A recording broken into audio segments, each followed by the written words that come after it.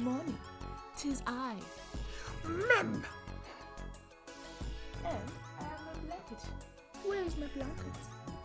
Where's my blanket? Where is my glue? Yesterday I threw my gloves. Now I don't know where they are.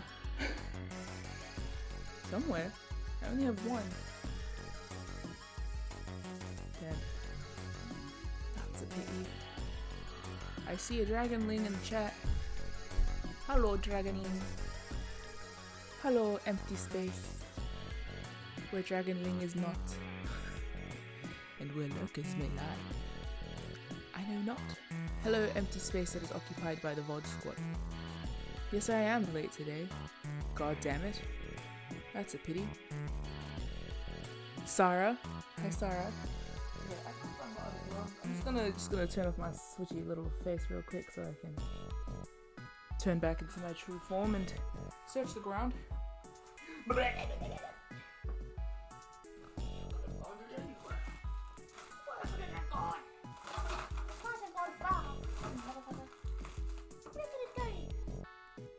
can't find my glove, my right hand is freezing! What am I to do about it? I don't know. Oh look, I found that. I found it. All is calm, all is light. Nobody had a problem. I found my glove. Not a single problem. Just me and the boys just chilling. No problem. The content of background too in the background. I don't even know if my controller is my controller is charged. I suppose we'll find out in time, shall we? And now, hi, I'm back. Aww. Is that a sincere thank you, or is that like because I was gone? Thanks for streaming. I can't tell.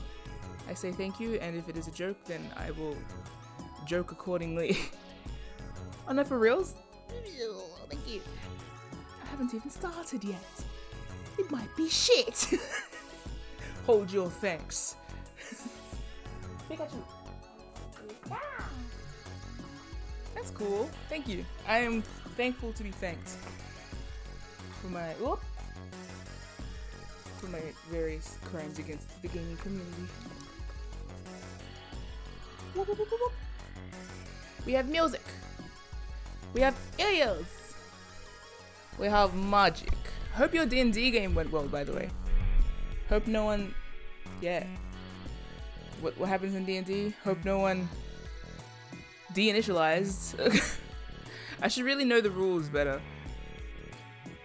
by now, but soon. I'm here with personality, not the gameplay, so shit, but thanks. That's really nice. I'll lock that away in my usual list of like happy comments that swirl around in my brain as a result of my streaming. Thank you.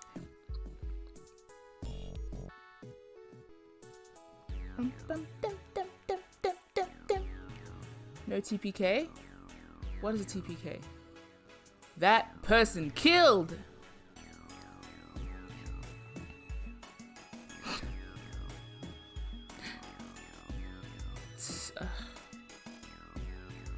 Uno moments. Did I update Twitter? I did. And live now. Sweet. Every time total party kill. Oh yes, of course, I knew that. Every time I see TPK, I think of RKO. So that's not what it means, but it could be. Alright, now back to this. I'm gonna just start since why not? Clever says, hey! I wonder what this thing is. It says KG on the display. You think maybe it's a scale? Yeah. These dolls are really kind of creepy, you know. Hey, it says something here. John? You think that's this doll's name? Maybe? This thing is creepy. I wonder why it's on the bed, freaking 7 footing. I wonder, sorry. An operating table. Do you think old operating tables look like this? I have no idea.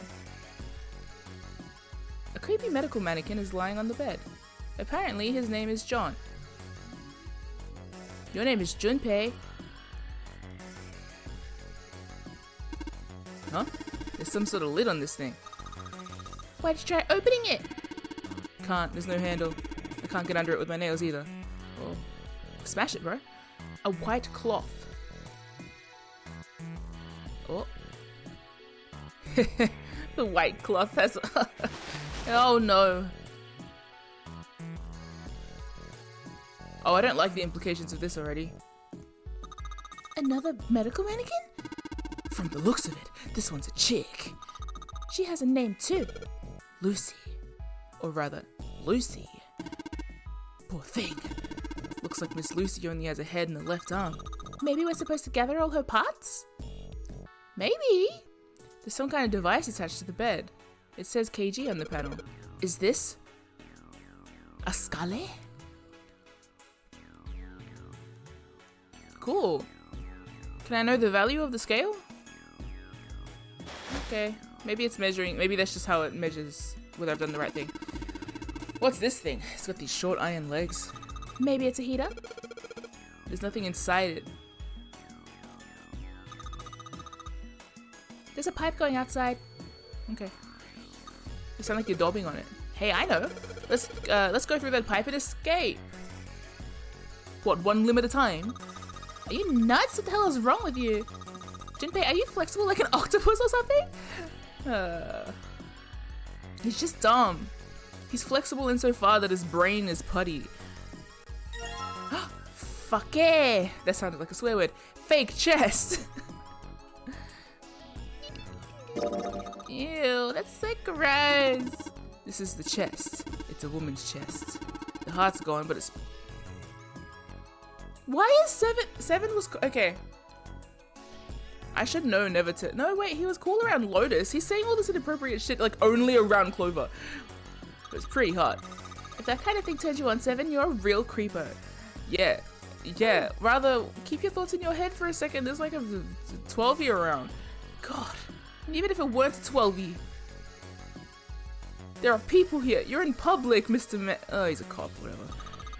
Maybe you're supposed to heat something like that gauze to kill the bacteria? There's a boiling thingy over there. There's nothing on the lid or in the drawers. A thing for boiling tools to sterilize them. Jun Poctopus? Sorry. Am I getting sick again? Maybe that's why I'm so tired. A thing for boiling tools to... I need to take a puffer. Anyway, a thing for boiling tools to sterilize them. There's nothing in the drawer. There are a whole bunch of bottles on the shelves. They all look like medicine. They've got labels, but they're all big medical words that I don't understand. Okay. There's a lot of different kinds of medication. It's hard to tell them apart. Hold on. Who went through this room before? Did,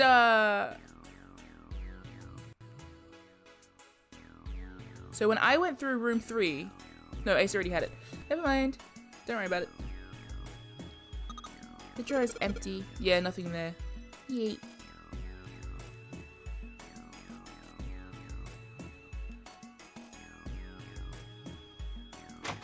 Big room. Looks like it's locked.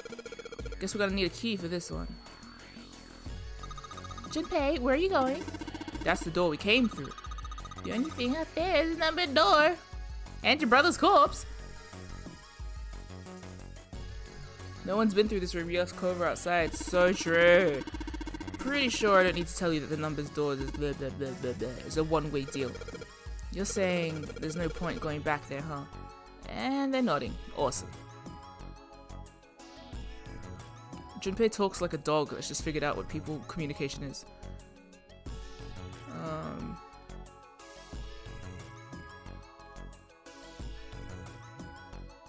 Oh, a turkey baster. Nice. They use these for surgery, right? Let's see, syringes, cups, a plate. There's a sort of scissor-ish thingy. Scissors? That's what you mean? One of them kind of looks like a pair of scissors. Kosher! Not kosher. Is that kosher, kocha, coca, kosher, or something else? They're forceps in any case. Is it forceps or is it forceps or is it forceps?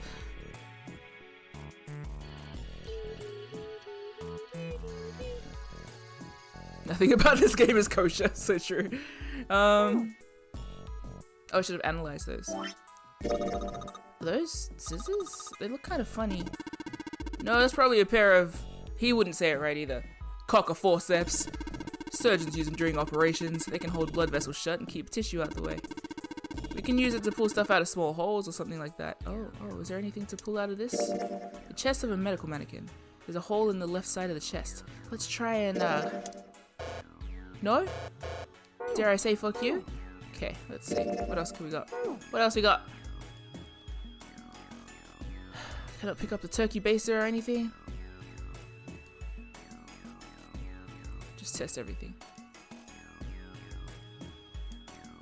Okay. Nothing! John is just lying there. Lazy.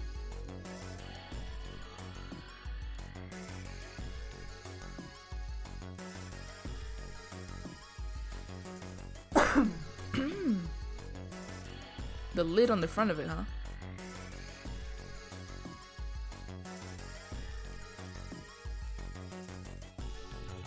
Okay.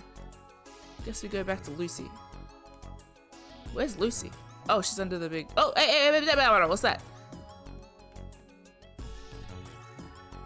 More scissors. That's a lot of surgery stuff. There's some scalpels, a few pair of forceps, and a couple of syringes.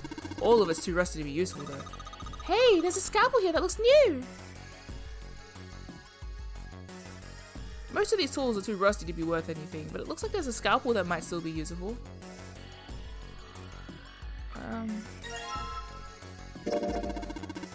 A scalpel that's not rusty. Seems like it was put here for a reason, huh? You think it's telling us to cut something, bitch? Yeah, I do. Okay. I just heard Junpei's voice saying he's tipping the balance or whatever he did. God! An internal organ, specifically a lung. A medical mannequin with its guts showing. Ew. Gross. Hey, Junpei! There's a slit in this thing's chest. Yeah, sure is. There's something in there. Maybe we can get it out. Damn it! Stinking thing won't budge, stinking. It's stuck. Well, I guess you can't use force in this one then, dumbass. We need something small that can fit into that little hole. Well, guess what? Here's one I prepared earlier. Fake organ. Lung. A lung song, but it's just accompanied by the like sound of like a lung being flipped around. And this is why I'm not allowed to be a surgeon. Among other reasons. The lack of knowledge. The chest of a medical mannequin. An organ is missing. Mine now. Yoink. Well, let's combine it with the chest. Oh no, that needs a heart. But I mean, we could also stuff a lung in there, right? So we took the organ thingy out of the chest thingy. It's a lung, not an organ thingy. Huh? This part here on the back, it's all rubbery. You're right. So it's a fake organ, of course it'd be- Wait, what's Seven grabbing it for? Hey, it feels like there's something in here. You think you can cut through the rubber part? I think we can. You think you would I am, B2? B1 rather? Let's try cutting this organ with a scalpel. Organ key!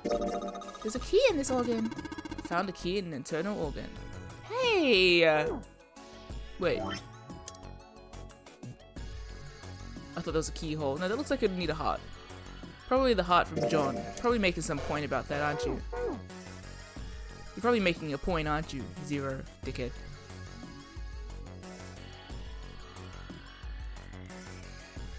Yeah? Oh, what's down here?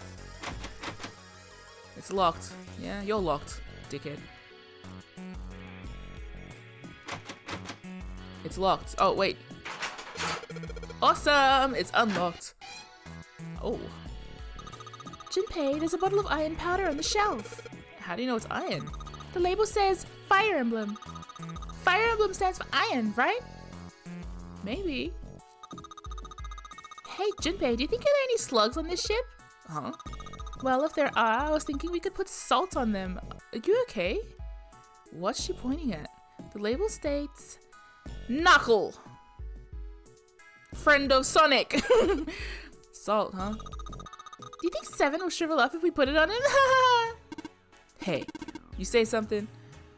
What's with the hostility? I understand you're 12 and you think this is funny, but I'm 20 something and I find it tiring. Please stop starting shit and 7 surprising to it. Please, you need to stop acting like babies. Except the baby.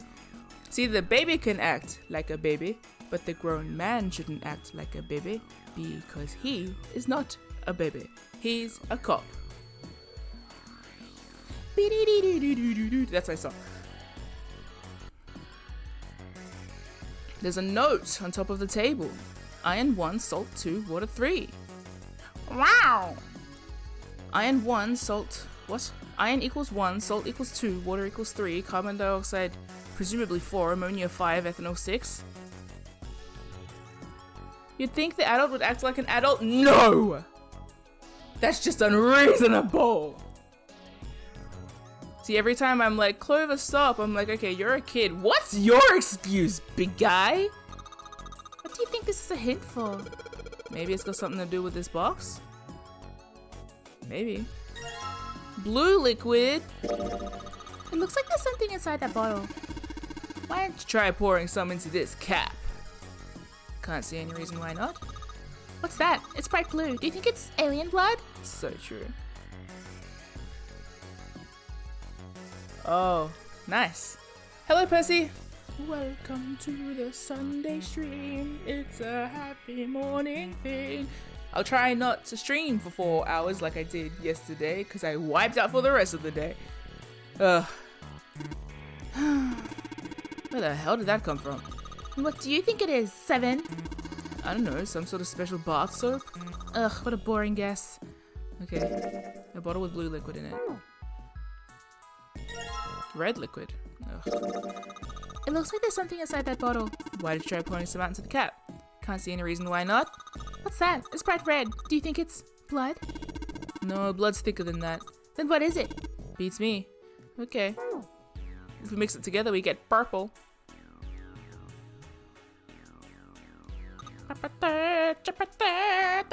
It's almost your birthday, Percy. It was a 6-hour stream? What's wrong with me? Yesterday I streamed basically until I knew that Snake was dead, and then I was like, why is Snake dead? And I went for an hour longer. Okay, Clover says, something stinks. Is it coming from this bottle? It says NH3. Well, that of course stinks. It's ammonia. There's a bottle of ammonia on the shelf. It says NH3 on the label. Pick it up. NH3. N is nitrogen, H is hydrogen. So in other words, ammonia is made of 1 nitrogen atom and 3 hydrogen atoms. Nice. Ammonia? Isn't that what you give to people in Hades to make sure that they enter, that you backstart your relationship with them? Ha ha ha ha. That took way too long for me to say. Oh, let's go today, 6 hours. Honestly, I could. With this game especially, I could easily just sit for 1 whole day and play it, but I'm like, oh, my health. Oh, my well-being. Also, like, for the sake of stream, I realize that I run out of steam sometimes, but also sometimes I don't run out of steam, and I like, what's the word? Get my second wind and I get manic. But yeah. Hey, Junpei, there's dihydrogen monoxide on the shelf. Why don't you just say water? What's this? Looks like a can with a spray nozzle. It says CO2. So it's a can filled with carbon dioxide. There's a canister of carbon dioxide on the shelf. The label says CO2. Bottle of water says H2O. H must mean hot. And what? And O probably stands for orphans, so H2O must be made of 2 hot. Oh, what the fuck is wrong with you? 7. Is your head okay? What is wrong with him? Why is he acting like this now? Ugh.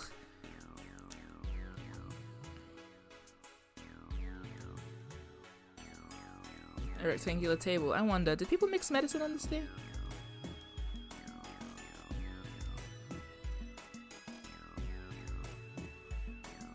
3, 4, 5, 6 is presumably what's going to be there, but then I don't know if that's a puzzle.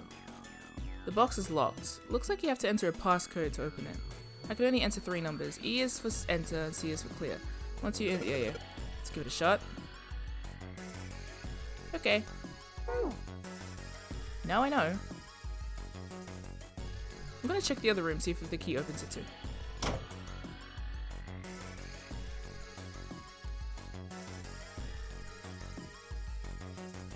It's locked, but cool, it's unlocked. Oh, coat hangers. I think you hang your coat here. There are a bunch of hooks. That's for your arc ends. There's a light bulb illuminating the room. Oops. A cabinet with a drawer in it. Oh, let's see if, a piece of paper. What's this? Is this some kind of medical record? New material has been added to the file screen. Let's have a look. We just got a letter. A medical record found in the preparation room. It has records for 2 mannequins. There's a male mannequin named John and a female named Lucy. The record shows each mannequin's total weight and the weight of their individual parts.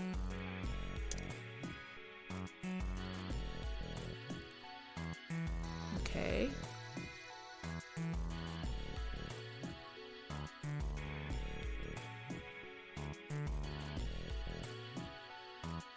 You know what? Let's crunch some numbers. Ooh. I'm just curious. Dun, dun, dun, dun, dun, dun, dun, dun. Why don't I have a calculator app? I don't know, because I don't need to calculate things until I'm playing 999.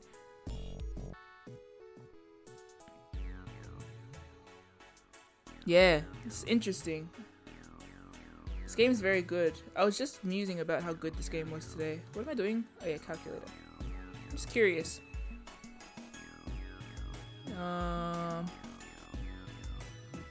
Plus 2 plus 5 plus 1 plus 4 plus 3. 21. Wonder if that has any relevance. Doing maths before it's relevant, MIM? What's up? 2 plus 2.3 plus 1.5 plus 5.6 plus I would walk 500 miles and I would walk 500 more. And on the left we've got 23.5. Well, that's relevant, I'm sure. I don't know what I'm getting a hint for, but I guess I won't get that yet. But do let me know, Sarah, perhaps, maybe, if I'm meant to get the hint there, if it's like the other one. What the hell are you doing? Don't you want to get out of here? But I'm tired. That's fair. Oh, look. There are 4 different lights, each one a different color. White, red, blue, and purple. Does this thing react to something and then the lights light up? I found a beaker. It's a ray of light going through the beaker. And it's hitting the thing on the right.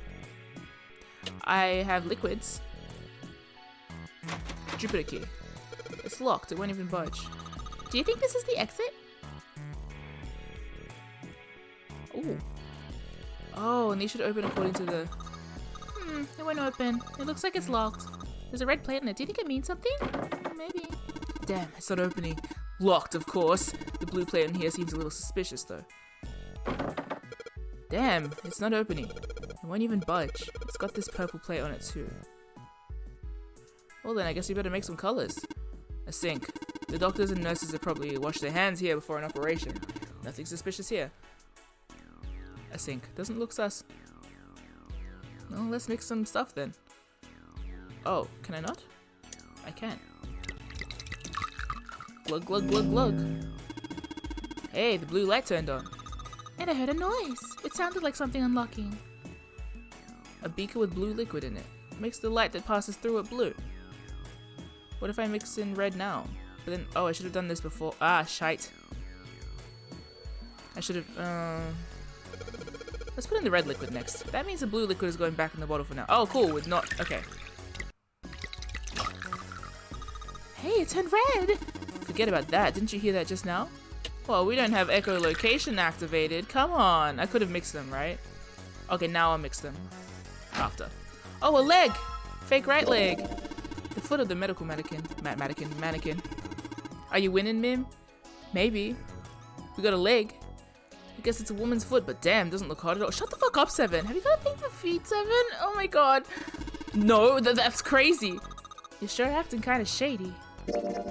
The right foot of a medical mannequin.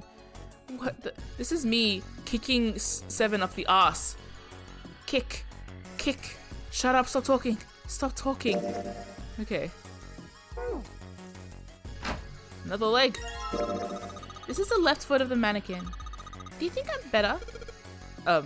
What? Do you think my legs are skinnier? You two are... Good for him, yeah, I guess. He's been annoying since we got here. It's a bottle full of red liquid. Let's mix them.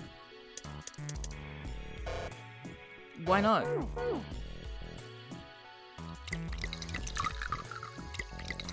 Okay, there we go. I get it. You combine the red liquid and the purple liquid to make a purple one. Hey, I wasn't expecting that to be relevant, but okay. Hello, Grandpa! And yes, 999 do be like, carry those legs. Good job, Junpei! The purple light came on and I heard it unlock. I'm sure it's unlocked. The locker with the purple plate has got to be unlocked. Yay. Alright, let's see what happened. I love her hype, though. Thank you for hyping. I love hype. Hey! Hey, Seven? Don't say anything freaking weird. This is a Aww. This is a really big nose. That's no nose. It's a stomach. Oh, a stomach. Good. That's a good interaction. Tap, tap, tap, tap, tap, tap. She's the pop cat. That's the vibe that Clover gives off. Hey, that ain't a drum, kid.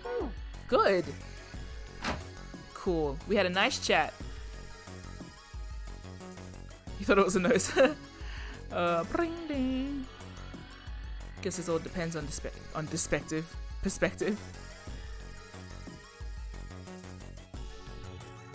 Thanks, Percy! I'm glad you see why I love Claude.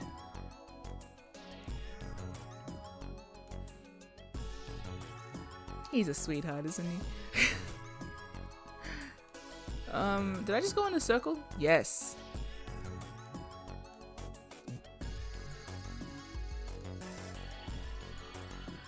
I keep pressing the wrong way, don't I? Oh. Ooh. Oh, I see what that was doing. Okay. I get it now.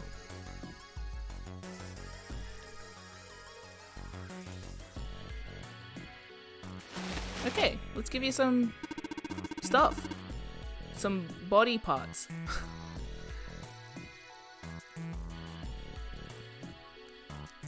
Sorry, Claude mentioned in the wild has got my brain floating off elsewhere. I still have my mug here, the Sarah mug. It's not clean, but that's okay. Yeah, this bed doesn't look very comfortable. Okay. I wonder if I have to combine them. No? Lucy's head and left arm are sitting on the bed. Maybe something will happen if we gather all of... Okay, fine, I'll get them all then. I need to figure out the solution in this other room.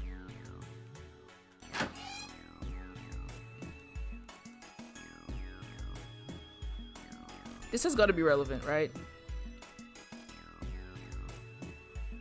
Hopefully a giant fetus doesn't appear. Yeah. Yeah. 1 nitrogen, 3 hydrogens. I wonder if that's what this puzzle is saying.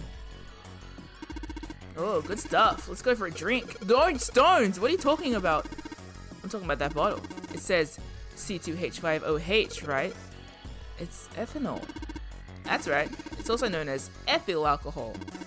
It's pretty much what booze is made of. So, you're gonna drink it? Nah, I won't. You might say that it's what it is on the label, but there could be anything in there. Yeah, good one.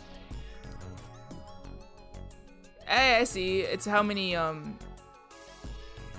No, never mind. Bottle of ammonia. 1 nitrogen, 3 hydrogens. That's good. Fe on the bottle. Because I wonder if it's, Salt is made up of 1 sodium and 1 chloride. Is this what it's saying? Yeah, it is. How many atoms are in it? So water is H2O. No, that doesn't make sense, does it? Oh yeah, it does. Look at the elements, I'm guessing. CO2, ammonia would be 4, and ethanol would be, I forgot. Label says C2H5OH. Hey, Bamban!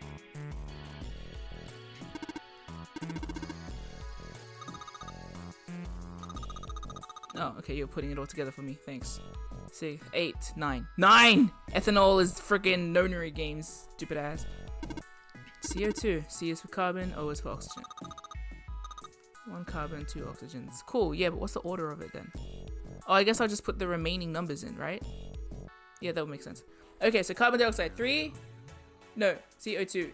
That's not how it works, I know, but yeah. Okay, and then ammonia, also 3, 4, 9. I'm guessing that's what that is.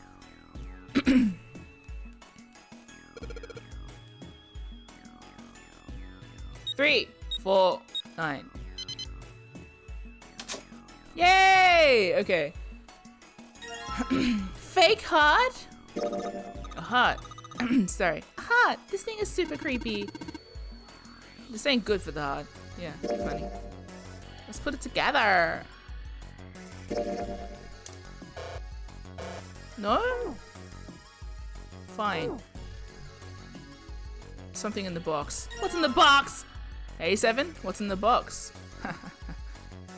Me slapping 7 in the face. Give me an egg. Nice. Hey!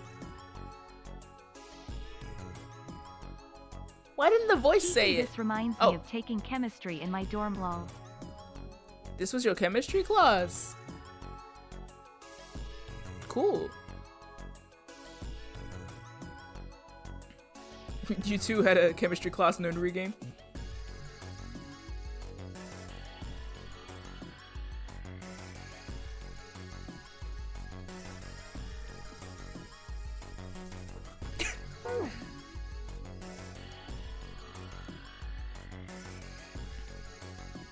You think we should go back? Yeah. Yeah, I think that's probably best. Oh my gosh, I didn't even say thank you, did I? Thank you for the sub.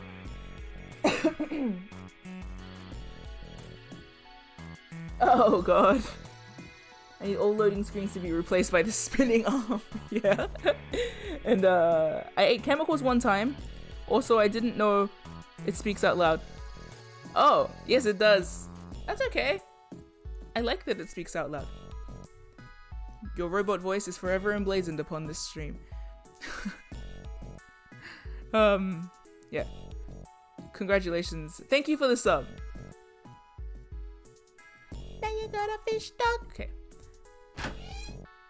Clover nodded and left. Junpei was about to follow her when he realized that 7 wasn't following suit. Hmm? Hey, 7, what's up?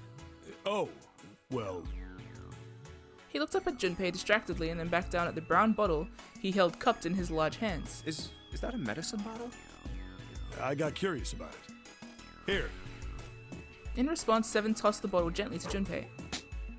He caught it. It's not like he just spanked him too. 7's looking at the. Oh god. He caught it and twisted it around to read the label.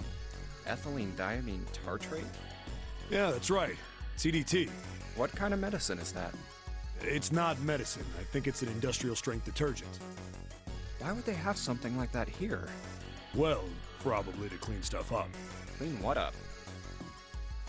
Clean what?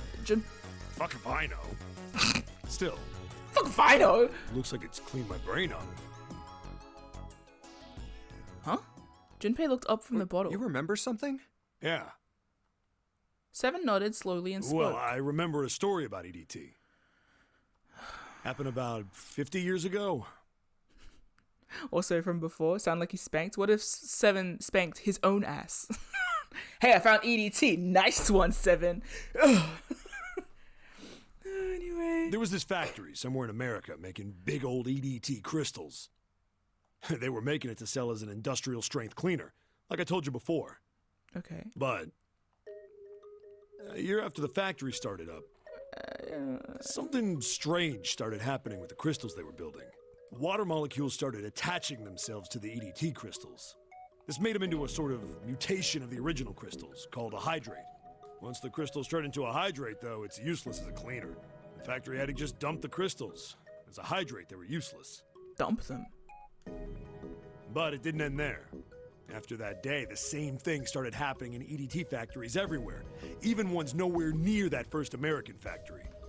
They'd been making crystals the same way, with the same materials and the same equipment and environment. But now, all of a sudden, every single crystal they formed turned into a hydrate. In fact, ever since that day, no factory anywhere has been able to make a pure EDT crystal. This is what June was telling me, yeah? Even in EDT research done years before, they'd never gotten a hydrate. But after it happened at the first factory, it just spread.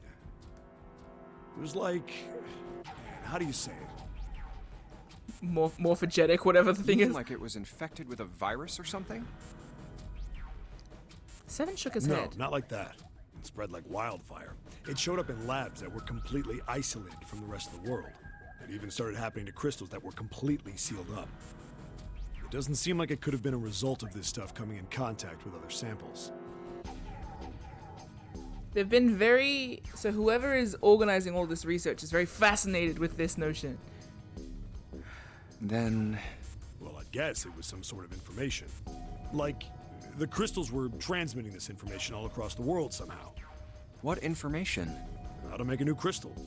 Someone had to tell this stuff how to do it, right? Like he just whispered to the EDT in the tank, "Hey, if you do this, you can take in water molecules." He's right, yeah. Come on, man, that's just... I mean, who is this someone anyway? Someone you can't see. Someone who exists all over the world. You mean... like a god? Or maybe the devil. Seven grinned. As Junpei was trying to figure out what the fuck he was going to say next, sorry, what on earth he was going to say next, Clover's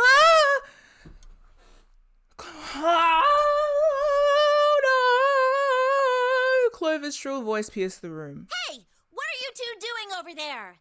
Oh, Stop God. wasting time and get over here. I'm so nervous that you guys are just dying anytime you're out of frame. Okay, we're coming. Jeez. You're right, Clover. Seven looks at Junpei. Yeah, so anyway, that's the story. Thanks for the story time, big guy. Might be useful someday. Don't forget it. You guys all keep referring to this. With that cryptic remark, he turned and left the room. Junpei was left behind to contemplate what he just heard. Ponder. Why did I just say contemplate? Information being transmitted invisibly. Could such a thing really happen?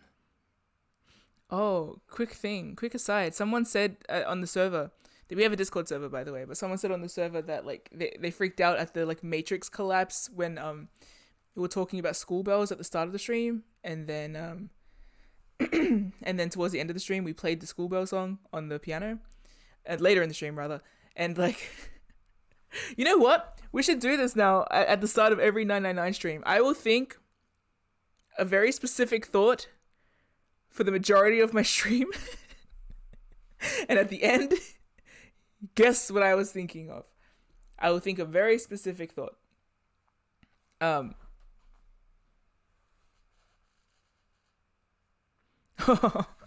wonder if someone brought it up knowing that it would come up later. But yeah, it was a very weird telepathic moment. But yeah, okay, I'm going to think of something very hard right now.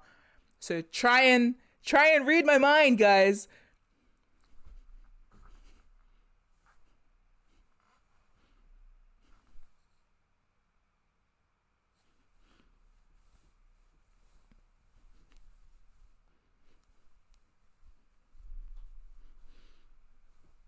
Are you getting it?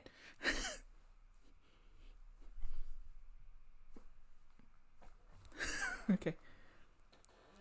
It is actually not Leon Kennedy. That would be cheating. I'm always thinking of Leon Kennedy. Well, thinking about that crap isn't going to help me right now. What, Leon Kennedy? You should think about Leon We Kennedy. need to figure out how the hell to get out of here first. He took a deep breath, tried to clear his mind, and followed after 7. Am I manifesting Dante? Always, but not the thought I was thinking. I truly chose a random thing, a random sentence that occurred to me, and I put it out there. But it is an object, if you're... Yeah. I shouldn't have told you. If it was true telepathy, you would have been able to tell.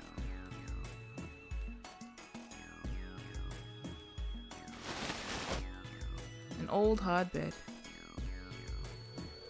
You have to tell me at the end of the stream, when it lands. Come on, we've got different time zones here. Okay. So we've collected 6 parts of the medical mannequin. So the ones we got must be for Lucy, right? Yeah! Seems like it. Well, I say we give Lucy her parts back. Any objections? Nope! Agreed. Alright, let's get started. Combine! Nice. I love Junpei yelling combine as he did that. Hey, nothing happened. That's odd. Maybe it's the wrong weight? Wait! Yeah, well, you know how there's a scale on the side of the bed? Maybe we need to get the scale to a specific number. How are we gonna do that? I think we're supposed to swap her body parts with John's. Oh. Let's give it a shot. Alright, operating instructions. The screen will display 2 medical mannequins. Hell yeah! You can switch their body parts by selecting the part you want to switch out. Oh damn, I can't remember what the numbers were. Well, I know that the combined weight of the organs. Oh, well, I'm guessing it's highlighted, right? Oh no.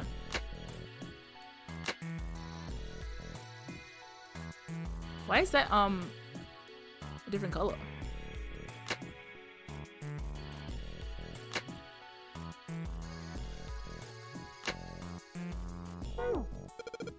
No dice. I think if we knew the weight of each part, we could figure it out. Yeah, we could. I'll go back to the room and I'll write down what it was.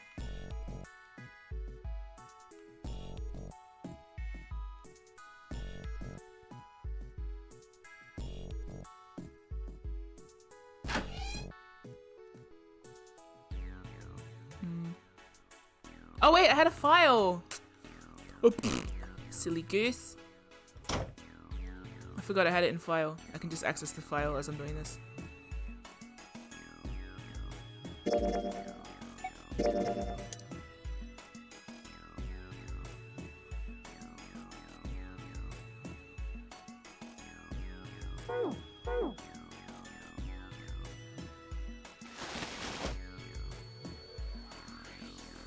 I already forgot. Jesus Christ. Are you looking at that medical record? You gotta look at your hints or you'll never figure it out.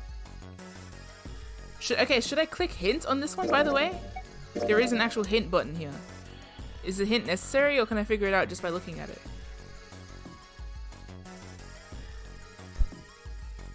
Because last time the word hint was another way of saying dual screen. You don't recall? Oh no, this is just instruction. Okay, that's not bad. Damn, they really need to make that hint word better.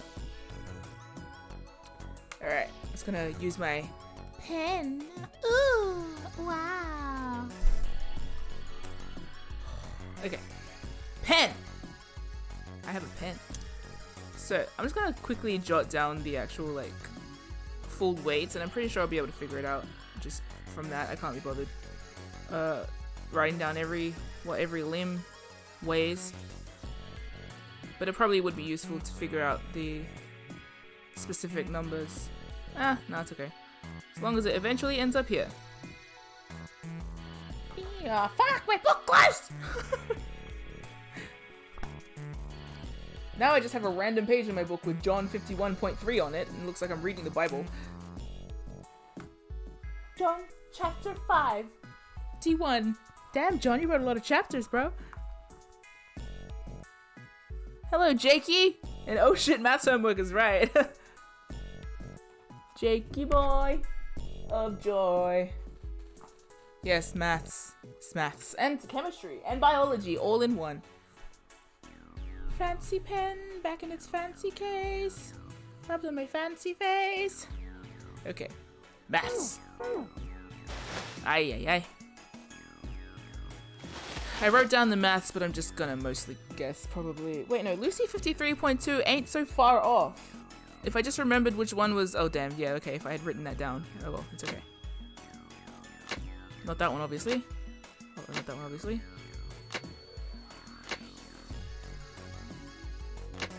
I could switch over two things.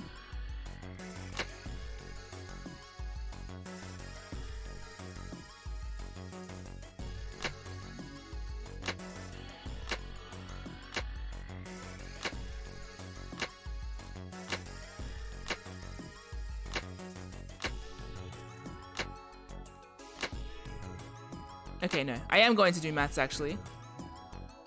I need to figure out what equals 3.2. No.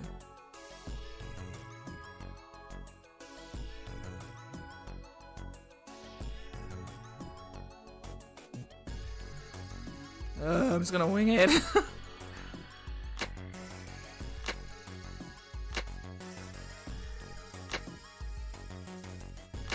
Maths. Maths. We just need one now. Or 2.2. That's it? Just swapping over the whole thing? There was like no logic to that. I just needed to swap over the whole body. Okay, cool. Nice. That's good to know. Hey, Junpei, I just heard something. It just came from John's operating table. We better check it out. Okay, 7.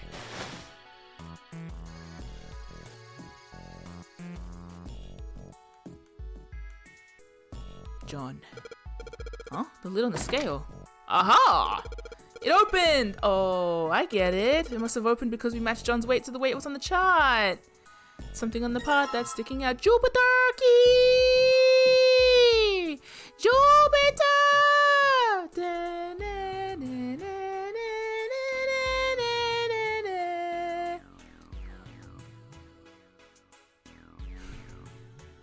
I wish Sailor Jupiter were here.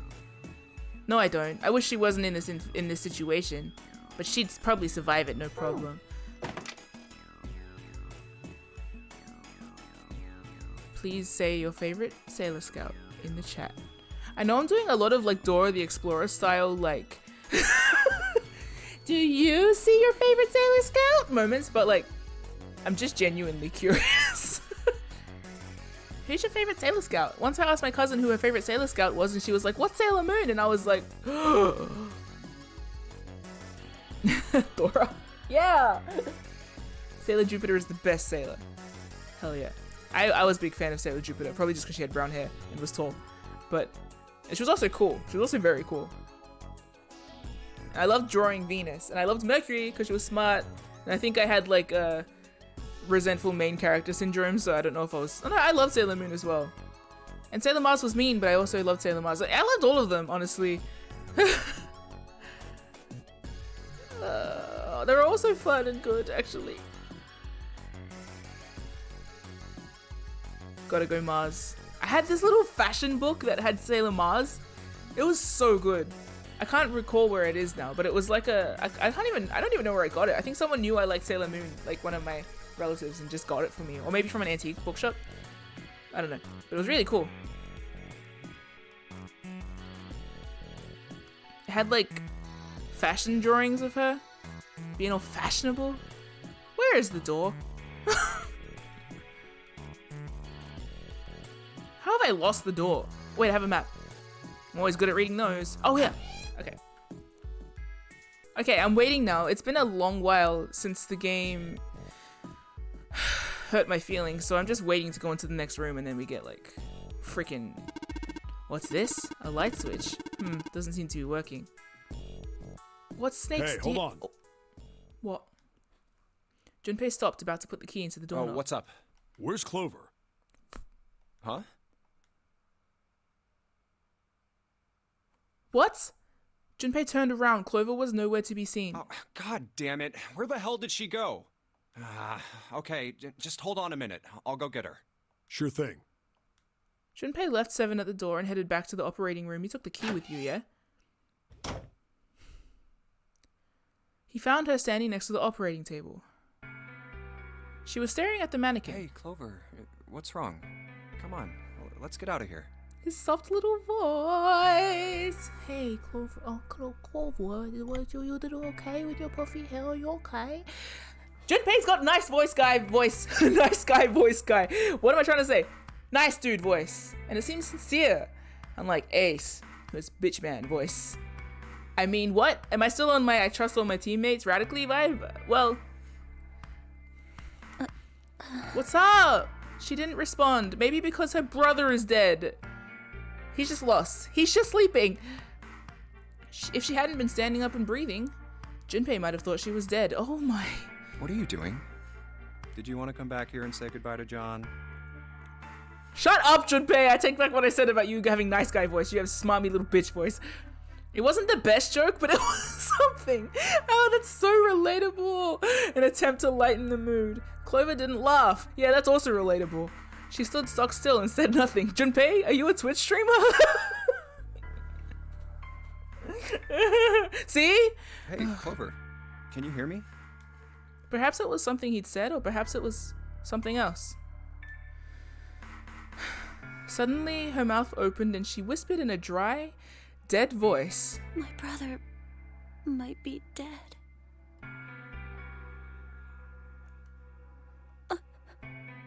Huh? That's why we couldn't find him. If he's dead, I'm going to be next. Suddenly, the operating room felt very, very cold. What are you talking about? What's wrong with you? He gave her a small shake, but she still didn't respond. The silence grew heavier. Let's just get out of here. We've got the key. Let's use it. That cool with you? Yeah. Clover nodded, almost imperceptibly. Still, Junpei was glad to see she was still at least somewhat responsive. Then it's time to go. He put his hand on her shoulder and guided her to the preparation room. As they arrived at the door, she suddenly stopped. I'm sorry. For what? What was this? Why was she apologizing? Junpei wasn't sure what to make of her. Was she emotionally unstable because her brother had gone missing? I'm really sorry. Just forget everything I told you, okay? Don't worry about it. Really. I mean it. You're making it worse. Like, just say it once and then be like, whatever. You just repeated it 3 times and now I feel like 3 daggers in my back. How could anyone pretend not to hear something like that? But something told him this wasn't the time to press the issue. This is me. I miss Phoenix, right? Junpei gave her the warmest, kindest, fakest smile. Oh, I'm kidding. This warmest, kindest smile he could manage. My hands are so sweaty. All right. All right, he said, shitting himself. Thank you. Okay. Her smile was weak. It was almost painful to watch. What's up? Damn, what the hell took you guys so long? Damn, you look like shit. Seven looked up as they walked into the room, clearly irritated. You playing doctor in there or something? Maybe. Jealous? I love Junpei. He's so...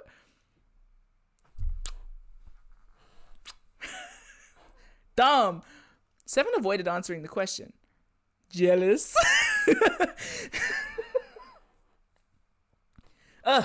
They stood in front of the door. Junpei took out the Jupiter key. All right.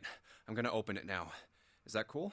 Is that cool, bro? Is that cool, You guys? don't need to keep asking, just do it, alright? It's all cool. It's always good to check in, man. Fine then. He slid the key into the keyhole and turned it. He felt it unlock. We're good. I'm good. You good? I'm good. We're good. The door opened with a soft, melancholy creak. Come on. Beyond it lay a simple white hallway. There was no fanfare or confetti. Obviously, there was no one there to applaud them. They simply walked through the door. That was All right. it. Let's get going. Hey man, what's up with you? You're so serious, you know? Can't you sound more happy, you know, get a little excited? Not really. Junpei turned away from Seven and took his first step down the simple white hallway. My brother might be dead. I'm going to be next. It's a very melancholy door. Clover had told him only a few minutes before that her brother was probably dead and she was likely to follow him, so she knows something. Like hell I can. Right? Not after hearing something like that. Found it! I'm stressed. They left the operating room. The hallway took them around several corners, past several doors, but they were all locked. There too, huh? Every door in this place is locked up tight. How about that one? The final door was hidden in a corner of the hall. May as well give it a try. Junpei grabbed the handle. As he made to push it open, a voice stopped him. The voice came from behind him and belonged to neither Seven nor Clover. Jumpy! Huh? Huh? He spun around. He saw someone running toward him from the other end of the hallway. There were three. There were three people coming towards Junpei and his companions. June? And Santa. And Lotus too. Where is he? They pulled up short in front of Junpei, breathing hard. Whoa! What the hell is this? What are you doing here? What are you doing here? What? But we didn't... Before he could finish, Clover spoke. Hey guys! Could you come take a look at this? She was standing near the end of a small hallway that branched off to the right. The rest of them ran over to her, curious as to what she found. Look on the wall here. There was something on the wall at the end of the hallway. A map of the ship's interior? It says C deck. So it's the map for this floor then? Door 7. And... Door 8. Yep, they both eventually end up at this hallway. Oh wait, yeah, Ace conked out. Sorry, I skipped that scene, so I forgot that Ace is presently unconscious in the other room because he tranked himself. I trust him. Door 7, door 8. Yup, they both eventually end up in this hallway. In fact... Yeah, isn't that what I said? We aren't going to be split up permanently till we find door 9. We might get separated for a little while, but we'll see each other again. Alive? Otherwise, we won't be able to open door 9. Yeah, curious. That's how the nonary game works. Apparently. I see. Junpei looked at the map of the ship's interior again. Wait a sec. Hey, could this lead to... As he looked more closely, his surprise and excitement gave way to weariness. Oh, You've got to be kidding me. One by one, the others saw what he'd seen. We may as well go. yeah. They moved as one for the door. Almost forgot. We should keep this. He pulled the map of the ship's interior off the wall, put it in his pocket, and followed the others. The 6 of them stood in front of the door, arrayed in a semicircle. Santa stepped forward. He took hold of the door and spoke without looking back at the other 5. I'm gonna open it. Slowly, all 5 nodded, their silent assent. With a deep breath, Santa threw open the door.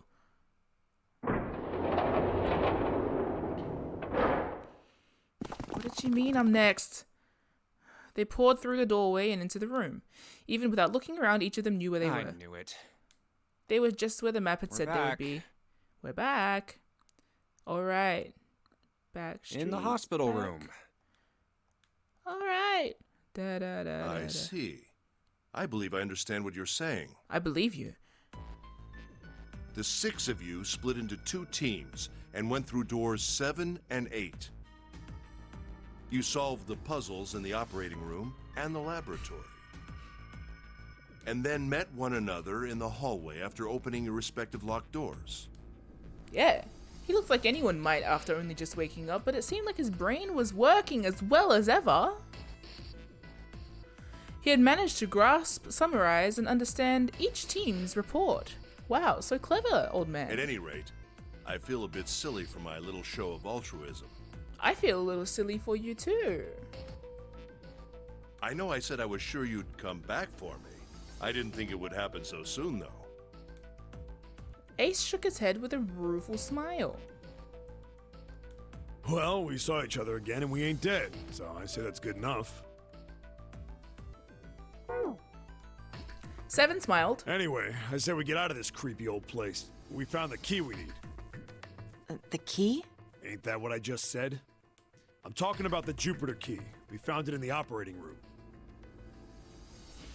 Right, Junpei? Yeah, Shrimp doesn't trust the word rueful. Oh, welcome, Bun Bun. Oh, my random exclamation woke you up? I should randomly yell more. During my Resident Evil stream, I used to like wake people up because sometimes people fall asleep to my streams just because of the timing, or apparently my voice can be calming, but I can also play a lot of horror games, and I also randomly make loud noises, so a lot of people get woken up by the same streams they're trying to fall asleep to. It's the gamble you take, I suppose. Yeah. Junpei nodded. Oh, the solar system keys. We found a couple more in the laboratory and the kitchen. You did? Lab and kitchen, you say? Here, the Earth key and the Saturn key card. She giving them to Junpei? Why? Thank you. And with that, she pressed them into Junpei's hand. Pressed. The metal key had the Earth symbol on it, and the key card had the Saturn symbol on it. I might lose it. It's probably better if you hold on to it. That way it won't be my fault if it gets lost. That's fair. You don't seem to have any pockets, other than the nature's pockets. Yeah, on it. Junpei felt slightly less honored. Now we have 3 Less keys than that we honored. haven't used yet. I'm glad, Shrimp. That's my superpower. The voice is calming. Aww.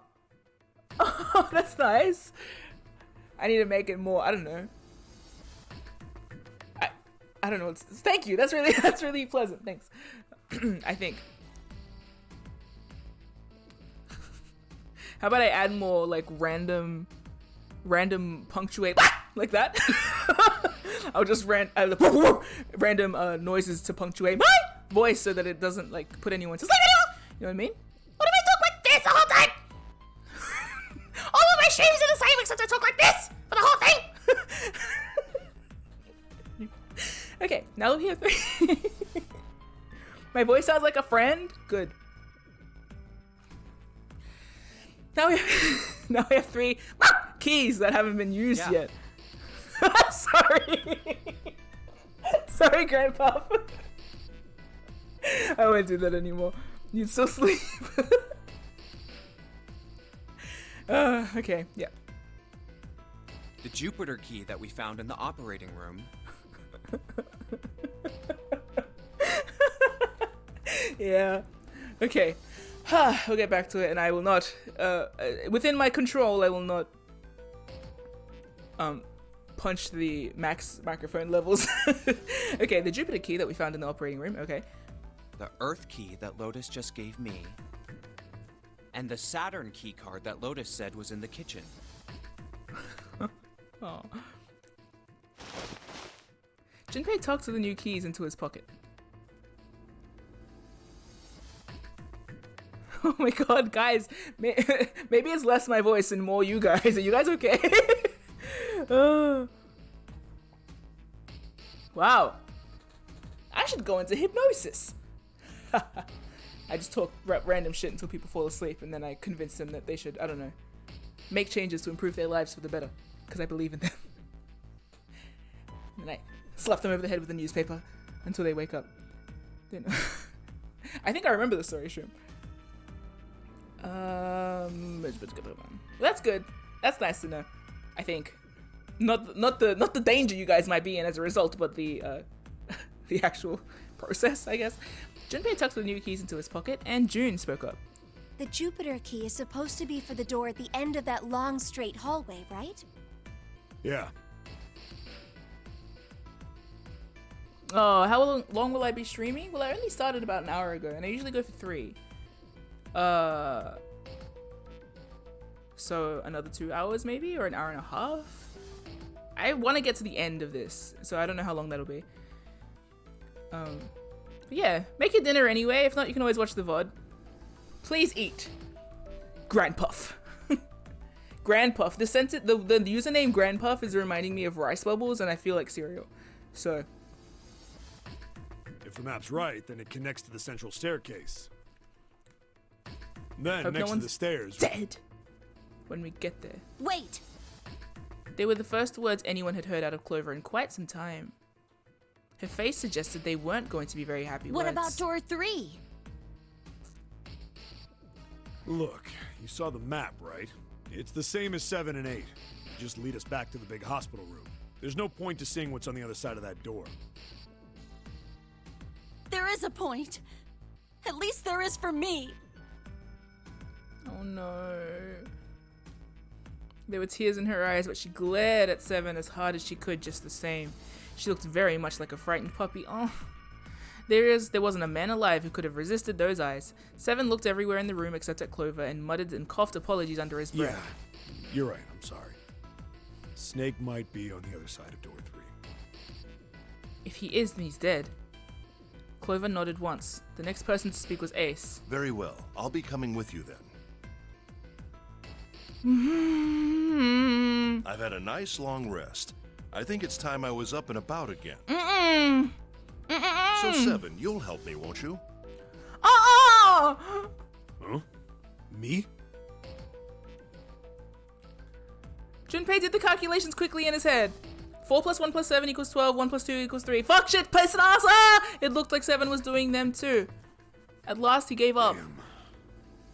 Well, I guess that's how it's gotta be. So I'm going with you, huh?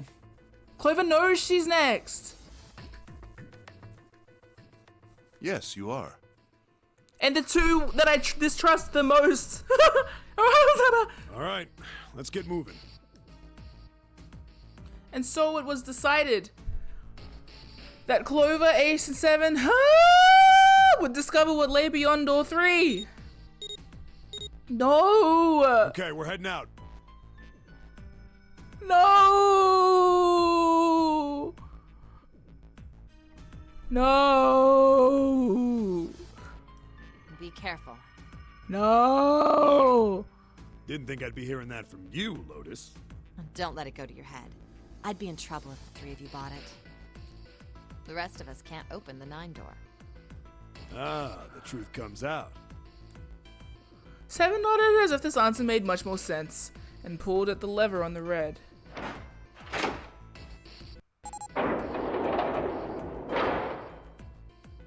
Okay, we're off. You're off! Like old milk! The door opened as Ace, Clover, and Seven jumped through it. Oh, hi, Rom. Welcome home. Haha. 6, 7, 8. After exactly 9 seconds, the door closed noisily. All right, we should get moving too. Huh? Get moving. Yeah, let's do a little dance! Where are we going? Everyone except Lotus seemed rather confused. Well, it would be a waste of time to just sit around, wouldn't it? Let me explain. Oh, I get it. We're gonna see if we can get anywhere interesting with the Jupiter key. Yeah, while Clover's being murdered in the other room. Yeah. And we'll make it look like an accident. And we'll be like, oh, she was overcome with despair about the death of her brother and then she killed herself in the room or something. You know, like something like that. It'll be like that, right? And then Ace and Seven will be like, oh God, what an unfortunate circumstance. Or maybe I'm wrong. Maybe Seven is evil. Maybe Seven is evil and will be killed too. Maybe Ace is a fine, wonderful, upstanding man with a wonderful beard and great upward standing hair. Maybe, I don't know. Who knows? I don't know. I trust my friends. Yes. If we're lucky, we might find Snake. If we're lucky! They were at the end of the hallway lined by individual hospital rooms. And here's the Jupiter symbol on the keyhole. All right, Junpei, open it if you please. Thank you, Lotus. You're... Yeah, on it. Junpei pulled the Jupiter key out of his pocket and slid it into the keyhole. He twisted. Like intestines. With a nice sharp click, he felt the door unlock. Junpei sucked in a breath and held it and opened the door as quietly as he could. We're back. Inside was exactly what he expected to see from the map of the ship's interior. They were in a tremendous hall, almost like a ballroom, with a massive central staircase. Great, back to the beginning. You sure this is a good idea? We have stuff. We have a key card. What do you mean? Well, we already searched every inch of this room, didn't we? We have... Shut up, Santa! If there's any reason we came back here. Of course there's a reason. Of course there's a reason. Man, sometimes I can't tell if you're smart or just lucky. Huh? This. Junpei pulled two things out of his pockets. His middle finger. This. Fuck you. The Saturn key card. And the Earth key? I'm lost. Are you really? Wow, he is. Maybe he is too dumb to deceive me. But he's not so dumb that he can't be led astray. That's the important thing. He is. Maybe a few. You know what I mean? Anyway. Santa cocked his head to one side like an inquisitive bird, and looked at them. After several long moments during which it became apparent that Santa had no idea what the cards meant, June took pity on him. Don't you remember, Santa? On C deck, where we are now, there was a big elevator behind the stairs, remember? And next to the elevator, there was a card reader with the Saturn symbol on it. Saturn! And on A deck, on the door to the left... Now she's doing the Dora voice. Do you follow, Snake? Can you see the swiper? Get it? The card swiper? Get it? Crossed my wires, brought it home, cyclical, you know, bookended. Nice. Yeah, okay. There was Clover's a currently with the being Earth symbol on it, killed. I think. Probably. So the two keys that Jumpy has? Should let us use the elevator and the door on A deck. Good on you, bro. Wow. Yes, that's right. Wow. Thank you, Blue's Clues, June. June smiled, pleased with herself. Oh, yeah, okay, it's pretty cute. Pleased with herself, so did Santa. All right, I got it. Let's get started then. What do you say we split into two teams? Why? Lotus and I will search the Earth one, so you two can search Saturn, all right? No. No. No. No. No, we don't know. No. Sounds good. Then you guys should take this key. Why are we splitting up? Junpei handed the Earth key to Santa. They decided that their initial search should be brief. We have no idea what's on the other side of these. Yeah. So don't go too far. Just search for 10 minutes and come back. If we're going to search for 10 minutes, then we might as well make it around 20 minutes and both go to all... Whatever. Plan decided, the two teams split it up.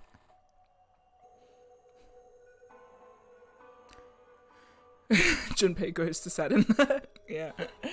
I think if I could choose if their planet...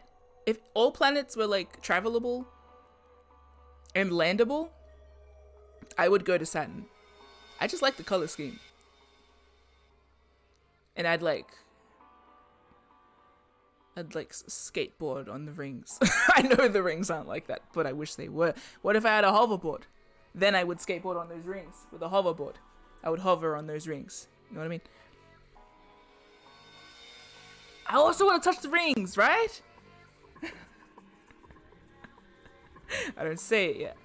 You want to eat the rings? Please. Say in the chat what you want to do. No, actually, no. Let's not start that. I just heard where that could go like, wildly off course. Okay. June and Junpei headed for the doors. There's a Elevators. card reader next to the left elevator. Thanks, Then June. let's try out the Saturn key card. It worked. A light on the upper left corner blinks to life. Great. It looks like it's working now. All right. Now, how do I call the elevator? You say ring ring. There was a single button to the right of the elevator door. Oh, it only has the upside down triangle on it. I guess there's no up button. Well, we may as well try pushing this one. The door slid shut and they heard the grinding of the motor as the elevator car moved down.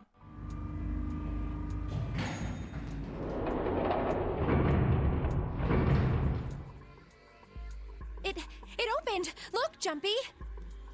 June's voice was excited, but Junpei could hear a tinge of anxiety. Sweet! It opened! Let's get going. Where? He grinned at June and stepped toward the... Bro, why? Stepped towards the open door.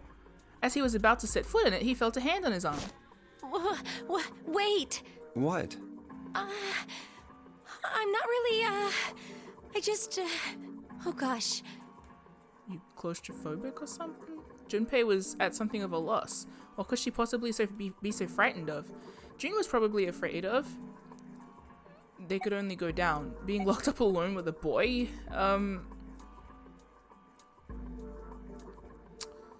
They could only go down. I'm gonna choose the first one just because maybe Junpei might think like that. After a little thought, Junpei decided that she had to be nervous about being locked up in such a small space alone with a boy. Well, we will be all alone in here. She was cool with you in the shower before, man. In a way, it was kind of cute. Very demure, you could say, he thought. You're so... Whatever. Still, even though it wasn't exactly roomy in the elevator, they weren't going to be pressed up against one another or anything. That'd just be like, whoa. At least they didn't have to be... Oh my god. Still, it was making her nervous.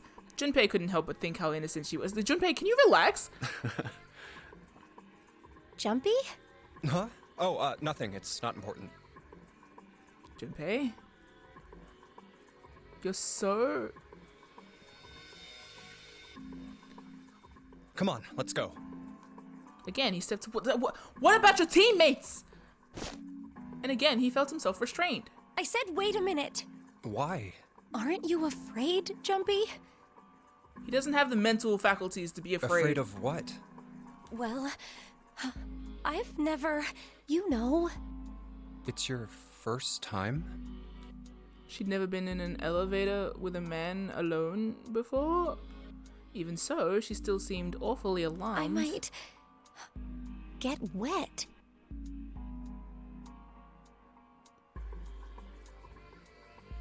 What?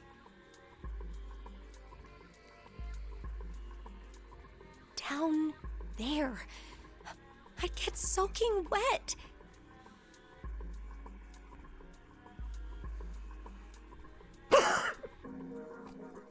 Well, I mean, of course you would.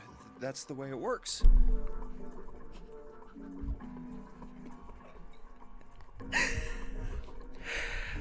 Junpei is still smarter than Ben Shapiro, though. I mean, I've never heard of anyone getting soaking wet somewhere else.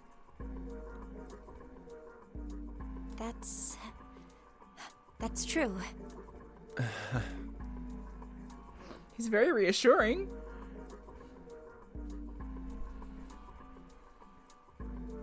Do you not salivate? Do you not get runny nose sometimes? You don't mind?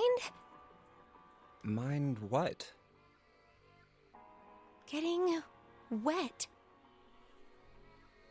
Well, I don't know. I think I'd probably, like it. Trans Junpei headcanons start exploding. Gosh, Jumpy, you're so brave. Really? I mean, I kind of think any guy would do the same thing, you know? What happens, happens, right? I mean, if you get the chance, you've just got to go for it. I mean, that's what a man is supposed to do, I guess. You're so cool, Jumpy. I really admire you. That doesn't really seem like the sort of thing you ought to admire someone for. I'm really scared. Yeah, I mean, like you said, you've never done it before. Yes. So, I don't think I'll be able to last very long. And then it'll be over. This is so embarrassing! Over? Yes. I'll go to heaven? It feels kind of like you're floating in space, and your mind gets all fuzzy, like when you pass out.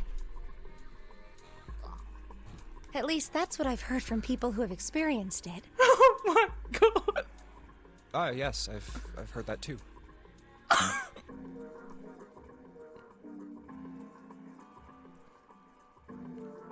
Although I don't think the same thing happens to guys. What? What? Huh?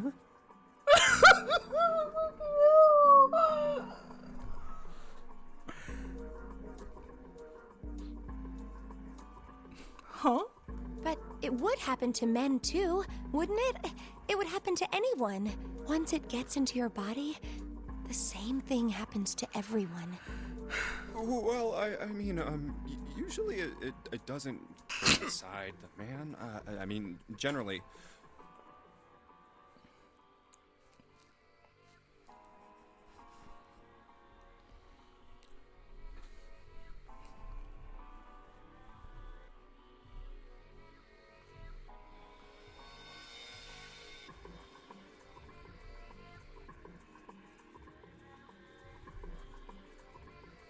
Really lucky Snake's dead right now. Yes, it does. Well, eventually it will. It's not like you really have a choice. Your body will force you to swallow some of it. Eventually. What are you trying to do to me? Nothing. I'm not going to do anything to you. I'm just saying that that's what happens. It's a psychological reaction to what you're experiencing.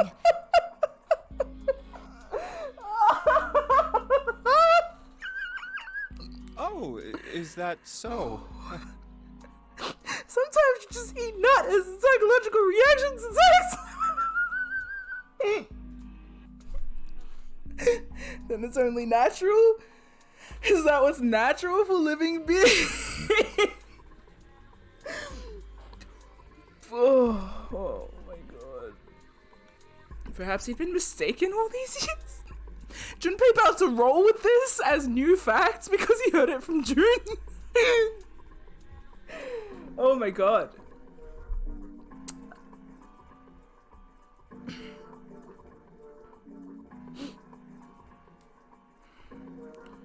Had he misunderstood life so gravely? The thought terrified him.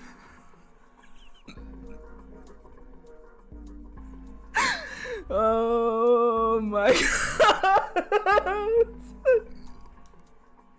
June seemed to be entirely oblivious to Junpei's mounting confusion and terror. I know most men probably have larger lungs, but even then, I don't think you could hold your breath for 20 or even 10 minutes. Oh my god. Eventually, you'd have to breathe, and then the water would get into your lungs.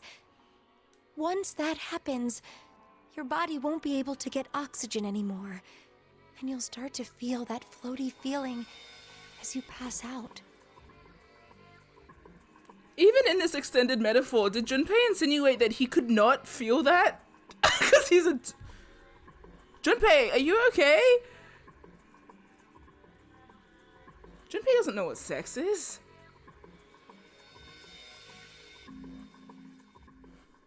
But he's very positive about it. Which is... not nice, I guess. But he's clueless. I guess this is why Snake had to die, otherwise he'd walk in and be like, oh, men too can experience that here. That was not here, I couldn't figure out how to continue that sentence without it getting weird. Evidently, we are not above being weird, thank you, 999. Huh. Oh. Oh. Snake pulls out a diagram, yes, one that he keeps. Does he wear he doesn't wear a cravat, I just superimposed that because of my Edgeworth alliance. Yeah, that makes sense. Anyway, he just seems like he'd pull something out from somewhere, be like, snap it open, have a quill, and be like, here, within the anus.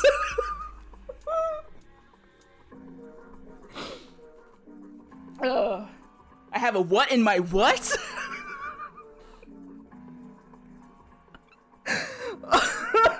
Fuck's sake! It's Braille!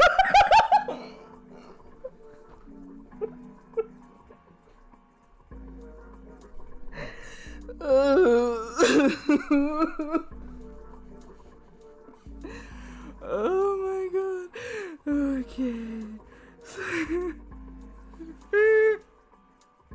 Yeah, shrimp. That was the I have a what in my what. I feel like Junpei would like just drown himself after this fact. It's okay. Somehow, in amidst all of this, despite all of his intense straightness, Junpei still gives off intense bi vibes. So good for him having an awakening while having a deadening upon this vessel. He's so. Oh, it gives me a headache. Wow. Okay. Cool.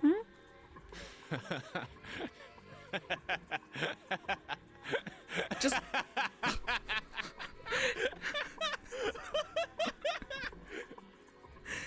Oh my god. Finally, Junpei understood. He understood what Oh my god. He understood what June was trying to say and why she was so scared. Snake can echolocate the prostate.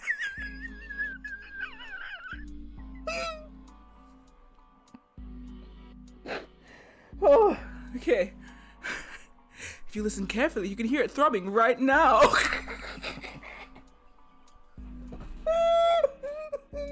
I need to.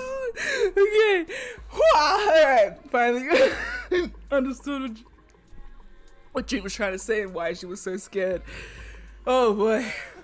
Yeah, you're right. You wouldn't last very long. See? See? She was afraid that the only elevator button pointed down. That meant that meant, of course, that the elevator couldn't go any higher than the floor they were on. Shrimp! Now let's just beat around the point, right? Have you checked your butthole?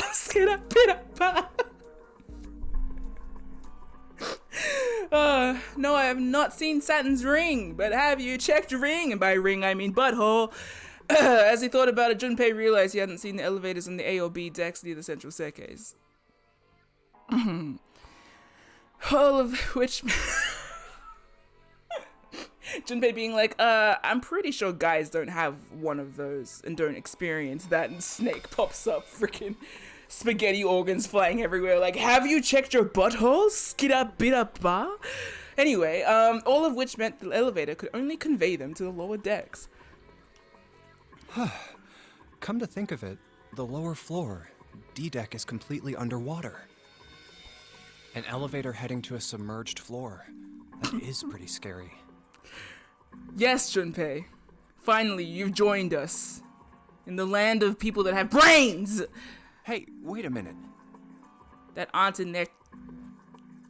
Ding dong dingleberries. This elevator came up from somewhere under us, right? So true. Well, yes, I guess it did. It didn't open right away after you pressed the button. There was a motor noise, like it was moving, and then it opened. Yeah, exactly. I apologize to anybody watching this stream. Yes. So, take a look inside. Junpei jerked his head toward the interior of the elevator. It's not wet at all, is it? The walls and even the floor are totally dry. Get used to hearing that, Junpei. You're right. They are. Yeah, but doesn't mean that it was open downstairs. Could have been closed downstairs. She looked around the elevator, slightly embarrassed. Let's test it. Test it? Yeah, watch this. Now, don't test it. I'll just put one foot inside the elevator and look over at the buttons. Hey, I know that I broke my own no not safe for work rule, but... Oh, there's only two, E and C. Is it maths? All right, I'll push E. He pushed the E button and jumped out of the elevator. The door slid shut and they heard the grinding of the motor as the elevator car moved down.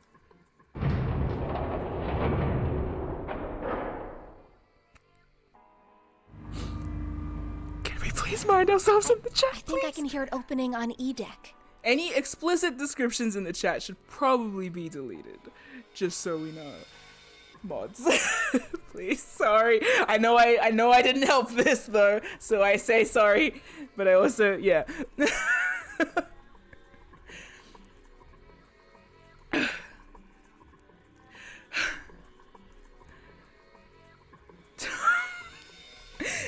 That sentiment can stay just because, just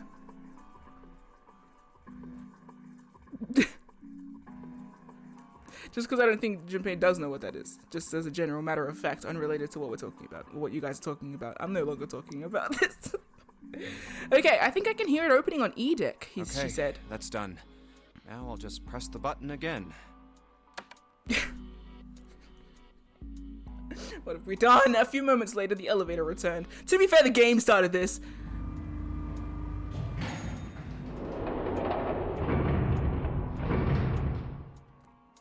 Yep, not a single drop of water to be seen.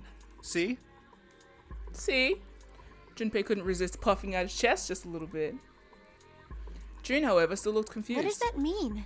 How can E deck be safe if the D deck is full of water? I don't think we're on a boat. Well, here's what I think. The elevator shaft and E deck must be watertight and separated from wherever the ship's been punctured. Or that. Here, let me show you. Oh, he has a notebook and pen and sketched out a rough illustration. Thank God he figured out what we're So is talking that why about. the ship hasn't sunk? Thank God he's figured out what we're talking about and hadn't drawn something else. The shape of the inside keeps it all from filling with water? Yeah, I think that's what's going on. Junpei continued talking as he closed the notebook and slipped it back into his pocket. So I'm gonna go down and check it out. You stay here, all right? Why? But... Tell your teammates! Come on, just do it, all right? Why? He gave June's shoulder a reassuring squeeze and then hopped into the elevator. He pushed the E button and the door began to close. June looked worried, her eyes darting back and forth as if she was trying to make a decision, when suddenly... I'm coming with you! Huh? Don't get to hearing that. At the last possible moment, June dashed forward, turning sideways just in time to slip through the gap between the closing doors. Wait! Junpei jammed his finger against the open button, but it was too late. Oh, crap. It closed. The door had shut, he and June were in the elevator, and it was headed down to the E deck. He was so surprised by June that he didn't even have time to think about what awaited him on the E deck. I can't just let you go alone, you know. That's fair.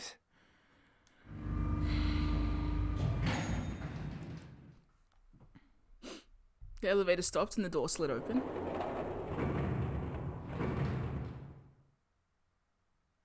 They tentatively stepped out and looked around. It looks normal.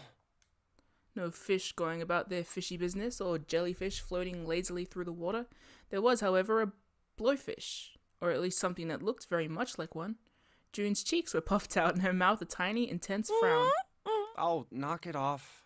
It's just like I thought. This part hasn't flooded. They're pretty Come cute. on, just look around. There's no water here.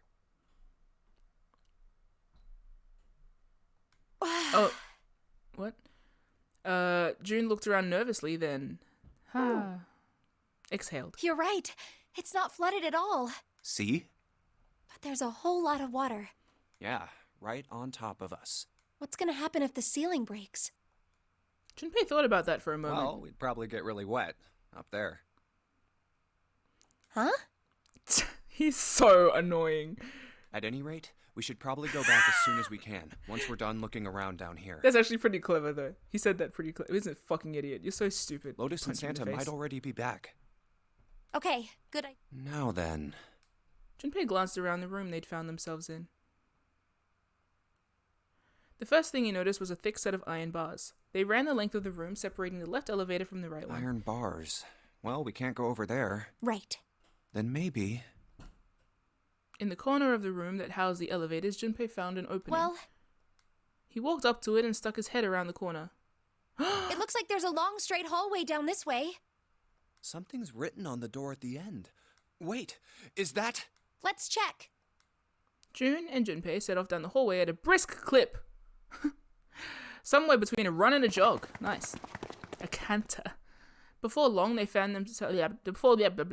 I need coffee.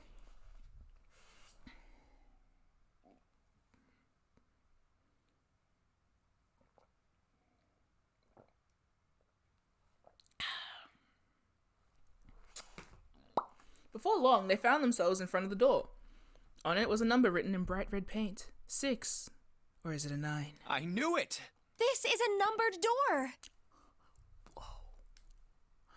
And indeed, there was a red bolted to the door wall right next to the door. Wait, let's crunch some numbers, shall we?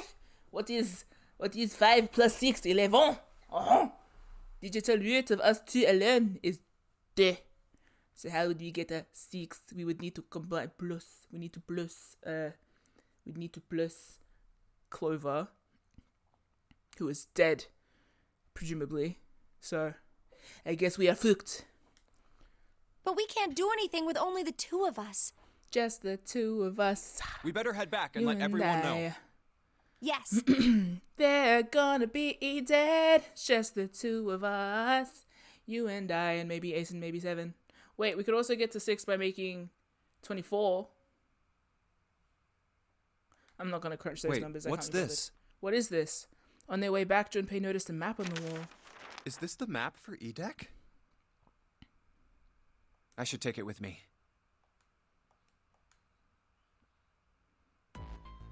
Oh, you're alive! So you guys found door 1. Huh. Door win?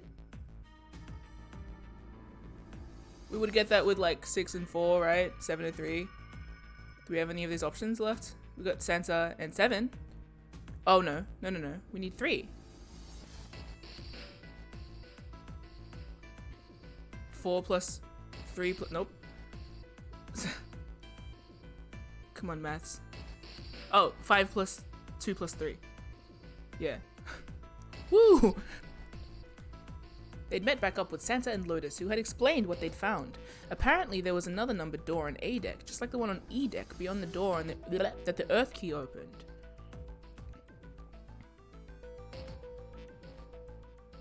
Thank you for appreciating the fake French accent. What do you mean fake? What do you mean faux? What do you mean, folks? What is a folks French accent? Blah, blah, blah, blah, blah. Thank you for the... Yeah, it's not faux. It is friend. According to Santa and Lotus, there was a 1 on the door. So now we've located 2 new doors. The 6 door and the 1 door. You know, it is interesting that E-Deck wasn't flooded. Vacuum sealed, baby. Lotus was quiet for a moment, lost in thought. All alone. Well, we don't really know if all of E-Deck is safe. We only checked the area around the elevator. Yeah, even so, it's still very interesting. You said the 6th door was there, right? Yes.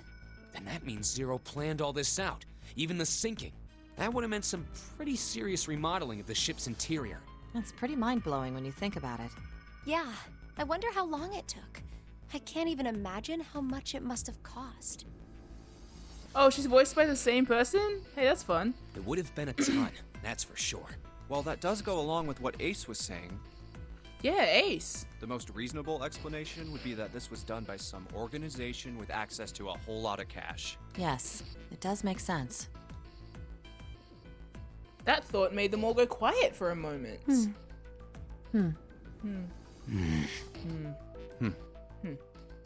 June bit her lip while Lotus sighed softly to herself, and Santa cracked a stiff neck and stared off into the distance. Whose stiff neck? At nothing. He's just massaging Lotus's shoulders throughout this whole thing. Just gives a little... She would have so much back pain. No, she's a dancer, but she's still older. The mortal coil. What to do about it? What? Yeah? Yeah, honey bun? You gonna say anything else I can take wildly out of context? I don't think it's a very good idea to stay here. Why? June looked up at Junpei with large pleading eyes. You're right. Ace and his team might be back already. Well, Junpei and I should be able to open door 1. Huh? You guys leaving me behind? 8 plus 6 plus 5 is 19. 1 plus... Oh, thanks for figuring that out. Silly. Yeah. Just kidding. All right, let's go. Lotus's words were all the impetus they needed. Back to the large hospital room they went. Oh.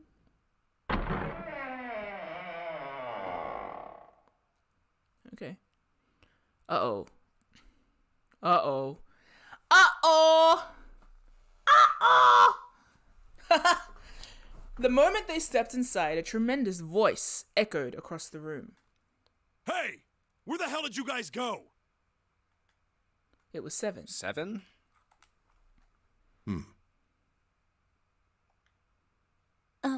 Still alive? Okay. Alright. Ace was right behind him, and Clover was behind Ace, although she seemed to be hanging back. What's wrong? It looked as though there was something strange about them. 7 had the look of a man who'd seen a ghost. Ace was just as pale, and Clover looked as though she was only moments from passing out entirely. For a long moment, they simply stood there looking at one another. Junpei looked around nervously, waiting for someone else to speak. No one did. He looked at 7. What happened? What the hell kind of question is that? 7 was trying very hard to be angry, but something had shaken him hard. His shoulders were trembling and his voice was strained. Oh, they suspect us now. Snake is... 7 couldn't finish. It's okay, neither could Junpei apparently. He looked away, his face twisted, but Junpei wasn't sure what. Instead, Ace spoke. He took a deep breath, closed his eyes, and spoke. Snake is dead.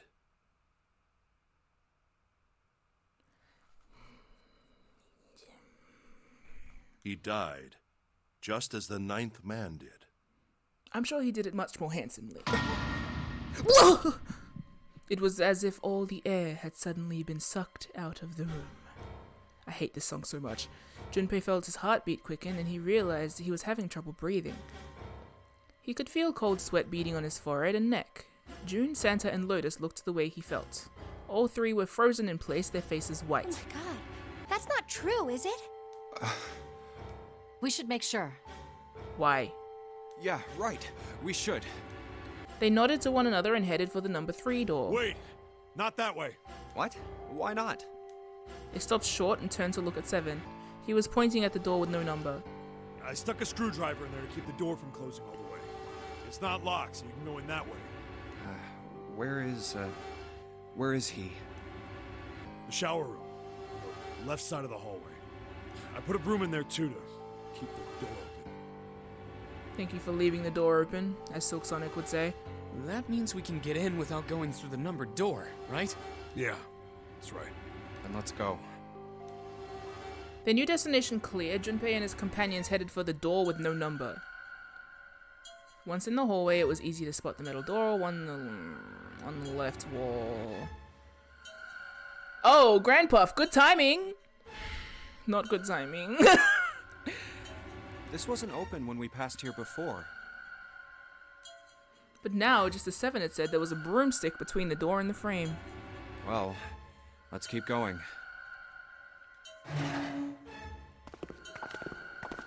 They looked at it for a moment, then stepped inside. Oh, it smells horrible. Why did we have to witness this? Lotus wrinkled her nose and covered her mouth in disgust. Even Santa pinched his nose shut. Ugh, yeah, this is pretty awful. I feel like I'm gonna puke.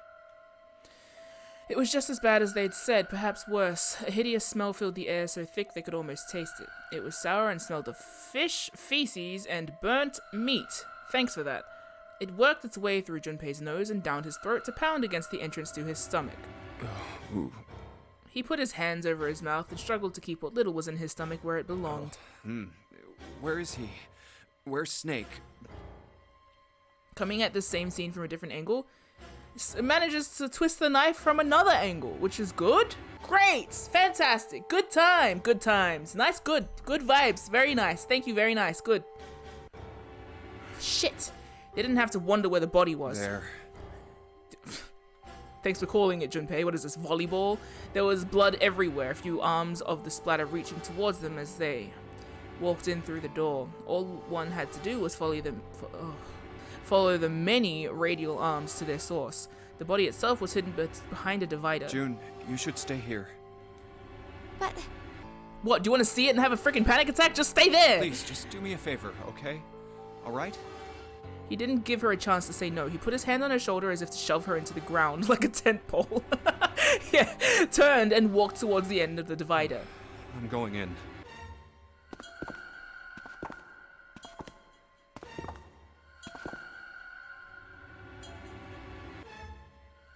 It felt like it took an eternity for him to get there. Santa and Lotus followed, timid and nervous as a pair of children. Eventually, they reached the divider. They looked at one another and nodded slowly. Junpei put his hands on the divider and peered around. I would not put my hand on that, but okay. And peered around the corner. For a moment, he forgot to breathe. He felt his heart collapse in his chest like an empty cigarette carton, and time froze. He knew in that instant that he would take the image before him to the grave. Ugh, that's unpleasant. That's really interesting, Grandpa. I'm glad that it's... Oh, none of them. That's interesting. That's interesting. Interesting. I'm glad that you get to experience it. What was left of the body sat in the sea of blood. Oh, this is gonna be the same? Okay, let's blitz through it. Chunks of flesh torn from the body sat in the blood like tiny islands in a great red sea. A vast ragged hole had been torn in the torso, and what remained of his intestines had spit out like fresh spaghetti. Smaller chunks of meat had splattered against the wall and become stuck there as they dried. Globules of yellowish fat had left trails like tiny slugs as gravity pulled them down the wall even as they dried to it. Da da da da da. Just like he said. Yeah. Since his voice was strained, Junpei suspected he was holding down some vomit of his own. Just like the ninth man. The detonator in his bracelet set off the bomb in his gut. It looked as though the explosion had been quite powerful. The bone is coming out of his left arm. It's definitely an open front. His legs were both bent in an unnatural way, and his left arm had split open, exposing the blah blah blah blah blah blah blah. His bracelet lay next to him. It seemed to have hit the wall hard enough to have shattered the display, which lay on the ground in pieces. Oh, the face. It's horrible. Yeah, can't even tell who it is. Half of his head had simply collapsed. Blood coating almost made it look like raw pizza dough covered in tomato sauce. If I ever died gruesomely and some little bitch in 3 jackets came and said that I looked like raw pizza dough covered in tomato sauce, I'd haunt him after I died. And I'd make sure he never forgot my face. Fucking pizza covered in tomato sauce? Junpei! Oh, God. I'm not reading. I don't know what was said, but I'll let yeah. First playthrough. Oh, should I change the wording of my title? Because, yeah, this is my second...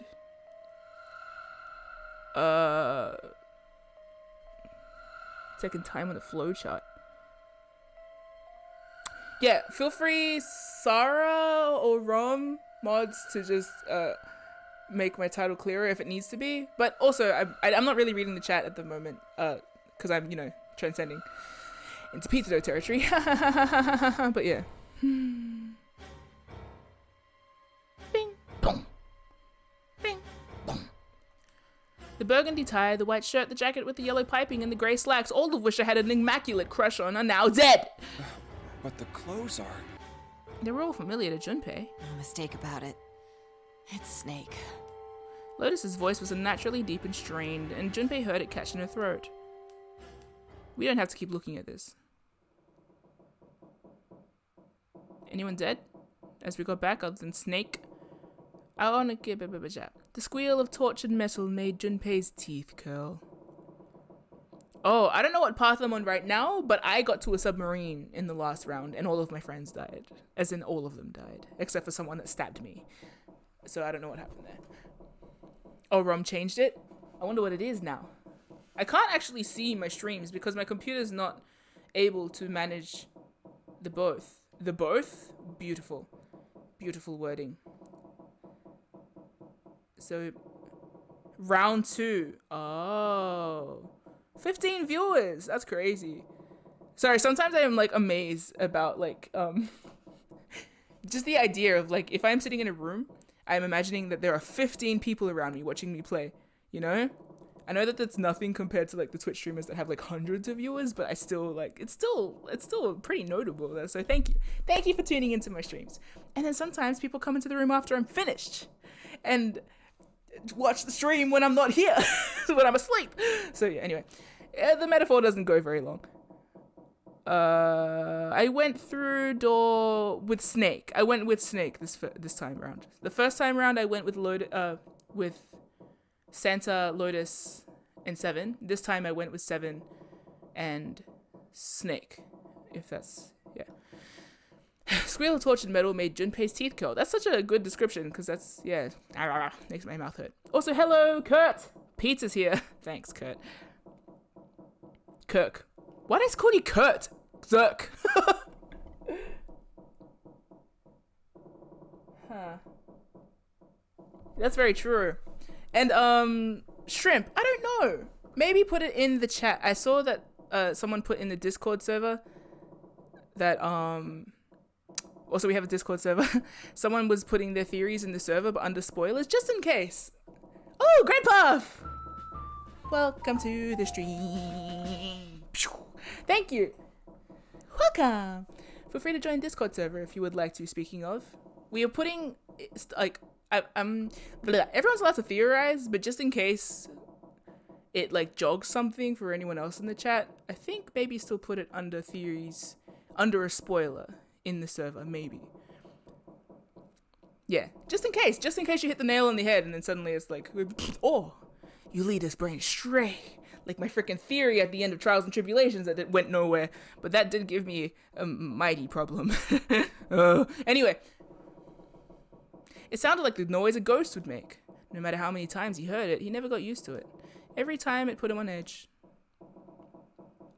It didn't help that there was a girl nearby who looked far more like a ghost than a living human should. It was Clover. She sat on the edge of the bed, her head drooping listlessly onto her chest. Her eyes were blank and she stared across the room at nothing. Her breathing was slow and mechanical. Aside from the rise and fall of her chest, she didn't move. Junpei felt as if even a nudge might cause her to shatter into 1,000 pieces. That's Snake really was probably sad. murdered. Chances are he was killed the same way the Ninth Man was. Seven lowered his voice, likely in an effort to keep Clover from hearing what he had to say. There were 4 other people in the room with Junpei and Seven. Ace, Santa, June, and Lotus. Seven looked at each one of them in turn and continued. It's pretty straightforward. Not that hard to figure out how they did it.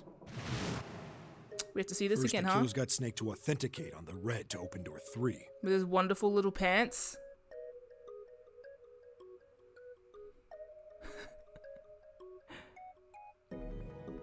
Oh, cool.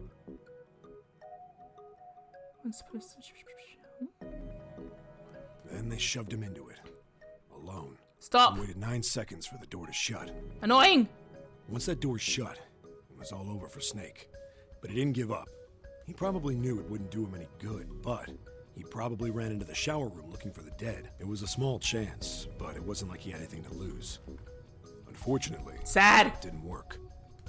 The detonator is only deactivated if everybody who authenticated when they went in uses the dead. Snake was the only one who went through the door. And then, 81 seconds after he was shoved in, that happened. I see. So that's what you meant by killers, huh? You need at least 3 people to open one of the numbered doors, including Snake. It wouldn't open for Snake and a single killer. Yeah. That means we're looking at multiple perps here. Junpei crossed his arms and just grunted. in case, I want to make sure. Let's say you're right. When do you think Snake was killed? When we all split up to look for the parts for the Reds, I think. Right after that was when we noticed he was gone. And that means none of us have alibis. We were all off searching the rooms we'd been assigned, looking for those parts. Yeah. And see, I thought that June was with Junpei at this stage, but no, they actually weren't. None of them have alibis. That means anybody could be a killer. Wait a minute. What are you talking about? June seems How can shocked. you say that so casually? You're implying that one of us is a killer. I'm implying that 2 of us is a Not killer. just one of us. If I'm right, then at least 2 of us are murderers. Why don't you calm down a bit, Seven? What are you going to gain by being so suspicious? That's what Zero wants, you know? What Zero wants? Exactly. This game, any game, I'm gonna has skip a through this winner, 'cause and I'm- whoever makes it through Wait. door 9 is a winner, and those who don't are the losers.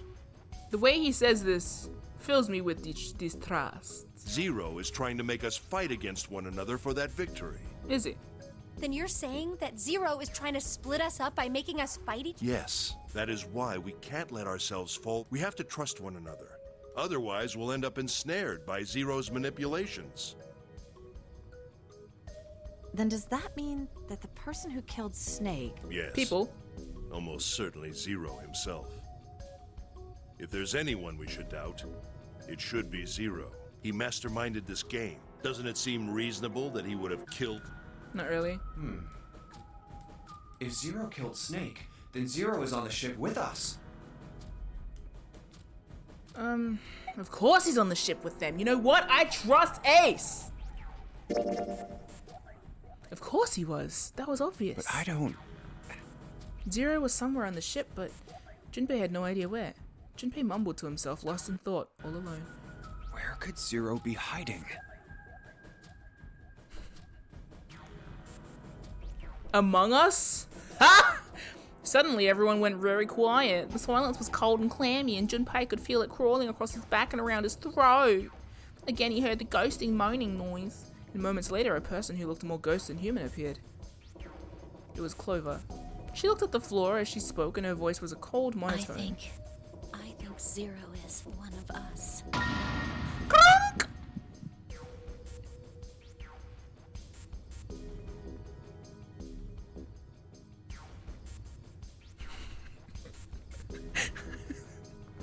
Thanks, Fun Fun. Every human body in the room froze, as opposed to the rats sitting in the corner. The only sound was the muffled rustling of breath. I wonder if there are rats in here. Eyes darted from face to face. One of those faces was the face of their jailer. But who? Was he one of them? That's crazy! That's crazy. You silly little goose! Why aren't you thinking straight, Clover, you sack of loopy doops, you? Isn't the ship going to sink in a few hours? Yeah. If Zero was here with us, he'd be putting himself in danger. Not if he knows how to win. Why the hell would he do something like that? Maybe he has keys. There's no motive. That you know of. To you. Junpei. Clover looked up at Junpei and her face fell. Don't believe me. Yeah, let's just grind your self-worth into the dirt while we're here. Her eyes were so pitiful. The moment Junpei's met them, he felt his heart tighten. He didn't think what he said was wrong, but perhaps the way he'd said it had been. He'd been too insensitive. Nice. Clover had just lost her brother. We'd all lost Snake! His death would have been bad enough, but she'd also seen the blasted wreck of his body. Junpei barely knew him, and the sight had been enough to make him sick. What Clover had felt, he couldn't begin to imagine. In the mental state she must have been in, it was understandable that she would look at those around her with suspicion. She felt everyone was against her. The least Junpei could have done was try to understand what she was feeling. Thank you for a whole section about, like, here's why you gotta be tactful in these situations. He felt ashamed of what he'd said. Ooh, Junpei. Perhaps he thought I should apologize. But before the apology could begin... Clover, Clover, I understand what you're feeling. You don't feel that you can trust any of us. Especially you, old man! Ace had beaten Junpei to the punch. As he spoke to Clover, his face was calm and friendly. But you have to understand, the more we distrust one another, the further we fall into our true foe's trap. Who? For who? Whomst? Who's who? Zero was the one who did those horrible things to your brother. A likely story. Do you want to let yourself be manipulated by someone who would do such a horrible thing? I trust him. Clover didn't answer. She didn't even look at Ace. The whole time her eyes were on Junpei. He could feel Clover's eyes boring into him. They were the color of a deep winter lake. Junpei saw no suspicion in them. Only sadness. Oh boy. I crushed her faith in me. Oh dear. Then in that horrible silence. Oh, bing bong. Bing bong, bing bong. They heard a bell begin to ring. It was a clock at the central staircase. It's 3 in the morning. It's 3 o'clock in the morning. That means we have 3 hours left. Yeah. Then we need to move now. 7. Clover, I know how you feel, but you do understand that right now it's important we trust one another, don't you? You do not know how they feel. Or do you? 7 and Clover remained silent. Their eyes were looking at something somewhere else, very far away. We must go. We have very little time left. Maybe you, old man. Ace's words put their feet to moving. They all knew where they were going. Our next destination is Mercury. Let's go to Mercury. But maybe you and June should check it out first and then report back to us. No! No! Why are you guys so intent on splitting up? Oh, you want to fucking punch all of you guys. I'm making a rope. And we're gonna I'm making the rope. I'm finding a rope. We're gonna attach everyone to it. And we're just gonna stay together. Come on. Come on. Thank you, Grandpa. I appreciate that. Yay, new follower. All right, let's go, June. Let's go, June. Let's have another stupid conversation. Right. Horny boy. Here it is. It sat bolted to the wall near the stairs that led to the casino and the kitchen between the two elevators, and I'm sure our whole team won't be dead by the time we get back. The Mercury card reader. Rook. That's what it said. Hermes is like, we're using the card 7 gave us, right? Yeah. Yeah. I found it when we were checking out the shower room. Are you with us, or is this a memory? I think 7 said something like that. Oh, it's a memory. Anyway, let's see what happens. It will never be just a memory.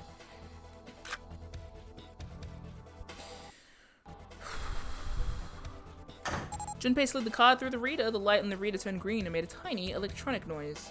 I guess the elevator works now. Jumpy, I know it's only the 2 of us, but let's do our best. What's with you all of a sudden? She's motivated. Well, I'm happy we were put together. Alright. You know it's just for searching E-Deck, right? No, she's well aware that everyone else is dying right now, probably. So, I'm glad I'm with you. I'm glad I'm with you and not being, I don't know, stabbed to death by someone. Ha ha ha. Oh. Oh. Junpei, you're too easy! Come on! First, we need to find out if the elevator comes up full of water. Oh. Ooh. Dumbass. Just like we did before. Yeah, just like we did before. Maybe with a conversation less, though. Maybe not just like before. Oh, here it is. Yeah, here it is. I knew it. It's not wet at all. Let's go. Yes. Once it had been checked for water, Junpei and June stepped into the elevator. Look! What? Nearly all of the buttons are destroyed. Buttons! Yeah, only the seat and bottom button can be pushed. You want to see the bottom? You want to see your bottom? We're on C deck right now, so the only one we can choose is bottom. Yeah. Well, let's try it out. Yeah, Junpei hit the... Junpei hit the bottom button.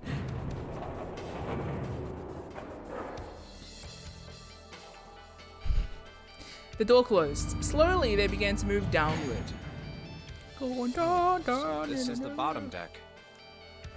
They stepped off and saw that the hallway to their right ended somewhere between 20 and 25 feet from them. The hallway in front of them was a dead end, but not a regular dead end. Over there. Numbered door? Nice. This is a numbered door. This is for us. This is the 8th one we found. There were 2 numbered doors on B deck near the central staircase. They were doors 4 and 5.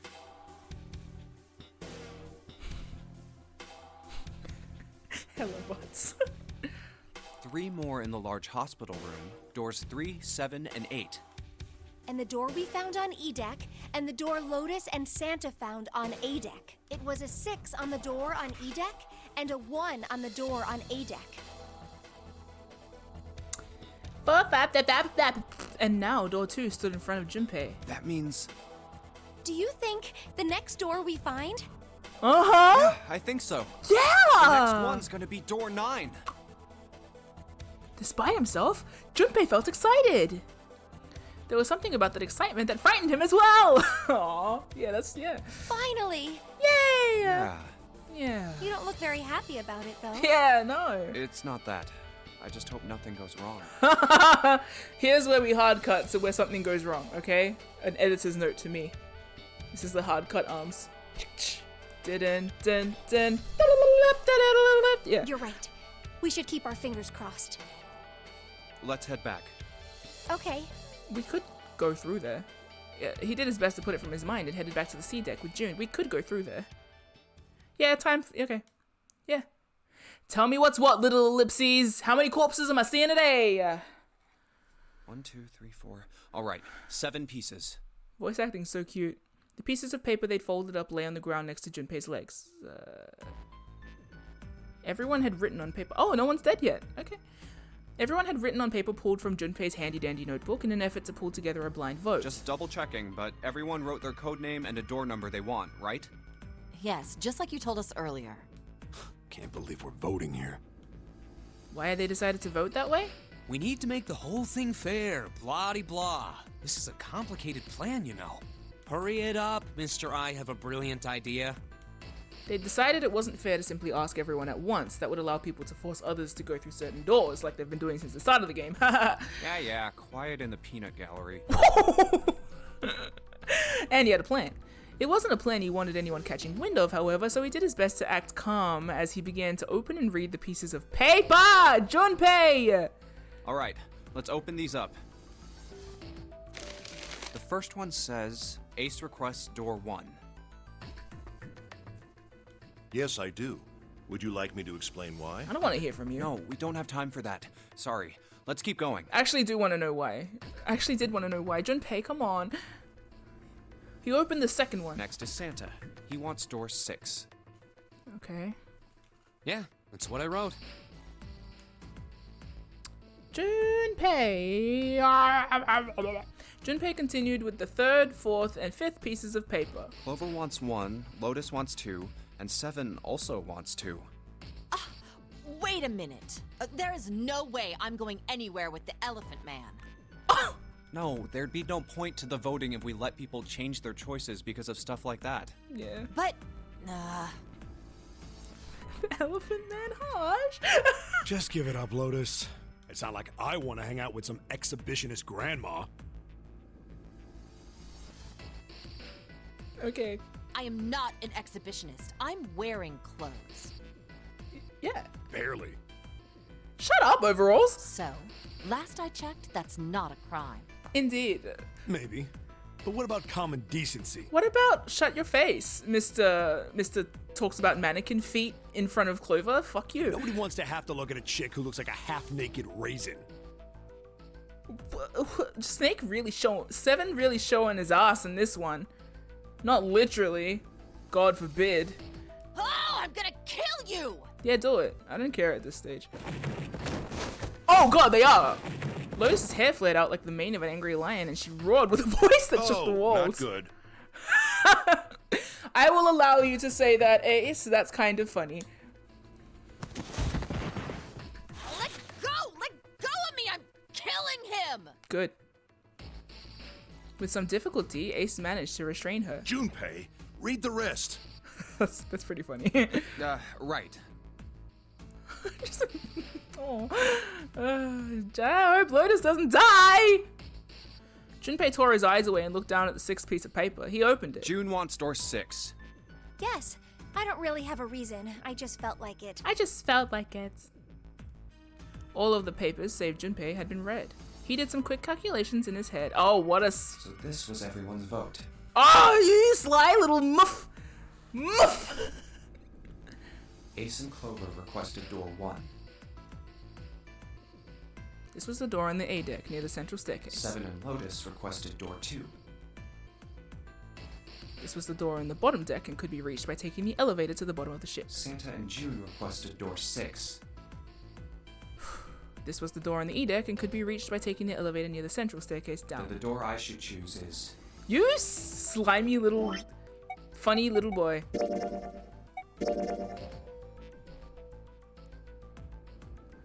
Okay. Do you want to overwrite the save data? Yes, I think. I've been through door 2? Have I? I'm sure it'll show me which I've been through, but thank you for a reminder. Would you like to quit? No.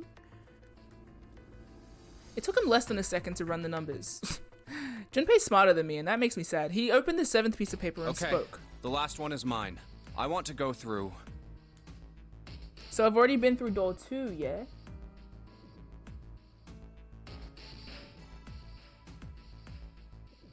Right. Okay, so I won't go through door 2 again. You know what? I'm gonna go through door 1 to the sub ending. Okay. And yeah, Junpei is very conniving in this sense. I think I'm gonna make him go with June, actually. Oh no, but he won't. That won't be allowed, right? Door 6. So 6, wait. We would force Ace to go there. June and Ace, the 2 people I probably distrust the most.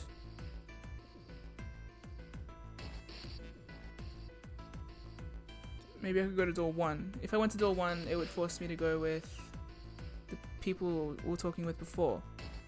And leave Snake. I mean, I can't get Snake out of my head. 7. I can't get Snake out of my head, just like everyone else here. That's always freaking corpse. Ha ha ha ha. Ha ha ha ha. Ha ha ha ha. Ha ha ha ha. I'm tempted to go to 6. So I'm probably gonna go 6. And yeah, I will not confirm nor deny with the chat because it's my choice, right?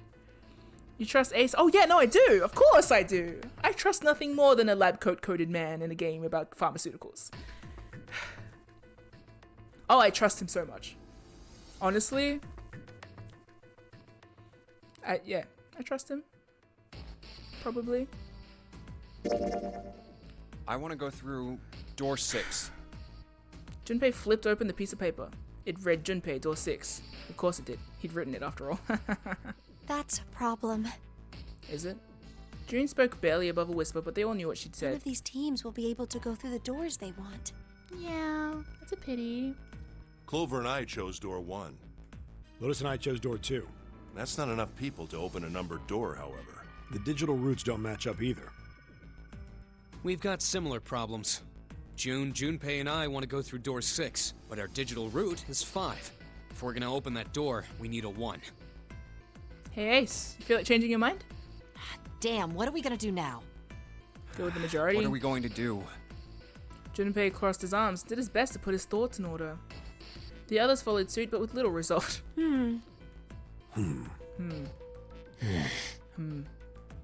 Eventually, Clover broke the silence.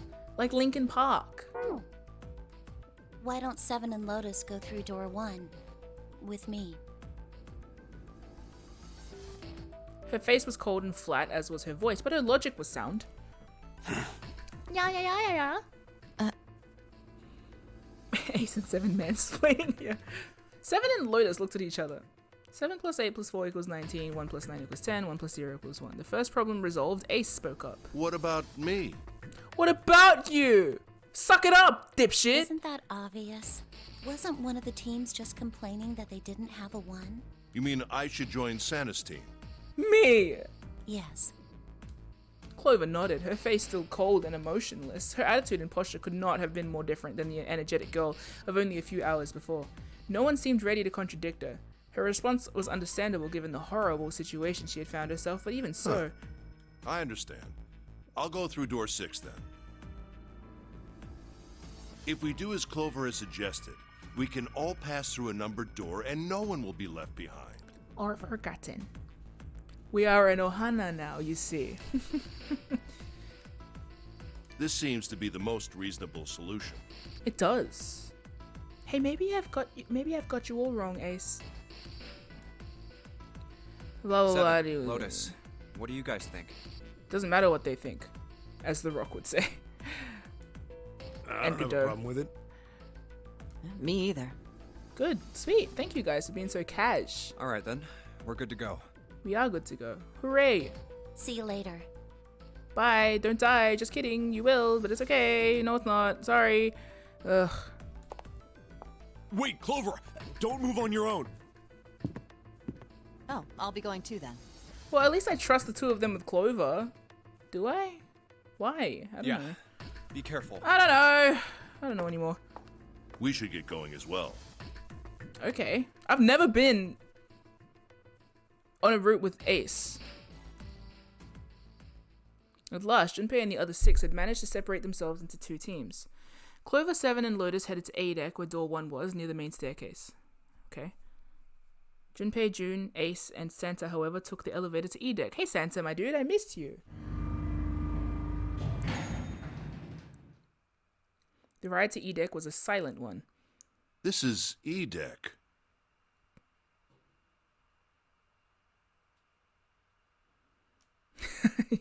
Yeah, fair. There should be a door at the end of the hall. All right, let's go. Santa's words jolted them to action. They stepped out of the elevator into a long, straight hallway. 1 second, my light is kind of bright. I'm just going to switch it down. The lighting is a bit odd today.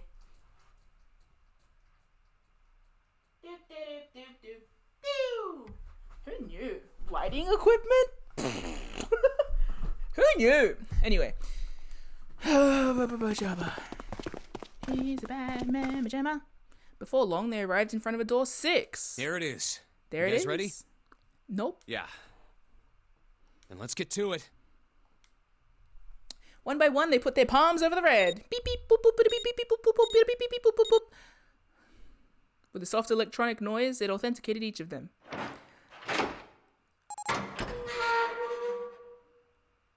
Plot twist. The door opened, but it was a 9, just upside down.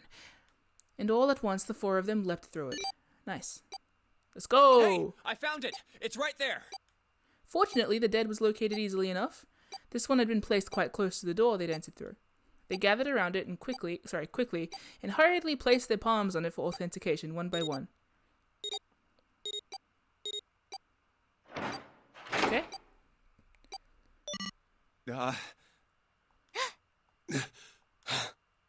It stopped. Yes, it stopped. The countdown had ceased, but Junpei's heart was still pounding in his chest, like a frantic, thunderous drum. It felt as though it might shake itself up and out of his throat. Whew. I don't believe I'll ever get used to that. I'm not sure it's something I'd want to get used to. Yeah, relatable content. We should finish this game before imminent death becomes a normal thing. He keeps saying that. You keep saying that. You got that right. Once I'm out of this hellhole, I'm taking a nice long vacation. God. I agree. What, are you going to go on a cruise? With that, the doom and gloom from before was done, and the mood turned somewhat lighter. All right, let's go. Yeah. With that attempt at good humor, Junpei took a deep breath and began to walk. Where are we right now? He jogged down the stairs at the end of the hallway and found himself staring at a large door. This door looks heavy. But it's not locked. I'm opening it. He took hold of the bar that served as its doorknob and shoved it down. The room beyond stopped him in his tracks. Oh, it was gargantuan and made entirely of metal, none of the accents of wood or tile he'd seen in the rest of the ship. This room was purely functional but utterly tremendous. Whoa, what the hell is this? I don't know. Santa got out a few words before Orr stole the rest of them. Who's Orr? The rest were too stunned to offer anything more than This gasps. has to be the biggest room so far. The ceiling is pretty high, too. Huh. Could be 2 stories, maybe even more. This space could be utilizing the entire length of the ship. What's that huge Kamaboko-looking building in the middle? June pointed to the massive building in the center. Kamaboko? Well, I guess that's as good of a description of it as any. Okay, Mr. doesn't understand what an elevator is. Or no. Junpei and the others were standing on scaffolding that crisscrossed the whole area. The proper term was catwalk, and Junpei thought, although that didn't seem particularly important. What, sorry? The proper term was catwalk, Junpei thought, although that didn't seem particularly important. I see stairs, so we may as well head over to them. Yeah. Yeah, but this section's barely wide enough to fit one person. Then we walk in a happy little line. You're right. Nearby was a long iron staircase that made its way eventually to the floor beneath them. Bremen March. Whoa, you can't even tell the shape when you're this close. Let's check out the other side, too. They moved around toward the opposite end of the massive building, following the catwalk. They hadn't said much as they walked, but as they approached the building, Ace suddenly spoke up. This looks to be the steam engine room. The steam engine room? Yes, that thing that looks like a cross-section of a mushroom is the boiler. Do you see the 3 round doors near the bottom? Coal is put into those and burned, which heats the water, producing steam. The same thing that drives a steam engine. This one is simply somewhat larger. I see. It doesn't appear to be running right now. The entire room was as silent as the grave. All right, let's split up. No. Then all of a sudden, Junpei heard a noise behind him. He turned just in time to see June collapse to her knees. Hey, what's wrong? Are you all right?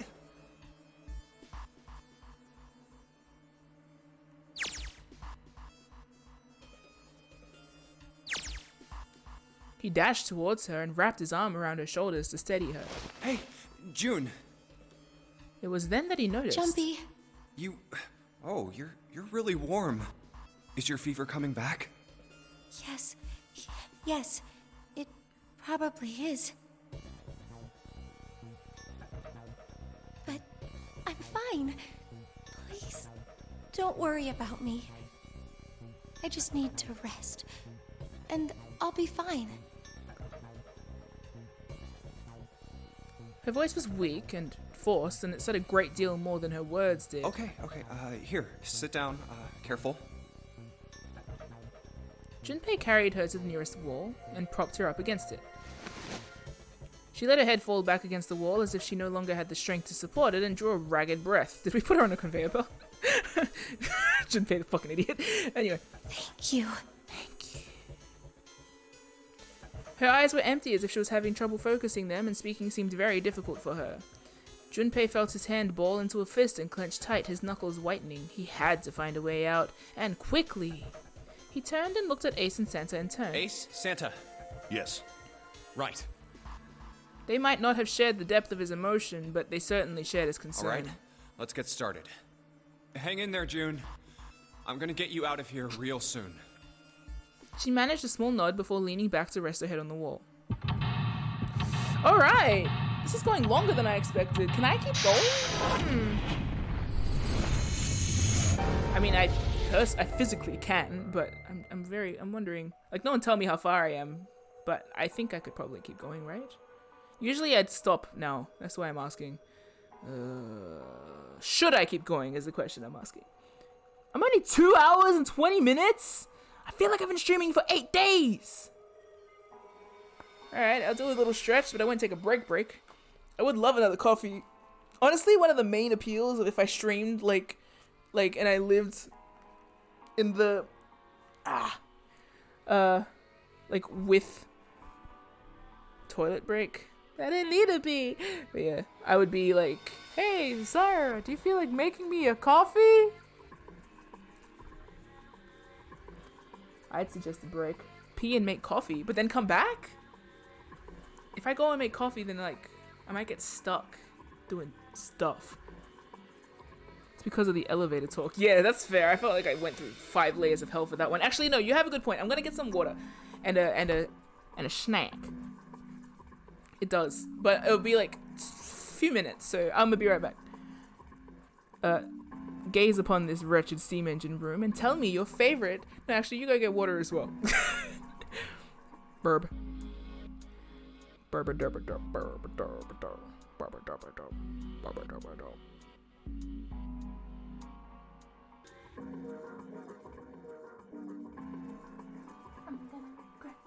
The big breakfast. Everybody seems to forget how it felt last time. You got the big breakfast. Don't you talk to me about my health. It's just one of the breakfast that makes me hate myself. Hi everyone. I'm back. Guess what I have? Coffee. It is shit. I have no idea. Okay. I know how this was shit. Annoying. We have a coffee machine, right? If you hit the 2 shots, it releases a double shot of espresso. Yes? Didn't have enough beans in it, so it released like probably semi-shot of espresso plus a shit bunch of water, and I was like, I already added the milk to it, so I'm gonna add another shot of coffee to it instead of just going with the 2 shot. And I'll just try and balance it out. Did it balance it out? No. It tastes like coffee cordial with milk.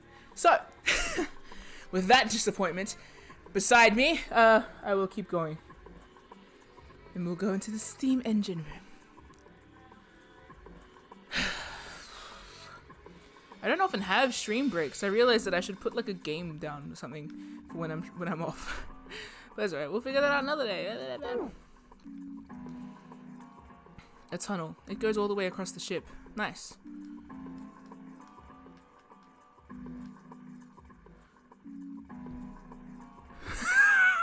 Yeah. Look at that button. It's glowing orange, right? It's gotta mean something. I guess pressing it is the best way to find out if it does anything, Santa. Beep. Nothing. Huh? It's a square hole. Nothing in here. Ah, look at the back wall there. I can see 3 small slots. Terminals for some sort of connector, perhaps? You're so right, Rom. You mean you think we're supposed to plug something in here? Perhaps. Wow. This pillar goes up towards the ceiling. Alright.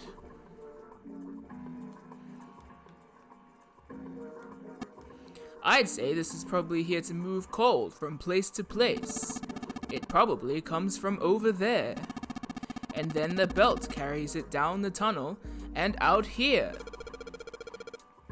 So if the conveyor belt was moving, yes, the coal would almost certainly come out here. And then we can steam this room steam engine. I understand. Man, this thing is huge. I guess a ship this big needs something like that to power it. True, but I doubt a single boiler of this size could actually move a ship like this at any reasonable speed. You'd need at least 4 of these. Huh, I guess you know a lot about boats, huh? Huh? Are you an unassuming fisherman? Sir? Well, not really, it's just common sense, you know? You're either very smart or very sus. Smart people are inherently sus. Stairs stretch from the catwalk to the boiler. Honestly, that's kind of like a rule of a rule of thumb in this game, because if they're dumb, I don't kind of think they're sus. Because I'm like, well, what would you know? You know? And I don't even mean that as an insult. It's just like, well, your prop's fine. You know what I mean? Like, what are you gonna do? And it also depends on what kind of smart I'm talking about too. Because there is like emotionally manipulative smart, like emotional intelligence smart, math smart. It's not actually it's kind of helpful to be math smart, you know? But then, like, you know what I mean? So there's all different, and what I like about this game is it shows that there are actually avenues for everyone to be sus, even though they, air quotes, lack intelligence in other areas. Everyone has their strength. And everyone can be a bitch. That's kind of the vibe I get from this. But everyone can also be innocent. But also probably not Ace. Except maybe Ace, because I trust him. There are a number of these little windows along the side of this thing. When I say you... Speaking as a smartish person... Yes, you have told me a few times how to hide bodies and such, so that's sus. I feel like the need to clarify I don't actually believe in most general definitions of smart and dumb, so I should probably not say it off the cuff. Most people who have been here long enough know that I don't necessarily mean smart and dumb academically, but ever. Academia? I don't refer to her. I think you're supposed to put coal in through these, but they're welded shut. I don't think we can get these open. I guess the proper way to say it was that it would be difficult to be manipulative if you're also oblivious. In this case, anyway.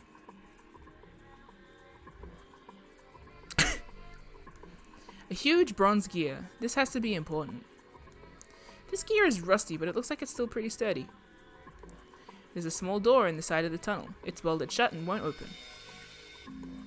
Huge bronze gear has to be important. If it was important, it would be gold! This is the bottom of the massive boiler. I believe this opening is for fueling the furnace. If we were to put some coal in here and ignite it, then the steam engine might start working? Sorry, then the steam engine might start working?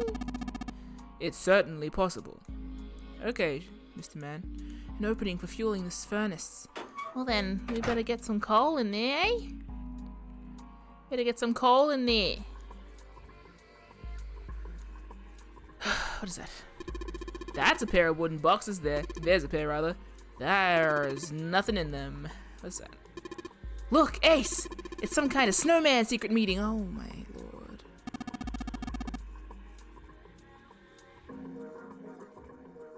Why, Bun Bun? No! Those are just bags full of sand. You use them as a counterweight when you're lifting something with a pulley system. Man, you're too serious. Haha, cute. There's a pair of boxes here. Hey look, pulley system. Number of cloth bags here. There's nothing but sand in them. Silver gear. You think it's made of pure silver? No way. Silver's way too soft to use for a gear. It's gotta be a steel or iron gear that's been coated with silver. Ugh. Shouldn't have called it a silver gear then. Shouldn't have got your hopes up. Were you thinking you'd hold this thing back? Nah, but I think 7 could probably carry it, don't you? Oh, it's cute. This gear is rusty, but it looks like it's still pretty sturdy. Give it a kick. The conveyor belt runs into some sort of arched tunnel. Okay. So much to analyze here. What's this? What is this? Given its placement, this must unlock the door to the left. There's a weird indentation on top of this thing. You think that means you have to insert something here? Yes, I would imagine so. There's a thick iron door blocking our way. You think this is... Yes, it looks like the exit. Looks like this door slides up into the ceiling. There's a depression here that looks like... Yeah. There's a depression here that looks like it's the outline of 3 circles laid on top of each other in a triangle. The handrail. Alright. Sounds good. To me. I've picked up nothing. Ugh.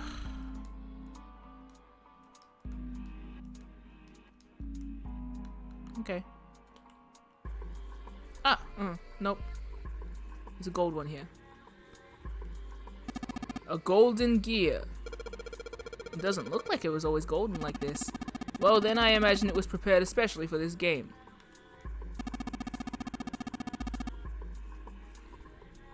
It looks like there's a door over here in this tunnel. The belt over there must deliver the coal, which is then picked up and thrown into this door. The door appears to be welded shut, however. That's useful. There's a bunch of wooden boxes over here by the wall. I already looked through those. There's nothing there. Okay, well... Oh, up the stairs. Oh, man, this room's huge! 3 sliders on the left are down, but this one is up. There are a number of lines engraved in these. I suspect we are meant to do something rather specific with them. Junpei, why don't you move that slider down? Well, there's no harm in trying, I suppose. Nothing. Nothing happened. Maybe it needs to be prepared somehow. You're saying if we did something somewhere else, it'd respond somehow? Yes, I suppose that's one way of putting it. I mean, he's not wrong. The 2 columns are different from the others. The lights are red. Yeah, they are. The slider is down. I guess Ace feels like giving it a try. Nothing. It won't move at all. Well, you know what they say. If it's up, then it's up, then it's up, then it's stuck. What's that? Okay. Good to know. Let's go up. I see. Hey, Junpei, where you going? The only thing there is a closed numbered door. Kind of pointless to go back, huh? Yeah, it sure is. Dumbass. Stupid ass. One of the doors on the furnace. There's an A on it. It's a circular wheel. There's a circular wheel in the center of the door. Alright, let's give that sucker a twist. Oh, yay. Well, it's noisy, but it opens. And it's totally pitch black in there. We should, go in there. Alright. Let's go. This looks just like the door we went into. Where are we? We must be on the other side, yes? Which would put us directly above the conveyor belt. At any rate, we should keep moving. There's a great deal we've yet to investigate. Okay. There are a whole bunch of boxes in my way. I can't get through. Kick 'em, Junpei. The catwalk. Will you shake your little tush on the catwalk? I can see some scaffolding on the wall over there. On the catwalks, yeah. I do a little... I'm gonna go around the catwalk before I go... Oh, no. Well, anyway. Looks like that's the pipe. Looks like the bottom connects to the conveyor belt housing. Then coal must come out of this pipe onto the conveyor belt. In other words, there must be a great deal of coal in that pipe. There are a number of boxes on the catwalk. I don't think we can go over there. Okay. Let's go through B. You want me to push you off her, Junpei? No way, meow.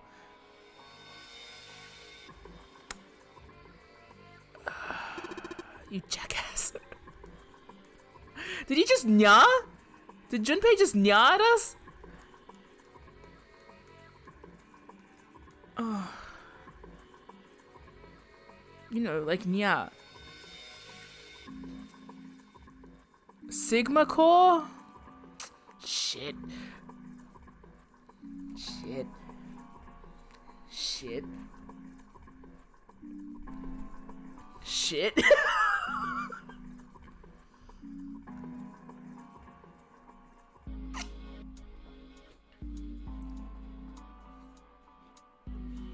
Who's Sigma? I don't know who Sigma is.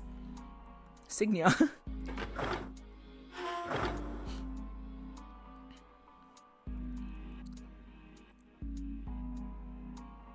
What do you call it when presumably the protagonist for the second game in this franchise signs off on something? He's given it his signature.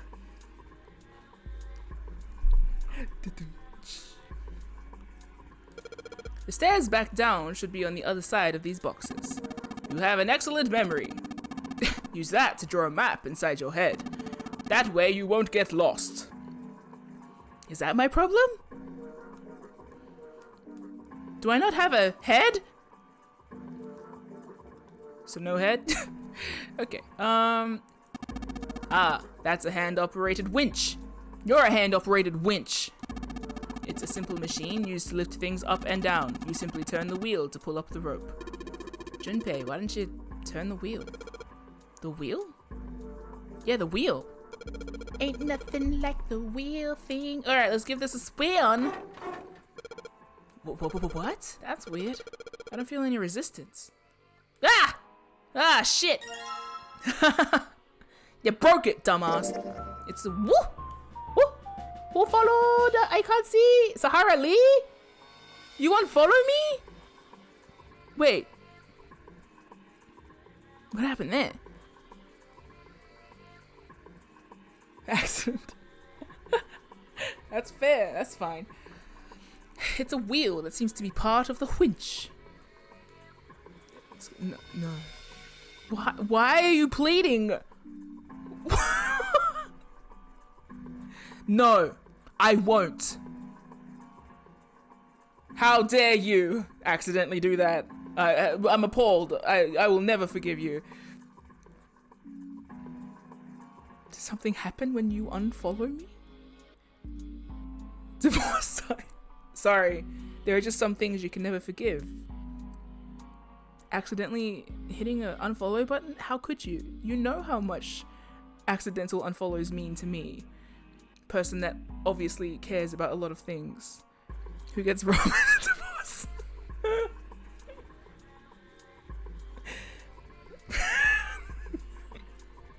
Yeah, I guess shared custard. My favorite Christmas dessert. Shared custard. Anyway. There are some pegs on the back that look like they go into the holes in the winch.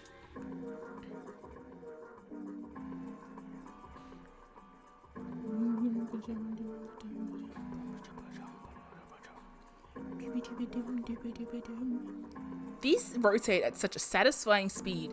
I don't know what it is. I just, every time I get one, I'm like, yeah.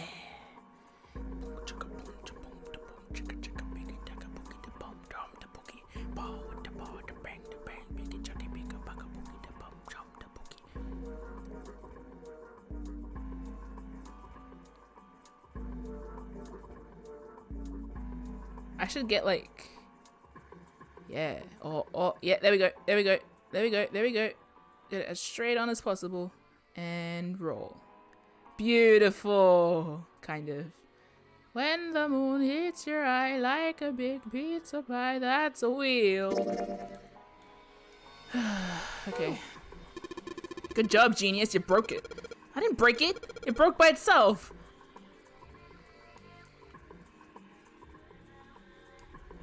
There's a whole bunch of boxes. I don't actually like custard very much, though. So, rum is not the custard. Rum is rum. And we're divorced, I'm kidding. Hello, Zeke! All good, Sarah, by the way, obviously. Just to resolve that little drama. And, Zeke, you just woke up? I don't think you've missed much, so you could actually probably stay on. I mean, stuff has happened, stuff and things, but I haven't finished another route yet, so. Welcome. Welcome. There's a whole bunch of boxes blocking the way here. Hand-operated winch. The wheel it once had is now in my hand.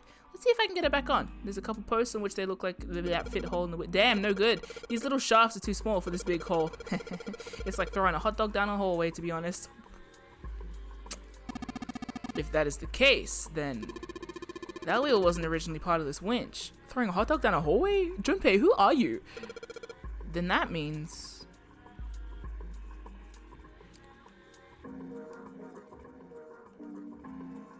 we're throwing hot dogs down hallways?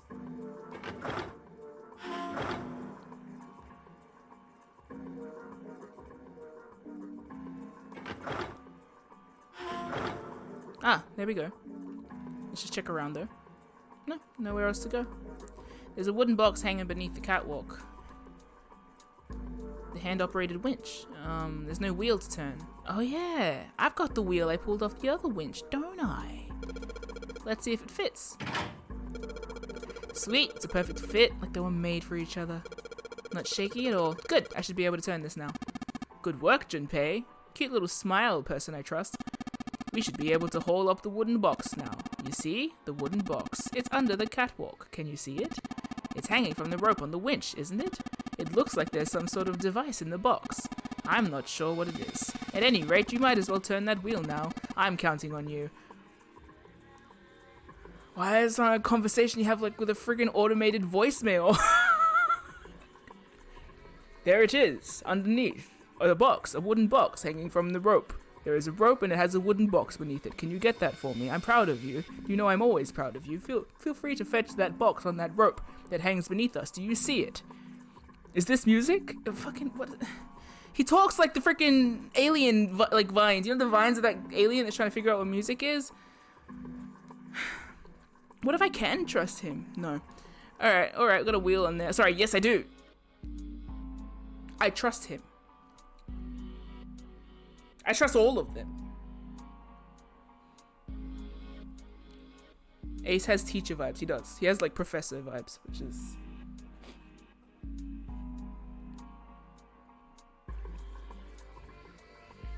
He Dora the Explorer'd me. June and Ace have both Dora the Explorer'd me. Do you see the box hanging from the rope below us? Alright, I'll turn the wheel. Huh? What's this? What happened? The wheel only turns to the left. It only turns to the left. That means we can't reel up that rope. Yeah, we can only let the rope down. Interesting. I don't think that will be a problem. We will simply need to go downstairs after letting the wooden box down. I will be counting on you, Junpei. Stop. Sure thing. No sweat.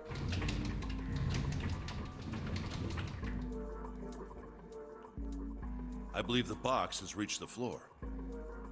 Yeah. Yeah. He stuck his head out. He stuck his head.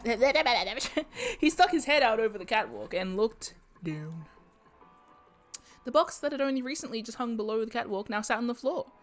It had come to rest near the end of the tunnel that covered the conveyor belt. June's down over by there. Junpei could see her still leaning against the wall as if she barely had the strength to sit up. Even from so far away, it was not difficult to see that she had not improved. He almost thought he could see heat rising from her body. She doesn't seem to be improving. Ace's expression was inscrutable. Inscrutable. I don't trust somebody who's inscrutable. I would like to scrut. You know? I would like to be able to scrut. There's got to be a better way to say that. Well, of course not. She's not gonna just get better right away, you know? It'll take time. You're panicking, bro. He tried desperately to convince himself that what he'd said was true. But it was quite scrutable that he's lying to himself. What could be causing this, I wonder? Illness, perhaps? Illness? Perhaps she went to a hospital to deal with her illness. Nah, it's gotta be exhaustion. It could be both. Santa's response was confident and certain. She gets dropped into some weird-ass ship, forced to play some messed-up game. You're projecting, son. If you think about it, it's a lot weirder that we aren't freaking out just like her, you know? So you're saying we're abnormal? I'm saying you're abnormal. Yeah. We're just running around this room, solving all these puzzles like it's just business as usual. How the hell could you call that normal? We're just guinea pigs. Ooh, someone is developing self-awareness. Santa snorted in disgust. A guinea pig? You mean like a lab rat? He means like a guinea pig, but yeah. You mean we're being used for some sort of experiment? Is that what you're saying? Dunno. Santa like, I never know what I'm saying. But it does seem like a possibility, you know? It does seem like a possibility, Mr. Santa. Smartly deducted. Smartly deduced. And deducted. From your smart ideas of the day. Part of your brain. Okay, they stood there for a few more minutes, no one speaking until Santa turned and walked away from the winch. Junpei and Ace followed him. Alright. Away from the winch, you say. Let's go downstairs and see what's in that box. What's in the box?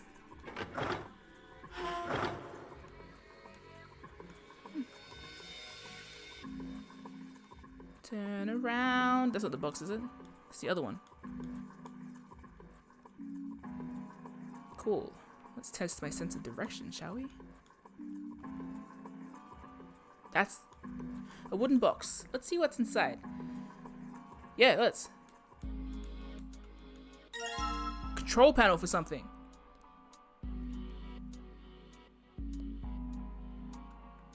Ah! I see it! Some kind of machine. Maybe a control panel? Oh, yes. Oh, I can feel it. Okay. Where was that thing? It's this, isn't it? It's conveyor belt time! June, get off the conveyor belt before we... Okay, maybe this hole is where the control panel goes. Well, there's only one way to find out, and you go! Beep boop, beep, beep boop. Dude, you did it. Everything looks alright. Okay, but what do we do now? Why don't you press the button next to it? That's a cute sprite.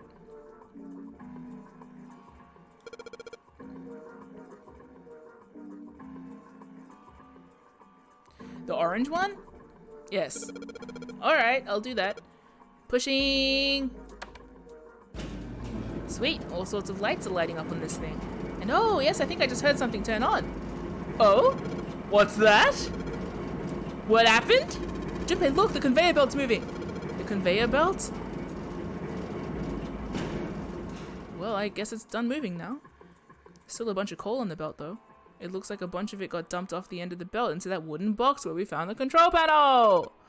Coal. Coal, huh? Nice! Since the belt started moving, it's transported quite a bit of coal. It all drops off the end of the length of the belt. What? It all drops off the left end of the belt, right into the wooden box. Box filled with coal! Whoa! A wooden box full of coal. Guess there's really only one thing we can do with this stuff.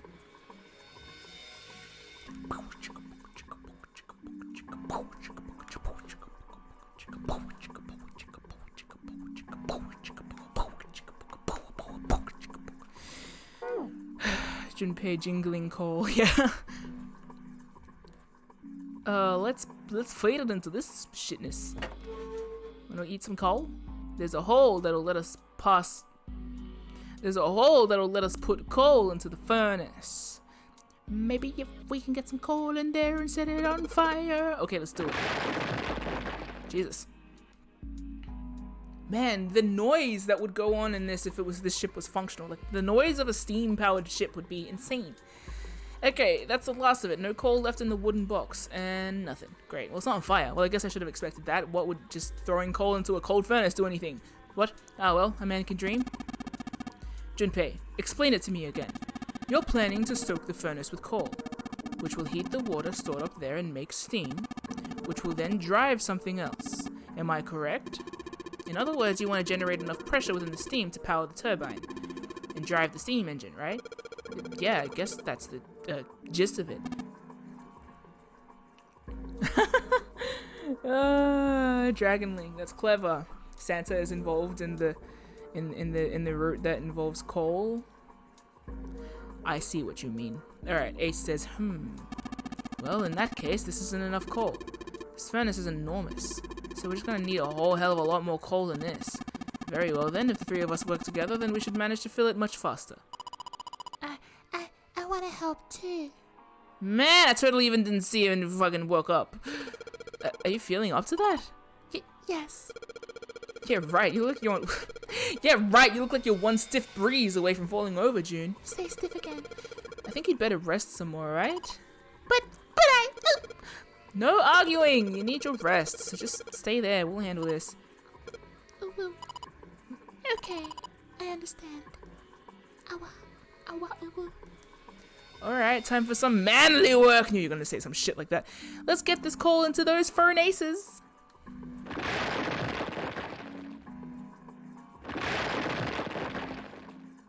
Oh, masculine. Oh, the sound of manliness.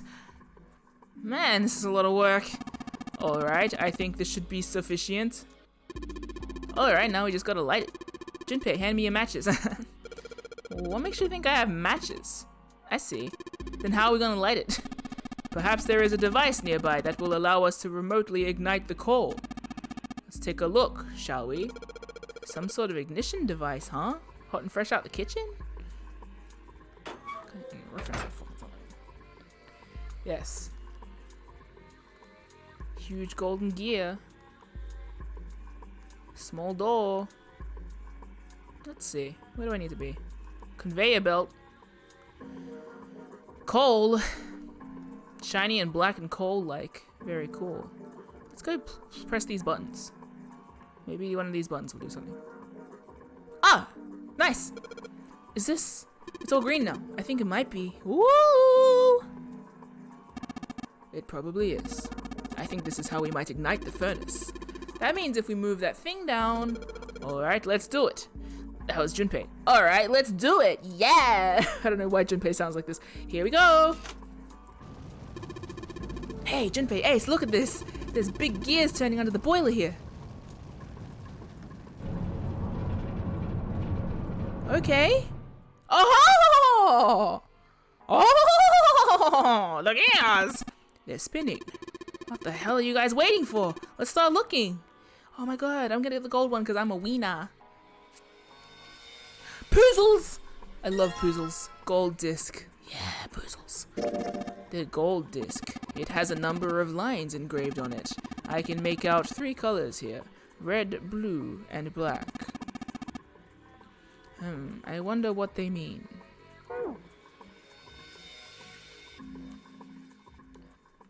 Give me that! Mine. Bronze disc. The bronze disc. It has a bunch of lines on it. Cool.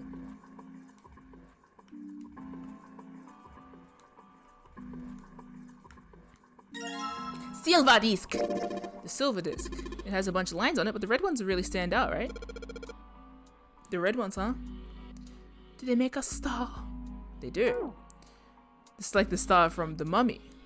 I loved that scene. Aww. Sansa's hair is like black by the time he gets out of it because he's been scratching his head so much. He's got cool streaks in it. Oh god, the toilets. Oh, the toilets and stuff is and stuff how you say Snake's corpse. Spaghetti.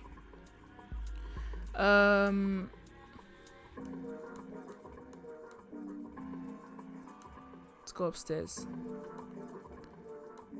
Looks like this thing unlocks the door. There's a depression here that looks like it's blah blah. Maybe if we put those 3 discs we found into this thing. Well, there's only one way to find out. Let's stick them in. Huh? That's odd. Nothing happening. Match up the lines, dipshit. Maybe you're, I don't know, putting them in the wrong places? Perhaps you have them facing the wrong directions. Perhaps you should rotate the discs to make some of the lines connect to one another. Well, no harm in trying. Instructions. When the disc is touched, it will rotate a certain amount. When the white arrow is touched, the discs are switched. Please note when the discs are switched, the angles for the discs are reset. Okay.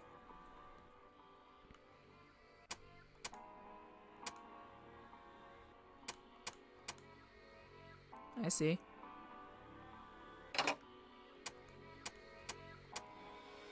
Nope.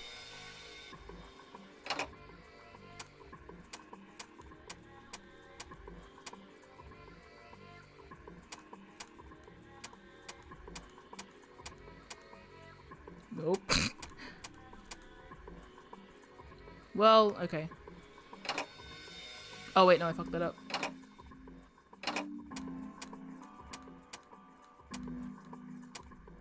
Yeah, I think I got that the wrong way around. Doesn't matter. Maybe I didn't.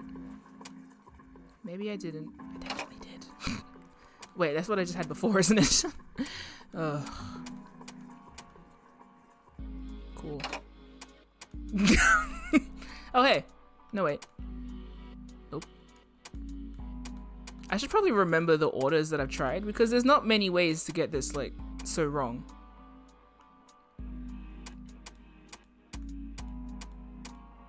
Like, that won't work regardless, so I don't know why I'm still trying.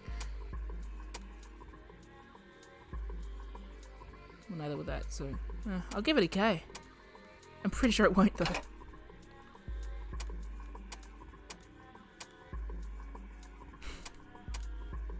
Is this kind of spatial reasoning? I'm good at slider puzzles. I'm just not good at paying attention to what I'm doing, like, in general. Maybe I've assumed it makes a star shape, but it doesn't. Oops, my screen just turned off. Say nothing, chat, please.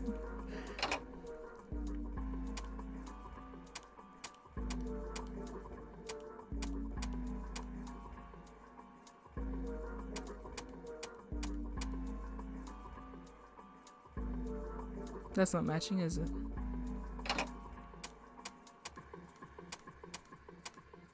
Nah, there it is.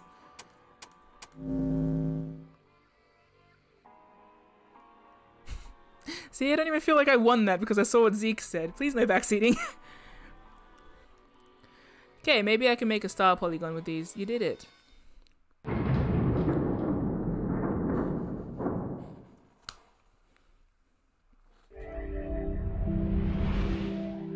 Oh, I found it. Time for everyone to die. The door's open. I don't trust that. Given the circumstances, Junpei's happiness was clearly understandable. Ace seemed to share his excitement. All right, Junpei. Why don't you go get June now? Oh, I didn't ask what order I'd already had. I said that I didn't forget. If I did out loud, just trust that any question I ask is rhetorical. I'm probably talking to myself. But I never actually want to answer from the chat unless I say, hey chat, can you tell me which ones I've tried? You know what I mean? That's just a general MIM rule. I often talk aloud to myself, hence the streaming career.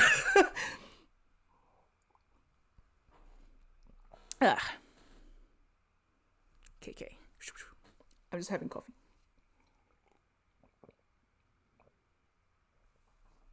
The coffee isn't as bad as I thought it would be. But it doesn't taste like coffee. I don't know what it tastes like. Or how I did that. I don't know how, but it tastes like fake coffee. Like, you know the sachet coffee that you get with milk powder? And it's like coffee flavored milk? I don't know what I did, but I fucked up.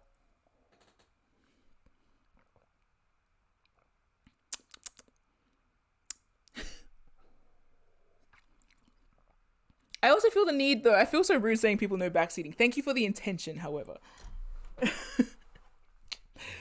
Okay. Junpei. Okay, Santa and I will keep an eye on the store.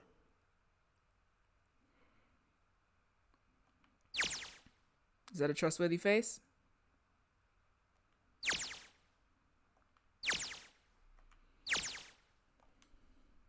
Santa snorted. Why do we need to do that? Even if it shuts, we know how to solve the puzzle now. We could just open it again.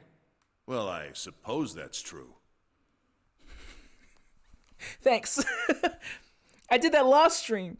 Shall all three of us go and collect June then? Yeah, why not? Nah, I'm cool. I'll let Junpei handle it.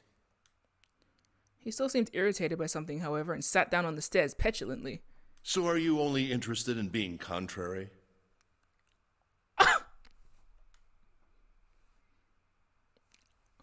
Huh!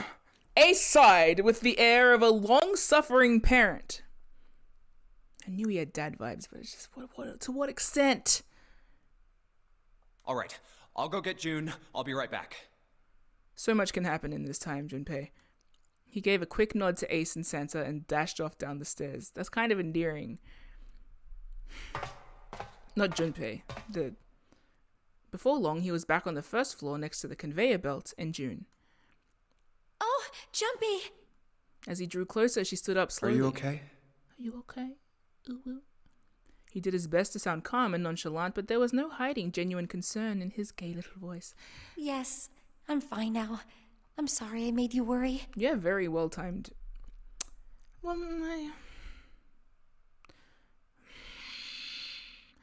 June blushed. He wasn't sure if she was embarrassed or still feverish. Let me check. Just to make sure, he reached out and put his hand against her forehead. Good. You're feeling a lot better. She was feeling far less warm than she had earlier, but still wasn't down to what seemed normal to him. Are you sure you're all right? The very telling silence from the chat always makes me nervous. Soot on her face too. Aww. You sure you're alright? And she's got like freaking handprints all over her face. Oh, he had to be sure. June gave him a look. You're enjoying the romance.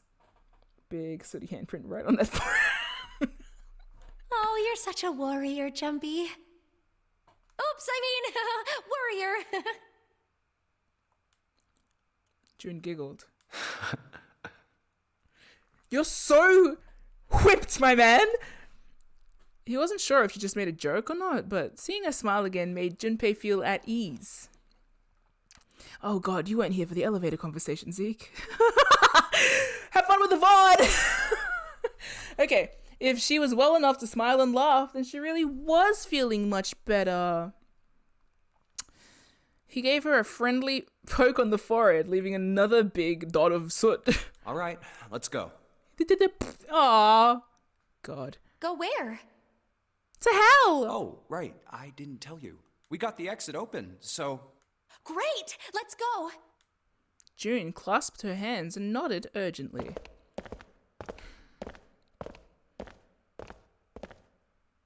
They headed back to the exit, but on their way they found... Oh, it's... Santa? Damn, that's a cool graphic. Santa was sitting on the stairs. He was, however, holding something in his right hand and staring at it with a strange expression. Junpei and June slowed down and finally stopped in front of him. What are you looking at? Santa answered without looking up, his voice quiet. It's a photo. It's my sister. Sister? Santa, you've got a sister? Santa simply nodded. Yeah. Kid was cute as a button. Was? June cocked her head, confused. She was only about an inch tall then? Oh! Santa glared at her. Oh, sorry. I guess an inch is a little large for a button. Probably more like a half inch. Wow. June and Junpei have the same... Anyway. Just... Santa didn't smile or laugh. Sorry. Why are you looking at it? He simply turned back to his picture and spoke. I was her Santa Claus. Wait, what? This sudden revelation took Junpei by surprise. He had no idea what Santa meant. So was it really a revelation? He glanced at June, who shook her head. She didn't know either. Have you ever heard the story of the two Santa Clauses? No. It goes that a long time ago, there were two Santas. One of them wore white, and the other one wore black. The white Santa gave presents to good kids, and the black Santa played tricks on bad kids. Oh, we really are going with the coal thing. They went on like that for a while, but eventually the black Santa's tricks started to get worse and worse. Pretty soon, the white Santa couldn't stand it anymore, and he stabbed the black Santa to death. When he stabbed the other Santa, the white Santa got blood all over his clothes. Oh! And that's why, these days, his clothes are red. Ho ho ho! You could say that red is all that's left of the black Santa. Junpei was silent. He could think of nothing to say. What do you say to that? June was staring at Santa, sadness plain on her face. He continued. I wonder which Santa I am. Huh? The white Santa or the black Santa? You stabbed anyone lately? Oh. All right, let's go. You're just gonna drop that and go? Okay. I'm gonna have more conversations like the people in 999. I'm gonna ominously dump poetic trauma on randoms and then carry on like normal. If you see me looking at a photo on a flight of stairs, talk to me. Activate that dialogue. I will tell you something fucked up and leave. Oh my god. Santa stood up suddenly, his downcast demeanor gone. He shoved the picture back in his pocket and headed back up the stairs, taking them two at a time. Huh? Give me an egg. Nice. I was given an egg! Shank! Howdy, y'all. Hi, MIM. Hope you are all having a wonderful time today. I love how enraptured you are with this game. Grin. Grin. Thank you! I'm glad. I am enraptured. That's a good word for it. Have a nice day too. Thank you, Shank, for the subscribe. Tier 2! Subscribe for 13 months! That's more than a year! Thank you, Shank. Rave hands of celebration for Shank. Thank you. Ugh. Curious snake things. That's fair. Okay, well then next time we're all in a traumatic situation all together, I'll be sure to do this. Why did I say that so surely? Who in Stream Team's planning the Nonary games? No, don't answer that. That feels like it could be a spoiler. Okay. There was nothing they could think of to say. Hey, what are you two doing? Processing? Let's get moving, come on. Santa's voice echoed across the room from above them. Let's go. Yeah. They nodded and followed him quickly up the stairs. Maybe so. Ace was waiting for them at the top. He was leaning against the handrail. He looked very tired. Handsome. Oh, you're finally back. The door had shut, but it wasn't cause for concern. Sorry we took so long. We were just getting...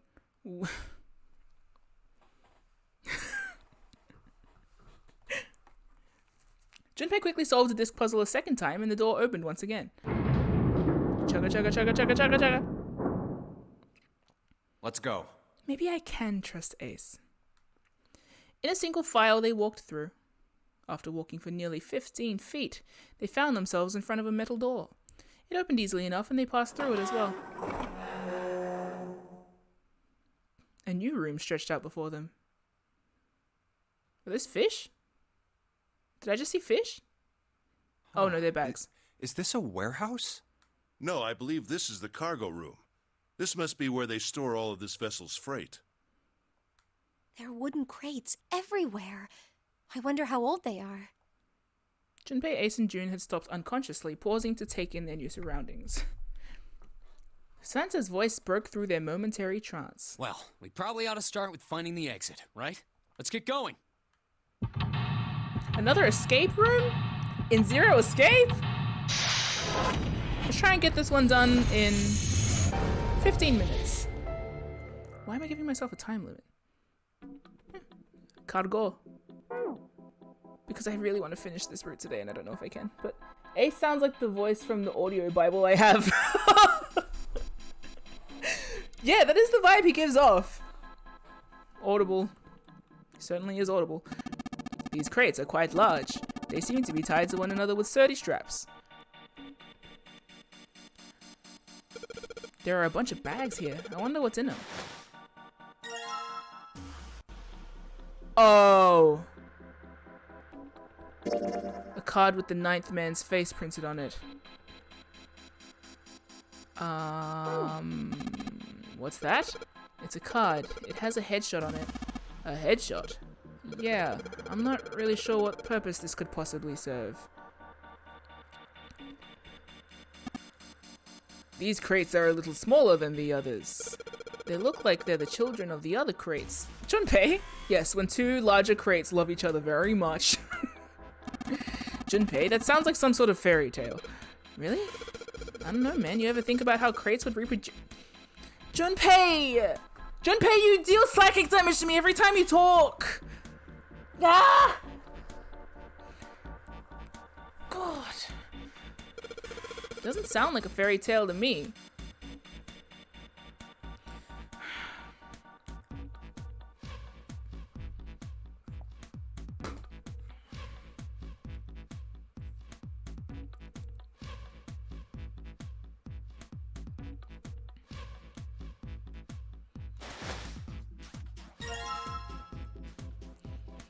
What does this mean? Card with a headshot. A card with Santa's face printed on it. Hey, Santa? The crates in the boxes. So true. I wouldn't give Junpei a single goddamn talk. Oh god, the elevator conversation. Jesus Christ. There are 3 crates here stacked up like stairs. If we climb up there, I think we can get over the fence. Junpei, I think you can go take a look at that? Sorry, but no thanks. Why? I've got a bad feeling about it. Pussy. Okay, fine. I'll go. Please be careful, Santa. Yeah, but just in case. Wait, what's he gonna do with that screw? I don't see what throwing a screw at a fence is. Holy shit! And that's why we let Santa do what Santa must. Come on. You almost freaking died. This. Oh man. There's electricity running through that fence.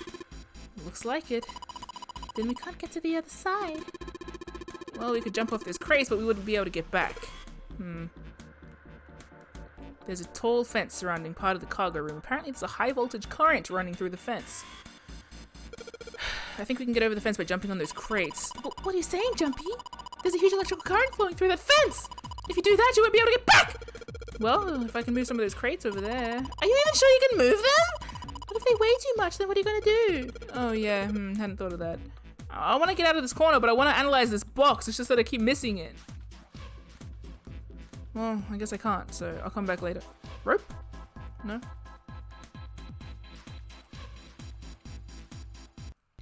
I want to collect all these bags because they all seem to have us in it.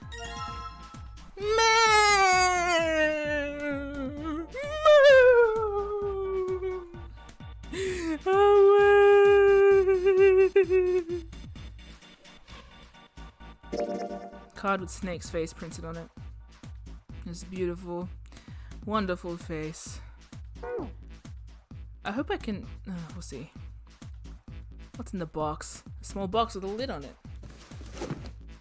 Why is he in a box? I don't.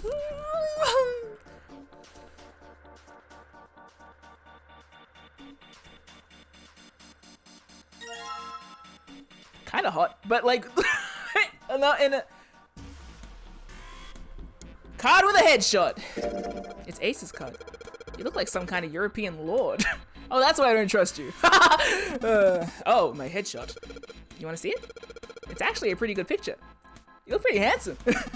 No, I don't need to see it. I know I'm handsome. In fact, we really ought to get back to our search.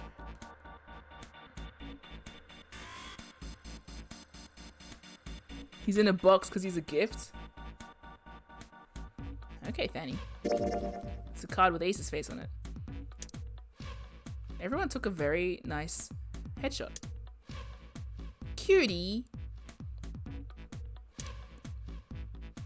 Why do you look like you were high strung even outside of the boat? Man, that's probably how I look if people took random photos of me, however. Okay. Clover. Alright. Looking cute as hell. I'm sure she hasn't gone AWOL and like stabbed everyone in the absence. This is Clover's card. You know, looking at this photo, she's kind of cute, isn't she? Huh? What's up? Oh, nothing. Nothing at all. Bitch, why does her smile make me feel cold? Come on. We're okay, June. We're fine. 7.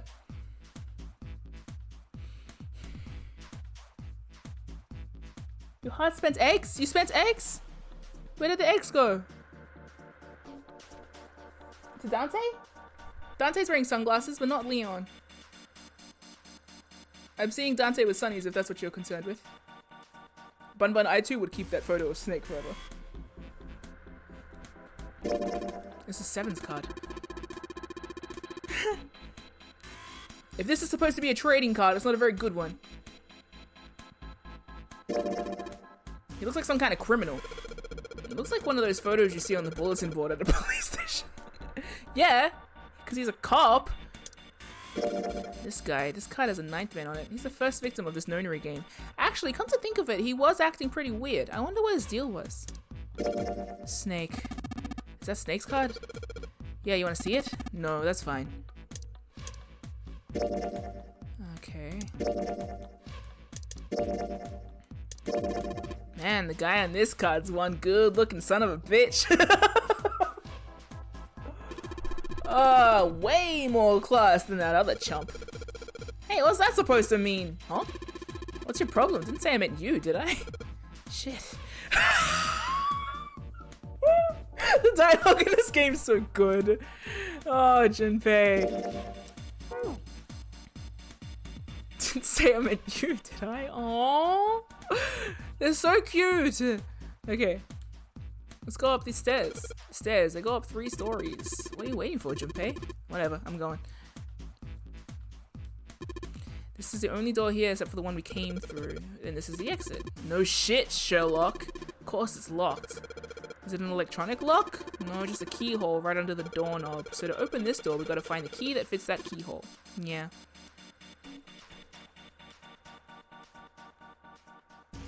There's a metal panel over outside the window. And this. Ah. Well, there's 6 holes here. They look like jacks for a headphone cable. Jacks, huh? Then maybe if we put something in them, yeah, something might happen. This looks like it's covering something. It looks like some kind of little shutter. Maybe it'll open if we do something. What's gonna come out of it if it does open? Yeah, like I'd know that. There are several lights here with numbers 1 to 9. Only the 9 with the line 9 on it is lit.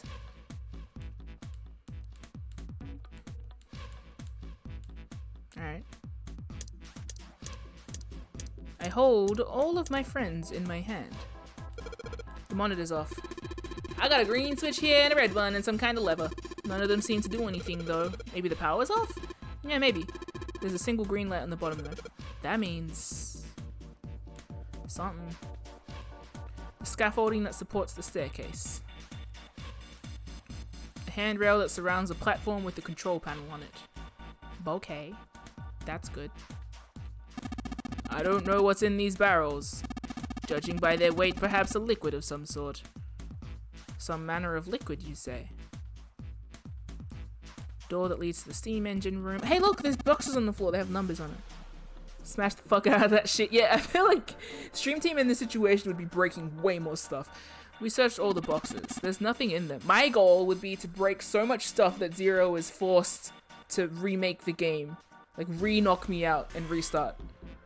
Because I messed it up, because I broke the game. Which is essentially what I do with actual games as well. Like, Dishonored. We searched all the... I wish Bethesda would come to my house and be like, you fucked it up! And then fix it for me. Alas, I'm still stuck in that stupid town. Okay, we searched all the boxes. There's nothing in them.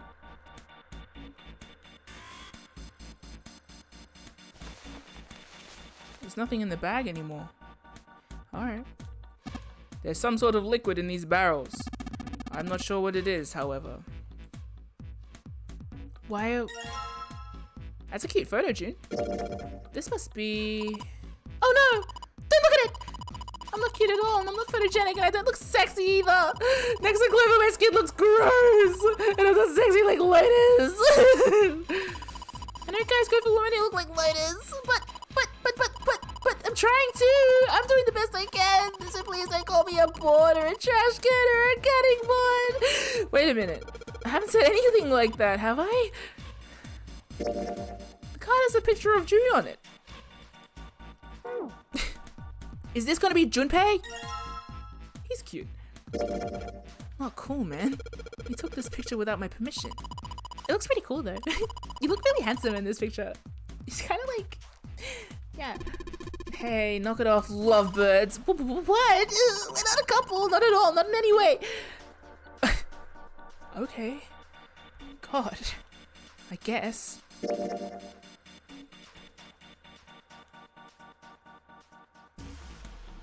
We're missing Lotus.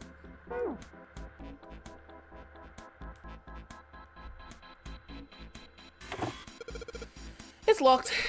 We need the key. All the boxes have numbers on them. Do they? Oh. Ace bent down and picked up something that had been sitting next to the box. Junpei, take a look at this. Cards. Lotus. Alright, here we go. There's a picture of Lotus on this card. Man, her hair is ridiculous. Okay. Okay, tall hair McGee. It's like clay or something. Says the pot to the kettle. Thank you, Junpei. I really dislike when I say the same thing as Junpei. Someone please quote, well, stream team in a situation would not only cause chaos, but create an entirely new situation. This card is Lotus's picture. Now we finally have all 9 picture cards. Perfect. We just need to insert these cards into the slots at the front of each box. Snake's picture changed. This is one of those like tilt ones where the image changes depending on how you've positioned it. His eyes are open. Junpei stared at the cards in his hands. Ace peered over his shoulder at them. Over his shoulder. Why are you standing so cool, like? Just look. You know which card goes in which box, yes? Well, I'm assuming it corresponds with their numbers, yeah. Zero thinks they got a picture of Snake blinking and draws eyes in. Oh, you fool. Eyes in, not eyes in. Like, yeah, of course I do. It's really obvious. Duh. You just match our numbers to the numbers, then you pop the corresponding card in the right box. So for instance, the card with the picture of Ace on it goes into box 1. The card with the picture of Snake on it goes into box 2, and so on. Oh, I see. Huh? What is it? Come on now. Junpei thought he might have imagined it, but he could have sworn Ace stiffened. I'll leave the rest to you. Where are you going? Where are you going? Hey, wait! Why would you feel the need to leave? He quickly turned and walked away. What's wrong with him? What's wrong with him? I echo. Oh well, whatever. Okay. Doing his best to clear his mind for the task at hand, he turned back toward the boxes. Time to solve the 9 boxes puzzle. 9 cards with pictures and 9 boxes. 9 hours, 9 doors, 9 persons. Junpei stared at them for a moment and then began. Ace's card is in box 1, Snake's is in number 2. I just need to do the same for the rest. And finally, the 9th man's card into box 9. All 9 box lids popped open at once. Yeah! They opened! Yeah! Yeah, okay! He peered inside. What the? In each box was a single pin. 9 pins? They look. Oh, I see. They looked a little like sewing pins or like headphone jacks, but much thicker. I guess I'll take them with me. Junpei collected them all quickly and shoved them into his pocket. These look like the kind of pins you use for sewing. There are 9 of them in total, and they have numbers running from 1 to 10.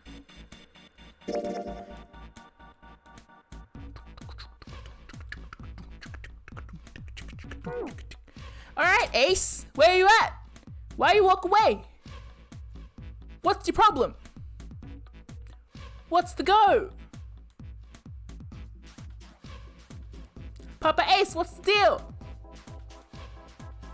Why are you running?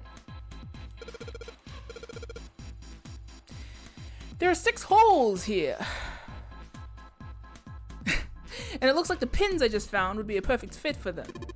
The ones you found in the 9 boxes, right? Well, why don't you try it? Alright, let's see what happens. I think 2, 4, and 6 should go here on the top part, and 3, 5, and 7 on the bottom part. Sure, why not? Well, some of them lit up.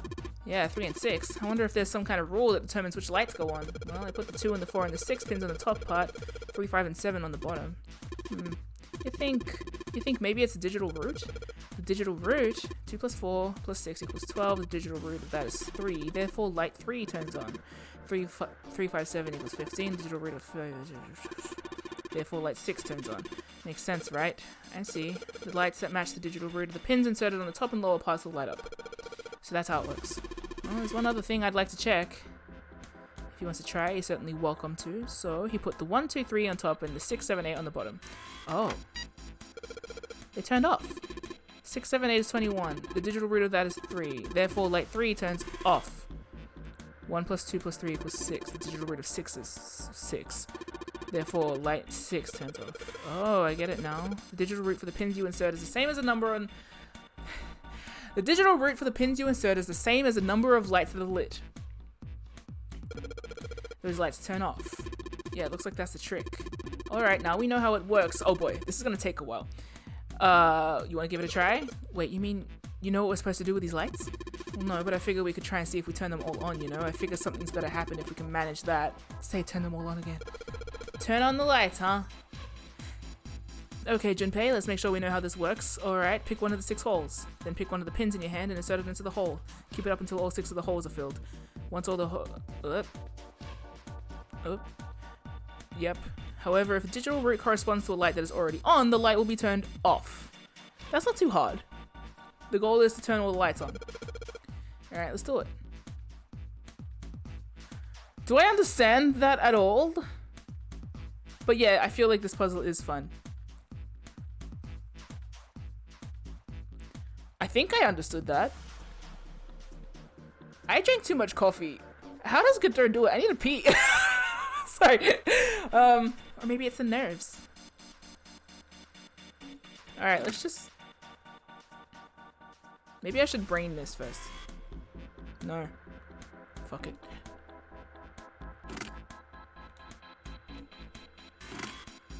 I can see how this would be much easier with a control.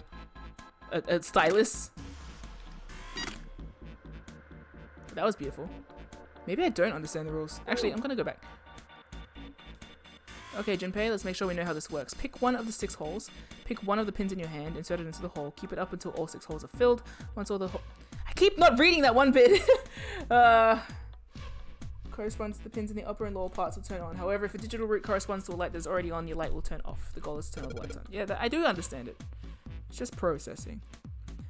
Okay. Let's try and make 8. How do you make 8? Alright. Wait, with 6? Do I understand this puzzle? I think so. I think so. Great. You can see the cogs turning in my brain in real time.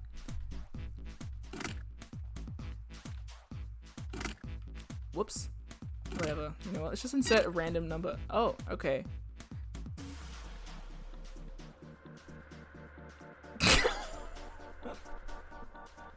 Oh, Ace forgot his glasses? That's cute. I don't know if I actually understand what I'm doing, but I think I do. It's gonna take forever. I should crunch numbers, right? Time for Junpei to dissociate again. Thanks. Yeah, you may be right. Okay, let's actually do some maths, right? Ugh. So it keeps doing nothing when I do that because 3, 6, 10, 15, 21, and it makes 3. So that makes 3, so I don't need to do that again. Wouldn't have to...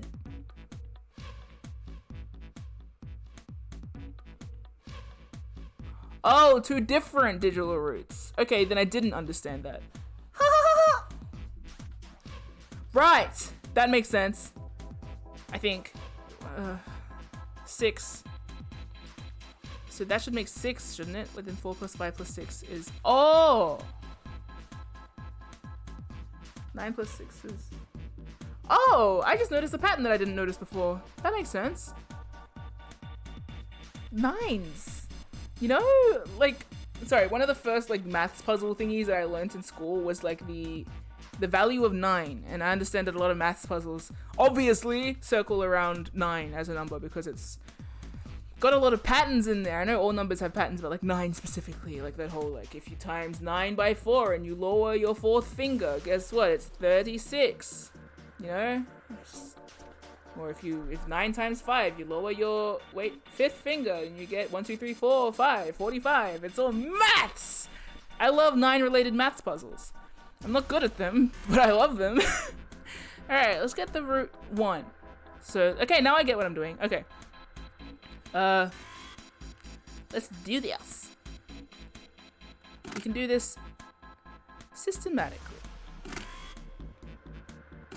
And then let's get the root 9. Yeah, we can do that. See, it takes me a minute, but I'll get there eventually. Beep boop beep boop beep boopity boop boop beep doop doop boop boom boom boom boom boom. Okay. 2. Okay. 6 plus...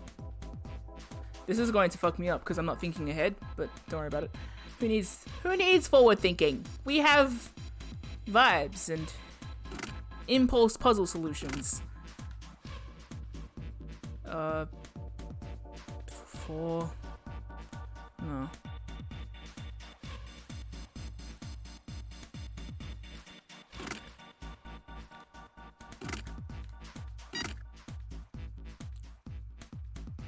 Oh, did I get 3? Whoops. Whatever. Oh, I made it 12! Dumbass. Okay, never mind. That's alright. Just give us another... Yeah. Don't worry about it. Whoops. 6 plus 4 plus 1. That's 2, right? Okay, let's try and make it 12. Why not? Why not? I should have kept the 9 lit, shouldn't I? Whatever. Alright, 6 plus 4 plus 1 equals 11. Digital root. Duh. So in order to make... No, I'll try and make 7. Why not? I'm sure there's a reason why not, but... Wait, no. Yeah, I should do the rest evenly. At least it'll... yeah, no, that works. Okay.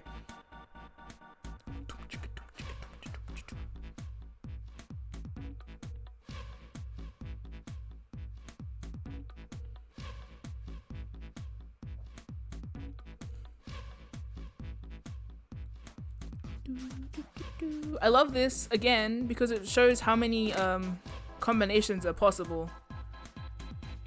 Again, you know what I mean? It's just so much. Okay.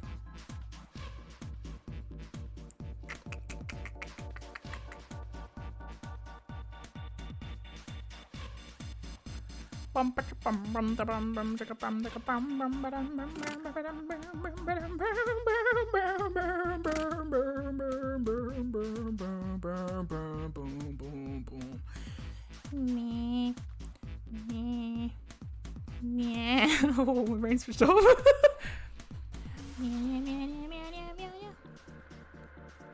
What am I doing? Oh, 3. Okay. Why would I do it that way? That won't work.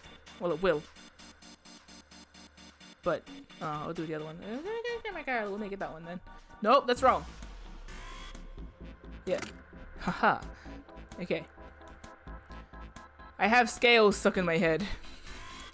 I accidentally sang the last few notes of a scale. Now all I can think of is da na na na na na na. Okay.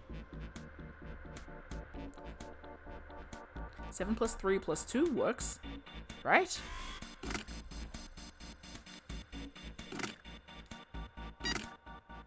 Cool. Let's try and make a 13.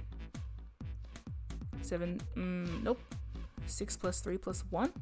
Nope. The fuck am I making 10? 6 plus 3 plus 2? No. Oh, then it's 6 plus 4 plus 3? Yeah. Good one. Maths! Maths! Maths! Maths! 6 plus 4 plus 3 equals 13. La la la. I am still live. Hi, Theppold. We're in the thick of it, as it were. Unlike Shush!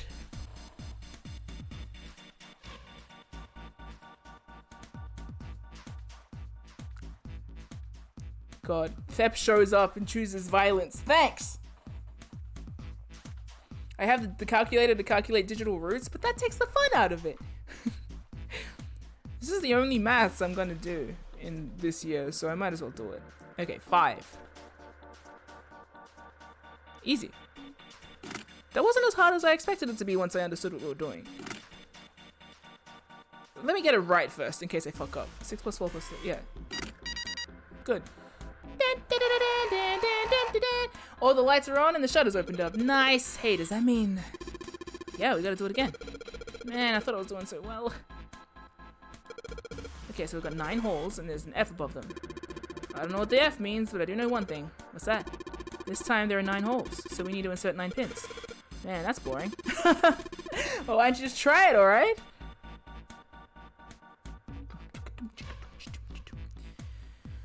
I guess it depends on the order.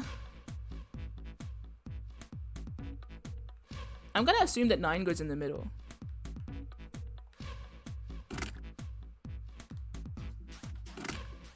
Or rather, maybe... Is this a Sudoku puzzle? Who knows? I don't know. Let's just try putting them all in and see what happens.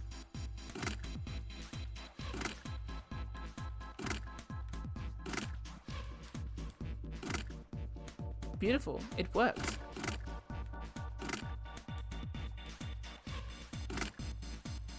I'm going to assume that we have to make... Oh no, because I don't know what that F means. Fuck, presumably. Maybe I should put them in order. And see what happens first. Sorry, I used to play Sudoku in high school, like, all the time. It's just a random memory I have. F. F in the chat. Cool, okay, I'll figure this out. You think maybe F means 15? Why? Hexadecimal? Yeah, 15 and base 10 is F and hex, right? You're right, yeah, that's gotta be it. Alright, let's give this one more shot. Okay, it is a Sudoku puzzle then. Okay. I think? Who knows?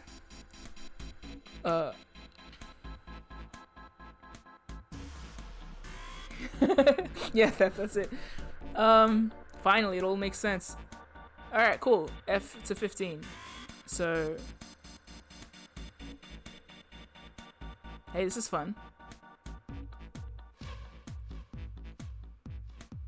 I don't know what to chat about while I do this, but this is fun. Hexadecimal back to haunt us again. Yeah. Ba. Ba ba ba ba ba ba ba. Ba ba. Ba ba ba ba ba. I am not good at Sudoku. I like Sudoku though. I guess not good is relative, right? I just don't put the effort in. Yeah, I feel like my brain didn't work with Sudoku, but I also feel like that's a lie. Do you often, I feel like sometimes, especially in school, when I found out I was good at English, I think I assumed I was bad at maths. Does anyone else get that? Because there's this pervasive, you either have an English brain or a maths brain, and because English came easier to me, I was like, well, I mustn't have a maths brain. But then I feel like I sort of stopped trying. I don't know if anyone else got that. Because I don't think I'm actually bad at maths. I don't think many people are. I think school kind of discourages you from getting into maths because they teach it in the most boring way imaginable. Whereas I had this book and I really want to find it because I didn't know that they are so expensive, and someone bought it for me for my birthday. Those Mensa brain puzzles, they were fun as hell, and they were all maths. I always bring this up because I'm I feel like school well, other than ruining everything for everyone, distinctly ruins maths and makes it unfun. But anyway, what do I know? Everything. Except maths. Except maths puzzles. They sure do teach maths in the most boring way possible. Yeah, that's what I think as well. At least with English, you often like, well, for the most part. Well, I guess I made that the case. For example, when I learned algebra outside of school, the only math you do is D&D. Woo! Algebra in school, because it's kind of puzzly. I like puzzle. Yeah, in English you can argue about stuff. Maths is just like you fail. If you have any other way of approaching this, you fail, which is cool and fun in its own sense too. Maths has an art to it. I like maths as a concept. I don't know. Anyway, let's do some. I've sold enough. Let's do some maths. Okay, what can equal 15 here? Let's just put down some numbers first. 9.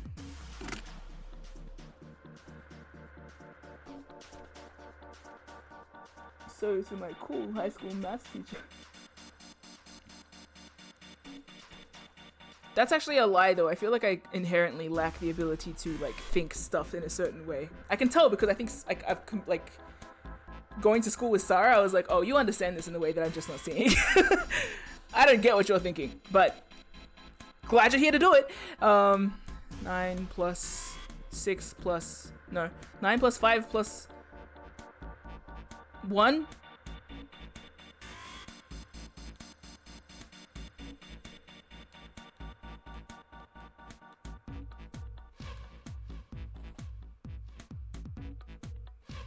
Have trouble visualizing things in your mind. Yeah, I have no I feel like the driver that understands how rooms are set up doesn't exist in my mind, which is also I think what ties into me not knowing how to read maps very much and also getting lost all the time.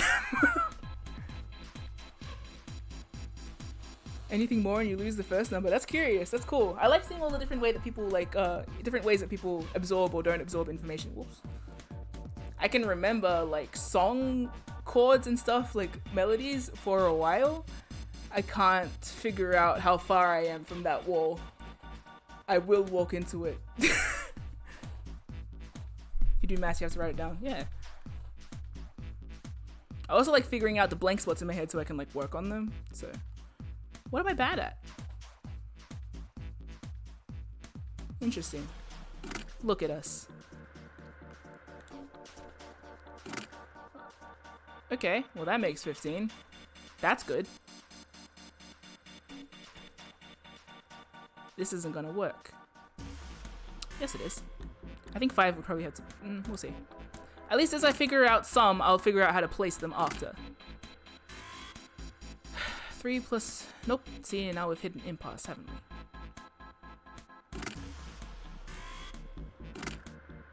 Nope. Can't be that.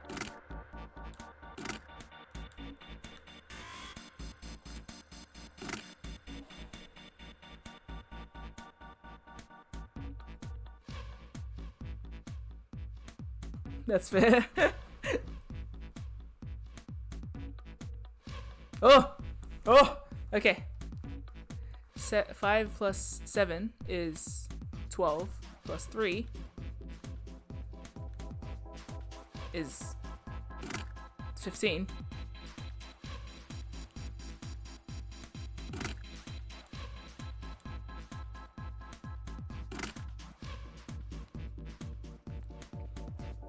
You gotta leave now? Alas. Or at least ignore. Oh, okay.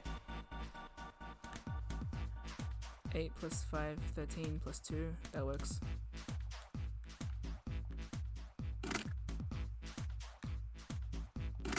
Done. Oh, no. I don't. Well, done in the central sense. Doesn't work left to right though. So we've got some equations, but not all of them. Just the position wrong then. 7 plus 5 plus 3 is 15. 2 plus 5 plus 8 is 15. 1 plus 5 plus 9 is 15. And 4 plus 6 plus 5 is also 15. But I've got these in the wrong order. So what needs to make 15 on the edges? 9 plus 4. Well, they're all fucked up. So I put them in the wrong order. No, that's fair. I think Dragonling does the same thing. Dragonling said that, like, they struggle to not tell me the thing, so they just write fic while, while listening. You'll now scavenge for food. You know what? Now this is the struggle part of Sudoku, right? This is the struggle section. You've got the equations, but you've got them arranged wrong. I might work this out on paper because it'll be easier for me to do that than try and continue to replace them on screen.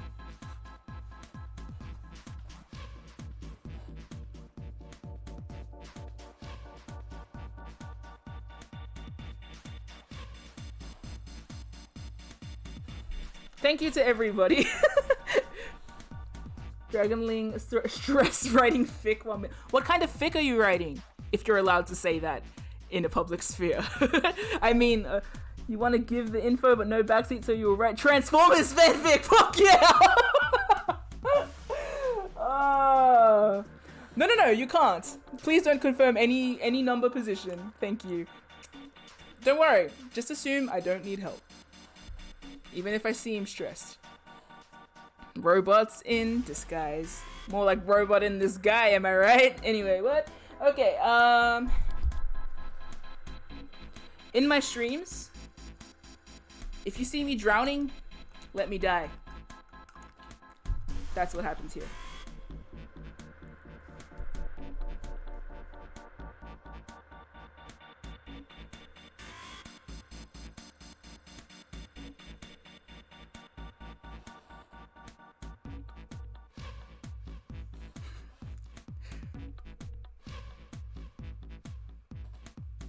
God, this pen is so sexy! Look at it! Okay. Hey, sexy. Shut up! I hate him so much. Okay. Wow.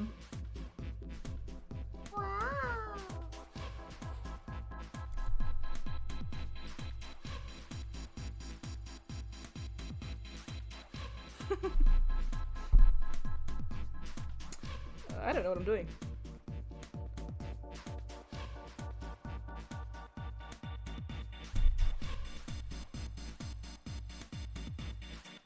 I'm blank. Like, I'm not writing anything and I'm not thinking anything either.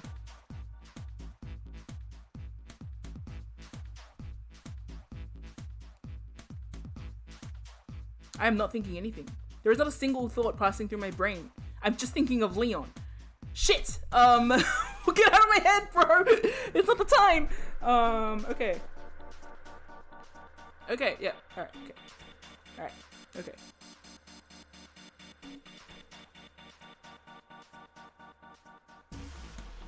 Thomas the Tank Engine theme. Yeah! We're being oh, don't! Okay. Don't make me imagine the Resident Evil cast in a Nonary game. Just kidding. I'm already here. Nothing is happening. I need to pee. Are you allowed to drop a link to the fic? Well, it depends on the fic. If it is below a certain rating, then you could possibly pop it on the midstream in the Discord server. I don't know if the chat will let you post the link. But if it is above a specific rating, then maybe just allude to it. I'm gonna be right back.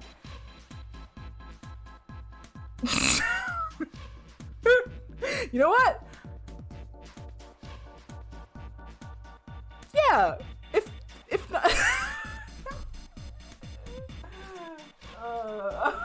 I'll go. I'm gonna leave.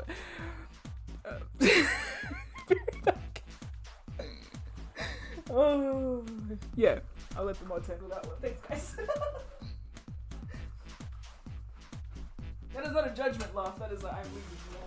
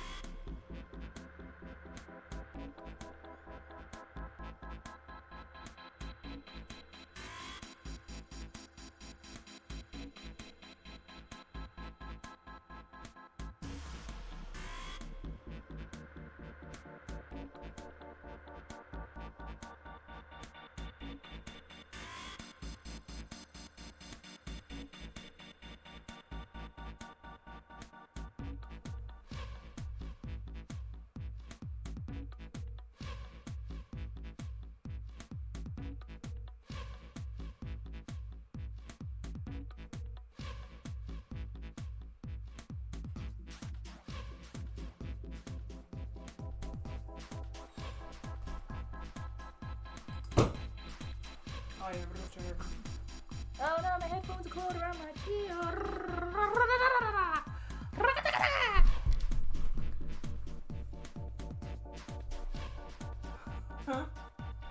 We on a snake in this situation? Oh no! Kind, gay, and dead. Hi. Scissor!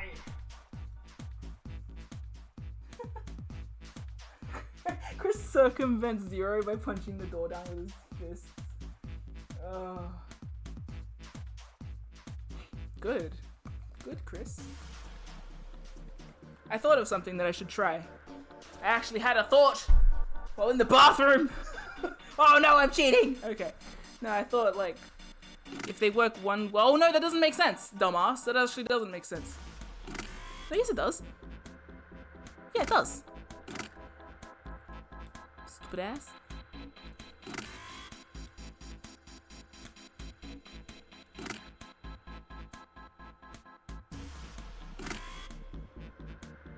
Yeah, that works. No, not that way, but it will work another way. Trust me. Just trust me. Just trust me.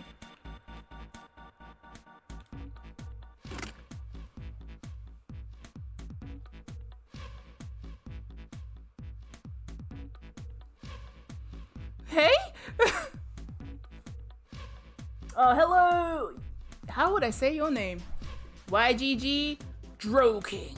Hello, King. How's it going? This game is great. I am loving this game. It is amazing. Bun Bun, I don't know what that means. Why does that feel like a threat?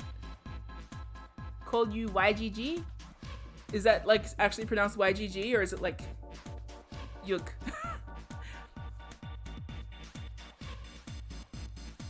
Yidro King. Eeg. Eeg! Yeah, that makes more sense than Yug. My bad. Alright. Na na na na na na na na na. Na na na na na na na na. That place, that, yeah, that equals it. Yep. And then 7 plus 4 plus 1 is wrong. Yeah, it is. But not this. Yes, that. Huh. Yeah, okay. No, wait. Use your big brain. Ah! Huh? Maybe. Scooby-Doo, maybe I got the middle number wrong, but whatever, I'll just roll with it for now. 6 plus 2 is 8, isn't it? Yeah, no, I think I fucked this up. Why do I even have it in this order? Maths! Maybe if I yell maths enough, it'll jog my brain to think like maths. Sudoku makes my brain shut off. I don't get it. You know what I think someone said to me once? Maybe it was Sarah, because Sarah used to work on Sudoku like at school all the time. It was like to imagine it not as numbers sometimes because it's really patterns and stuff, and sometimes it's easy. Or no, it has to be numbers. Maybe I'm thinking of the wrong thing. I think someone said to me that it works easily also without numbers, but it was also it was basically that the symbols were replacing numbers. So I think that was an algebraic exercise. Never mind. I don't know what I'm saying. I'm just putting my gloves back on because my hands are cold.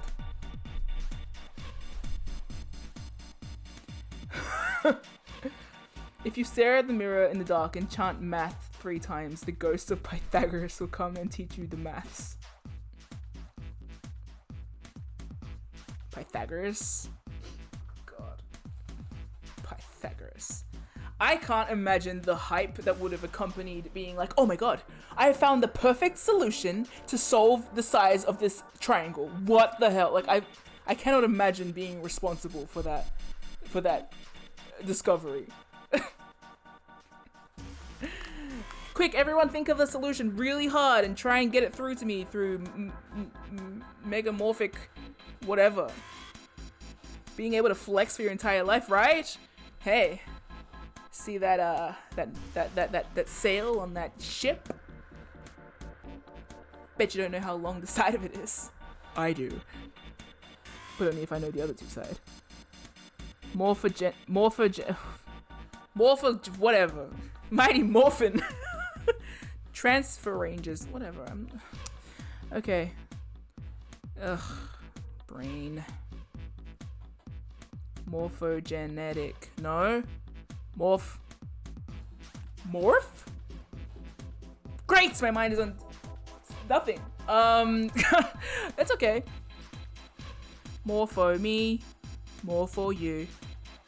Morph. Moth? Like a moth to a flame. Spam man's there. Mighty Morphin Pseudoscience. Seed. Okay. Let's try some maths.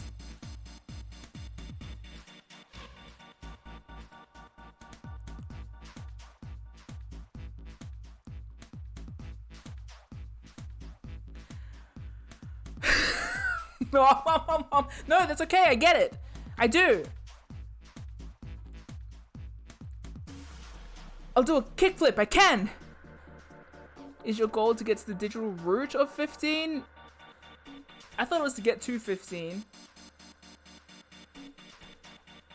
You missed half of the setup. Don't worry, I didn't absorb any of it. You might be right.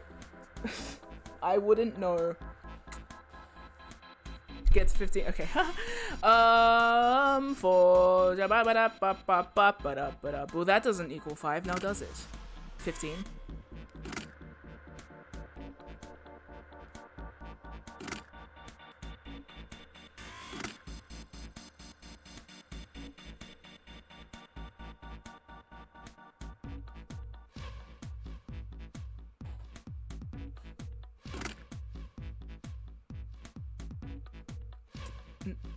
No, that won't work. Oh, yes it will. I guess. Oh shit, I'm gonna start forgetting what I'm doing. Well, I guess I shouldn't need to memorize it, right? I should just know it. No. This is wrong. Why am I switching those? Shut up. It's okay.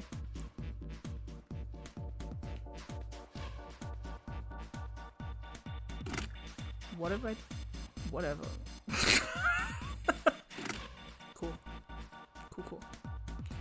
Cool. Ace is somewhere in the distance. This kind of complex puzzle reminds me of Professor Layton.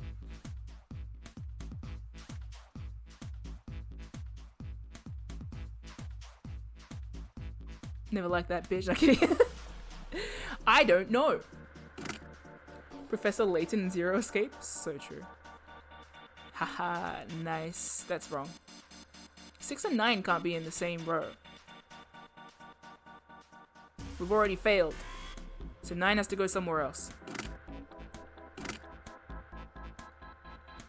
But why have I even got it in this position in the first place?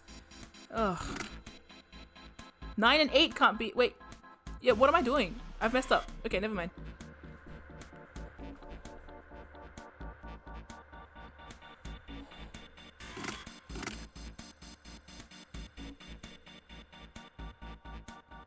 Oh, I messed them up.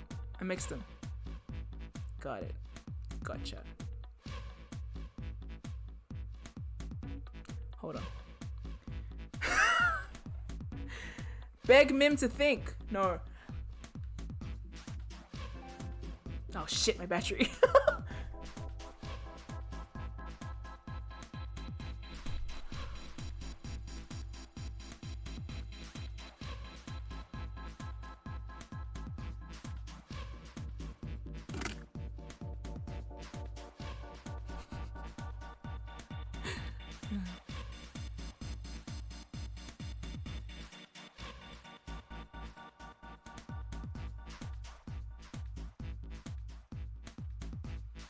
Mim is being Junpei, the brain is empty.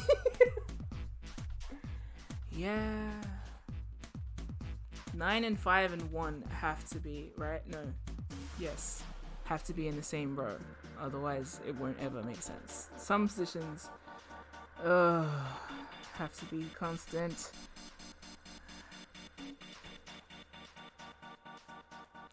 So maybe 9.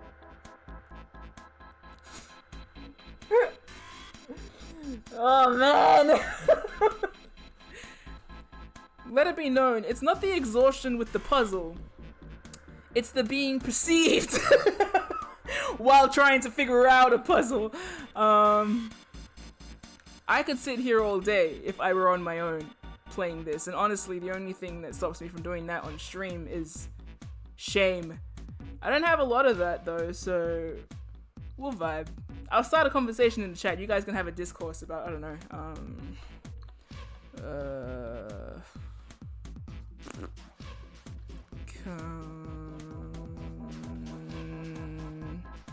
carrots and stir fry. How do you feel about carrots and stir fry? Just give me a sec.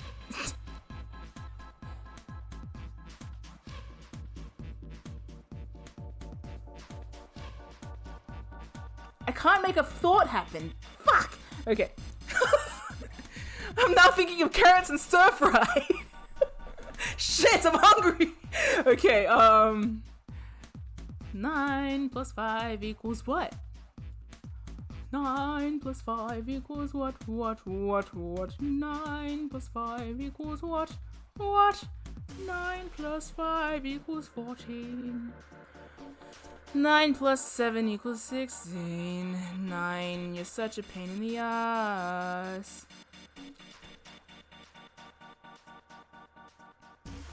Regularly make yakisoba with carrots and green bell peppers, and it baffled my dorm mates. Process of elimination eventually gets you there. So true. Did you convert them? The numbers. But now I've just started reading the chat. Okay, never mind. Ugh. 9 can't be there. Well, it can.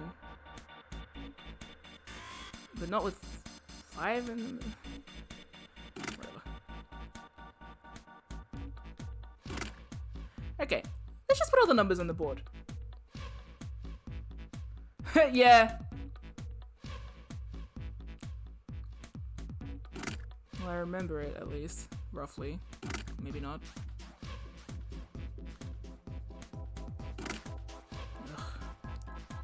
Ugh. Mom. Num.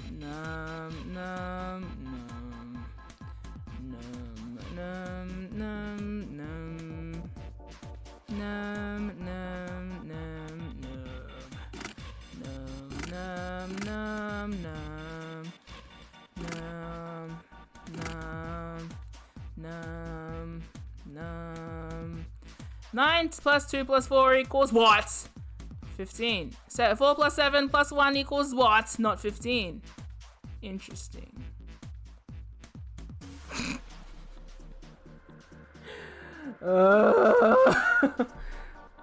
Maybe you should tidy your room. Yeah, like shrimp. Do it. Edgeworth snake and Venn diagram. Edgeworth snake and V Venn diagram. Yeah, nah. How? I've been thinking about this because I've been having Godot magic happening in my brain lately, and then I've been considering him in a Zero Escapes franchise, and it's giving me a lot of interesting points of view about his character, but I also want to know more about the franchise so I can put him in there in an interesting way. Larry would be dead? God, we'd hope so. Kidding. I'm sure he would show his wares in a situation such as that. And the very interesting question is whether Mia is there and how that changes a certain character. Or a certain few characters. Anyway. Whatever. 8 plus 5 is what? 13? Wow, I really fucked up this puzzle. I feel like I had it much closer before. Whoopsie. Oopsie doodle dandy. I made a mistake. Yeah, I made a mistake. Yeah. Yeah. I made a mistake. That is okay, but I made a mistake. And I don't remember what I did, and I opened up my book and wrote down nothing. Nothing.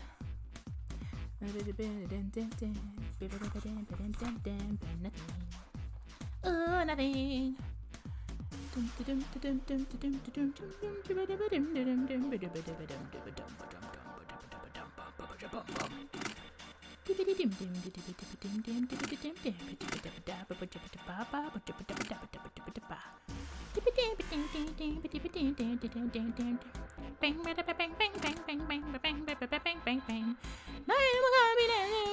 Have to be. What the fuck am I doing with this stupid situation? Remember me? I'm the one who had you, babe.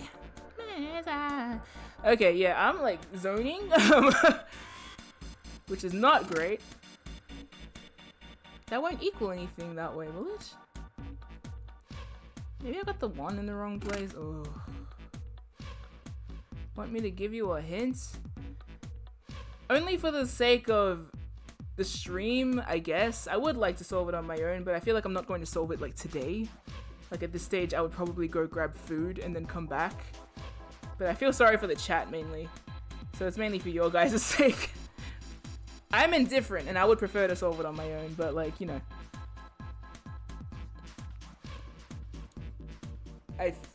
Yeah, as a streamer, I suppose. You found your passport under a comic book. Nice.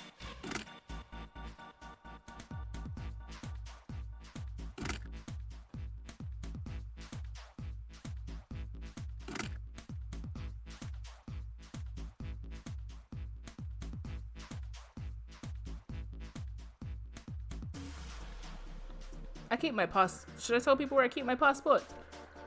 Probably not. What are you gonna do? Travel as me? Where? I feel like, wait, Sarah might be... I don't know whether Sarah is actually going to give me a hint. You can solve with 5 in the middle quite easily. Was I close before? And just confuse myself into oblivion? As always? Pretty close. Oh, good on me. Good on me for confusing myself out of it. That's very MIM core. Okay, well then let's just do it again. 4 plus... Wait, what plus 5 equals 8? Whatever. Let's just start again. Fuck off. Okay, yep.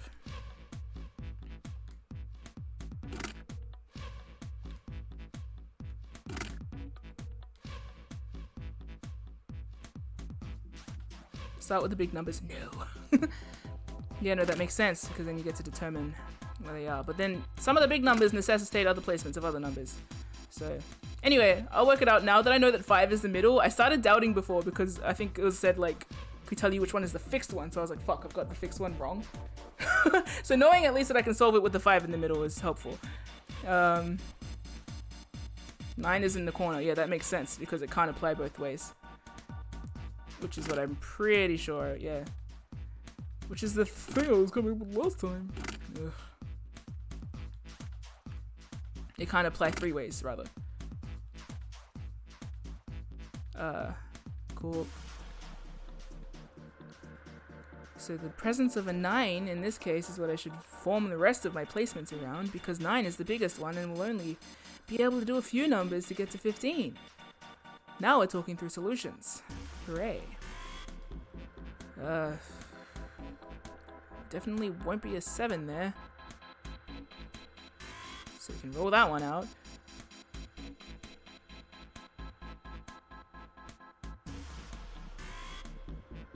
I know this one.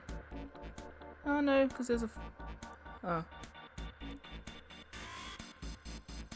Wait, yeah, no, I get it. What you doing, you dumbass? Alright, cool. No, wait. Maybe? No. Yes? No. Wait. You know what? Fuck you one. Alright, cool. Let's Doesn't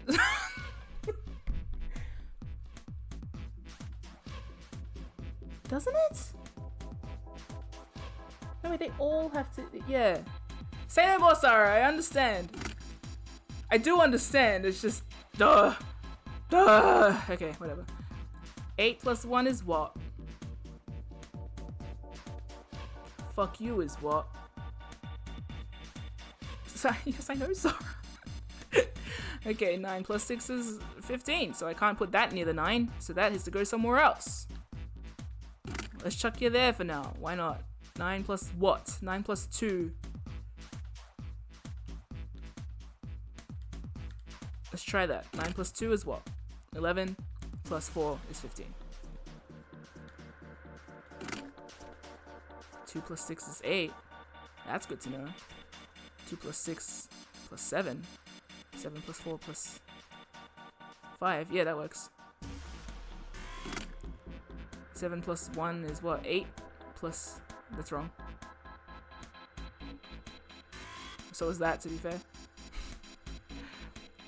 So that's in the wrong place. So is that.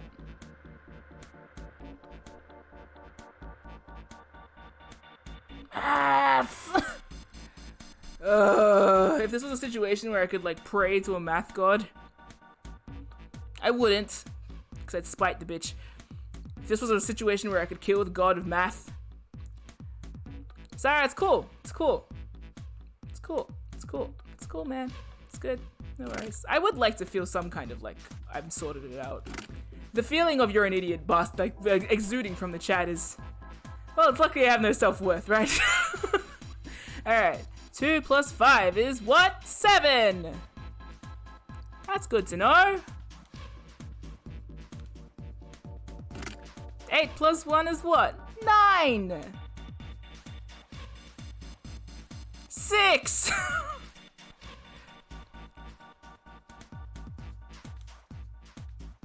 I've said nothing. Maths are like this? Yeah. Cool. 6 plus 4 plus 5? We on it! Yeah. 6 plus 2 is 8. That's good to know, because if you add 7 to that, guess what number you get? 15! 7 plus 5 is what now? Whoa! We solved it! Hooray! There we go. All pins inserted and all lights are lit. We did it! We did it. Power's on now. Looks like there's electricity going through the monitor on the top now. Alright, let's see if we can activate the device on the top. Tired. And hungry. It's some sort of boxy device. A green button, a red button, and a lever. I wonder what these do. Well, we've had green buttons, red buttons, and levers here before. It's a throwback to our youth with Sarah helping me with Sudoku. I think this might help. What the hell is this? Where'd you find this? What is that? Where'd you find it? I found it when you were messing around with the pinholes. It looks like instructions for this thing. According to what it says here, this thing's a remote control for that. That? Yeah, that. What? What's he? Oh. The TARDIS?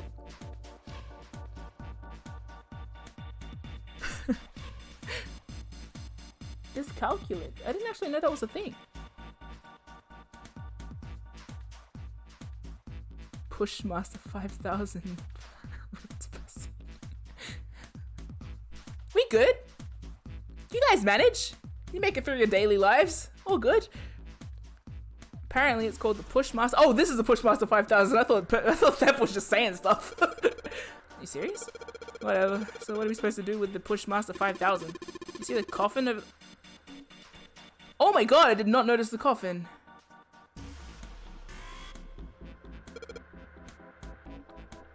That's where Snake sleeps. Don't you want to know what the deal is with it? I do. You want to check it out? You want to see a dead body? Yeah. Alright, how do you think we're gonna get there? Well, there were some crates on the right side of the fence that someone piled up like stairs. Maybe if we make a path to the coffin from there? How would we do that? Line up the crates, I guess? Yeah, that sounds about right. I guess it's just another one of Zero's puzzles. Yeah. Anyway, let's give it a shot. Cool. Looks like the Pushmaster 5000 runs off a battery. So to keep us from using up its energy too fast, it's been programmed so that it'll only start moving once the path has been completely programmed in. Alright. I'll keep that in mind. New material has been added to the file screen. Oh, material. Okay. Where? Jump? Oh, fuck. What did I press? How? What did I press?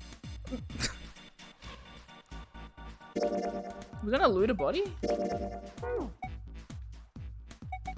Oh. Gotcha. Pushmaster 5000 instructions. Santa found them in the cargo room. In order to prolong battery life, it's advised that you first simulate your actions before carrying them out. Pull the lever to begin the simulation.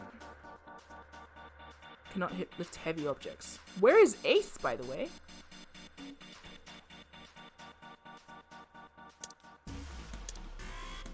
Okay. The monitor shows a top-down view of the area where we can move the machine. Once I want to send my orders, I just need to pull the lever. Can I see it? Reset button. Once I want to activate, I just pull the lever. But... Huh? Oh, right. Okay. Second, 50 moves. 50 moves? Well, hopefully I wouldn't have to make that many. 50 moves, huh? Oh man, I just fried my brain on the previous puzzle. That's alright. Keep in mind that the pushmaster can't move the heavy metal crates, okay? Got it. When a square adjacent to the... Oh, it's a slider puzzle?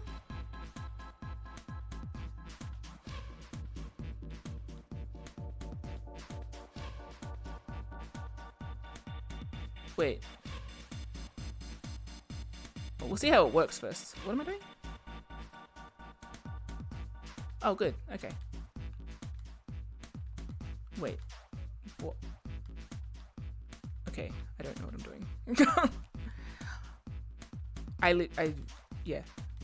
I am not sure how to... Whoa! Fuck! Oh. Oh, okay. I getcha. No, I don't. I do. Okay.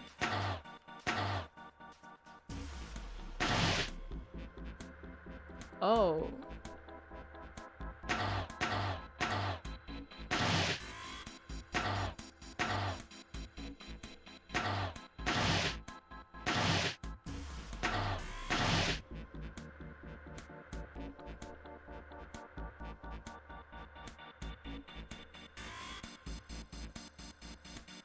Am I trying to... Okay, I get what I'm trying to do now. Alright, so I need to fill up the yellow space. Is that what I'm doing?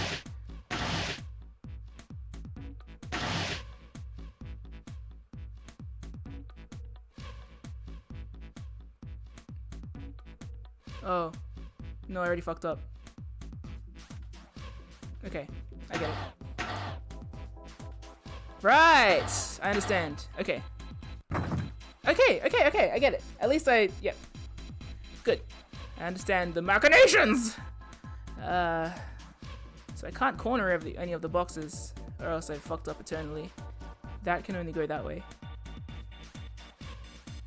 No. Yeah. Yeah, okay.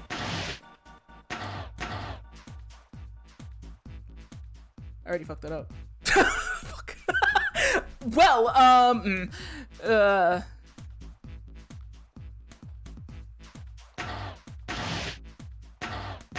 okay, well, whoopsie. I love the pushes one thing one way. Oh, I fucked it up already. Wait, no. I understand what I was getting at now. But I have fucked it up from this angle. Wait, no. You know what? Let's just try a few things. Trial and error, baby. I can't get out of here without fucking that way up, so I guess I'll die, but... Well, no, not necessarily. No, yeah, I fucked up. That's okay. We'll just give it a go.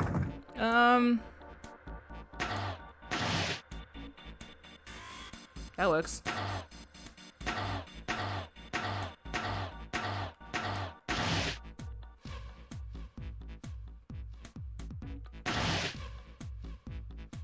Fuck. No? Yeah. No? Yeah. Fuck. Yeah. That's okay.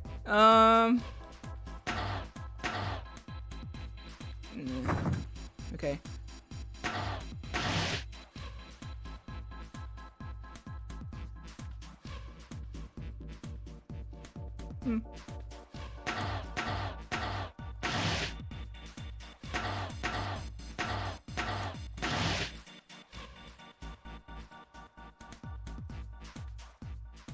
Trying to use my future vision. Just trust that I'm, if you say I'm good still, I can't see it. By the time you say I'm good still, I've looked at it and I'm like a minute out. So, thanks though, for the faith. Oh, I see everyone sending faith.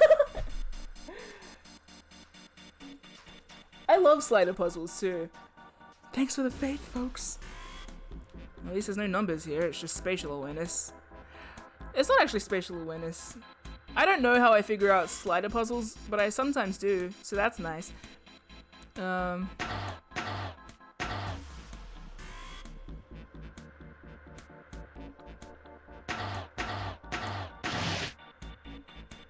Let's just try some stuff, huh?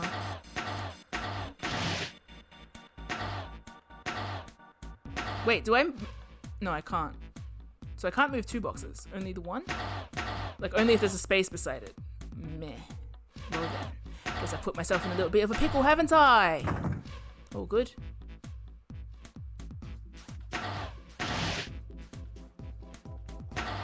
Whoops, my screen turned off.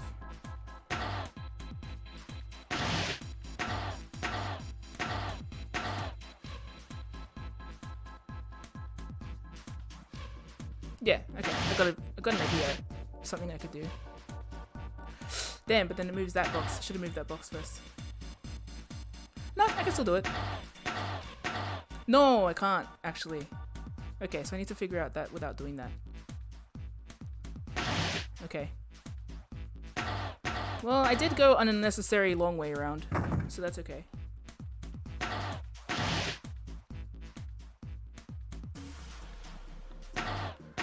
Maybe I shouldn't have done that.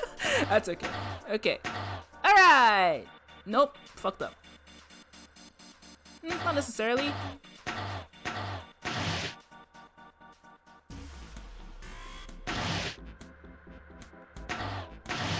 Now I fucked up.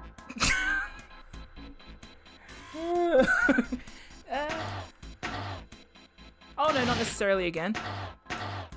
I might run out of moves. Show us your moves! But that's okay. As long as I believe in the heart of the cards and all that. I think I could get this. But not in 50 moves.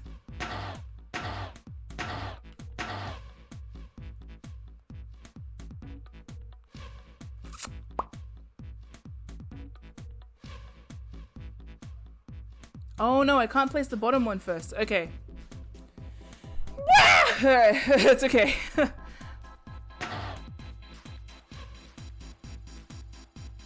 Or I could push it back around.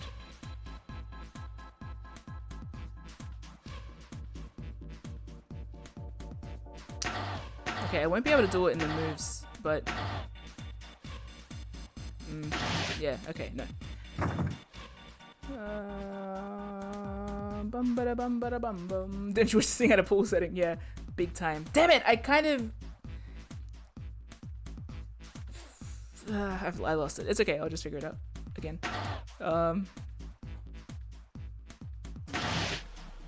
No, I don't need to get that one. Okay.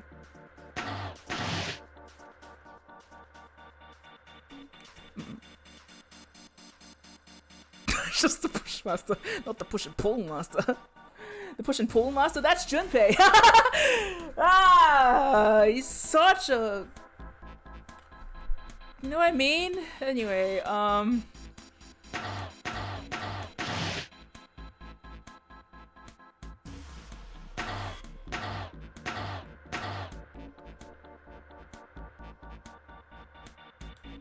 I fucked it.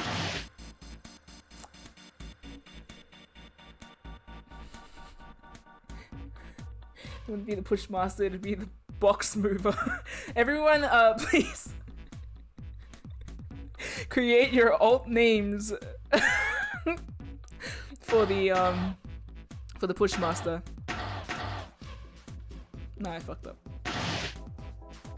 It's alright.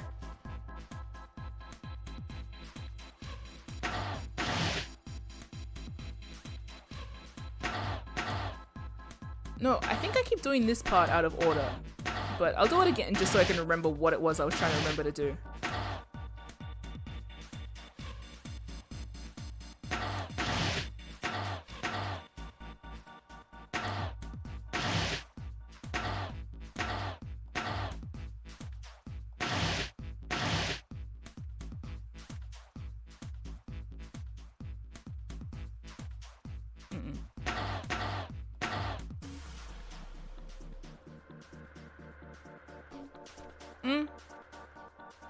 Ah, shit! No, wait, yeah, I see what I could have done. Let's try it.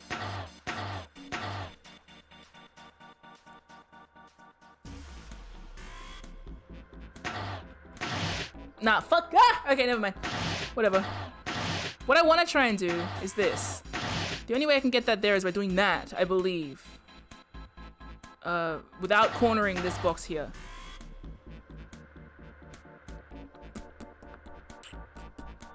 The Shovinator. The Yankety Yank Master. I know, all we need is a forky. I believe that's an Australianism. Telling you forky fies? Porcupine lies?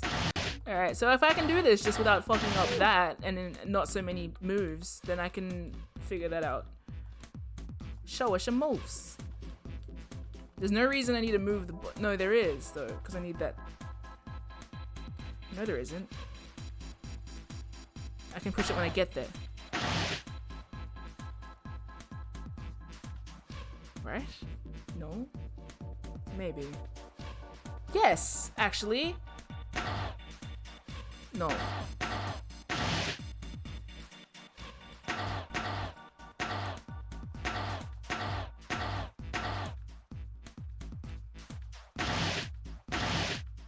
That sound. Ah. Shit.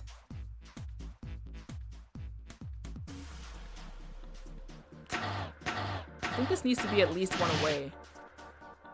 But then no. Nope. Okay. I will say, I don't hate any of the puzzles in this game. Like, I can't imagine hating any of them because they're always fun. Maybe, yeah. Cat with cup on table simulator, so true. Yeah. Any of the dismay I have about these puzzles is just knowing that, like, people have to watch me solve them for, like, 40 minutes. But yeah.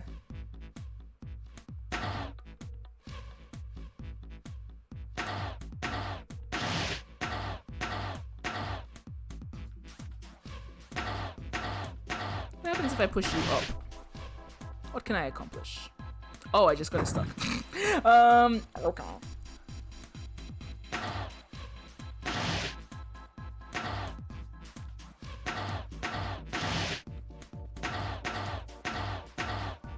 Not necessarily.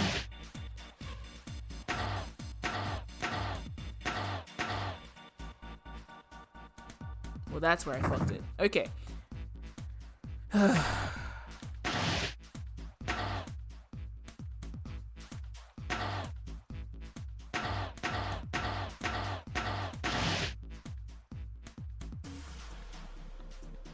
Maybe I could go around. No, it's hard with this in that area, isn't it? Wait, yeah, no, oh, no, not if I do. Oh, yeah, no, I can try that.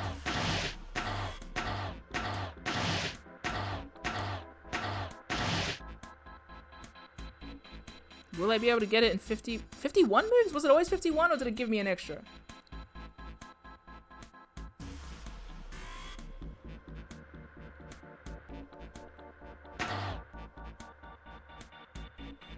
Oh, I see there's a plus pattern.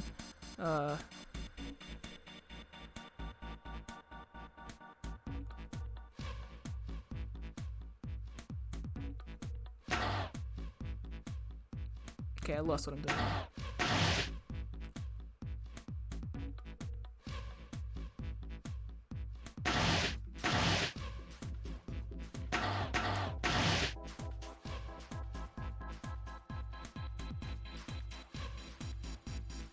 Yeah.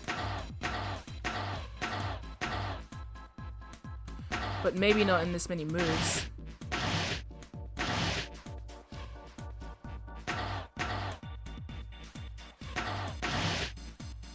Fuck. Whoops.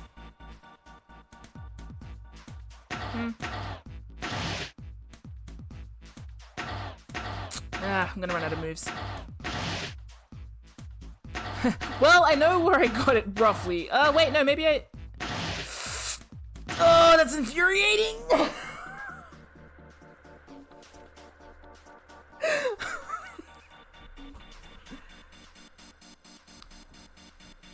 Okay. That's fine. Yeah, fuck you.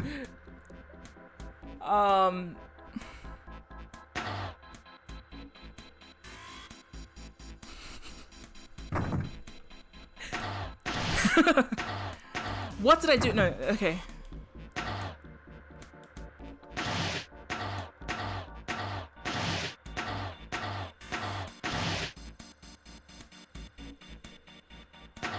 I wonder if I'm just gonna repeat it this time if I make the plus again. I didn't need to do that. Alright.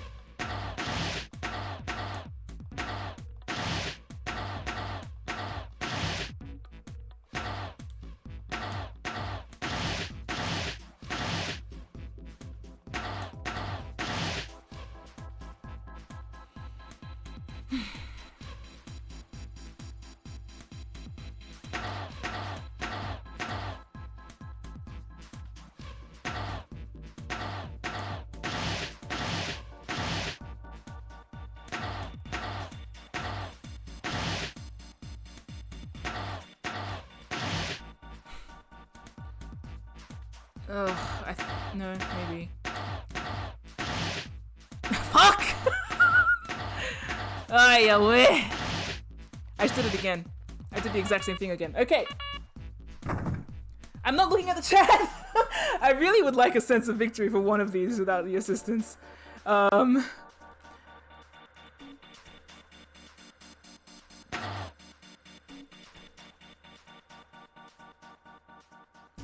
Thank you for the encouraging words. I'm trying not to look at the chat though. Let's go. Well, I should be able to solve it in less than 50. So like, why? How can I do that in less? I'll figure it out. I probably don't need to backtrack so many times. You're just here to be festive. The only one I know that I want to place ahead of time is that one. But maybe I'm wrong about that. Oh well. I'm gonna end up repeating it.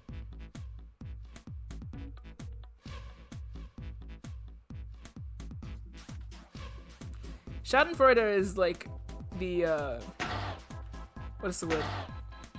The remedy to backseating, actually. And it's funny that, like, compassion is the bane of backseating. Well, not the bane, like the core of it. It's the people that enjoy watching me suffer. They're the ones that get to sit here and have a lot of fun. Right. That should be better.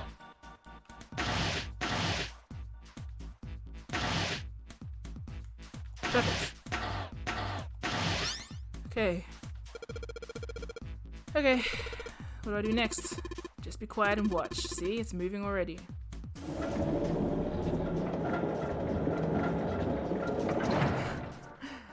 Thank you for taking joy in my suffering, I guess. Awesome, the Pushmaster 5000 just did what I told it to and lined up all the crates. Great, now we can reach the coffin. We just need to... Great, now we can reach the coffin. Now we just need to climb those crates over by the fence. Great, now we can reach the coffin.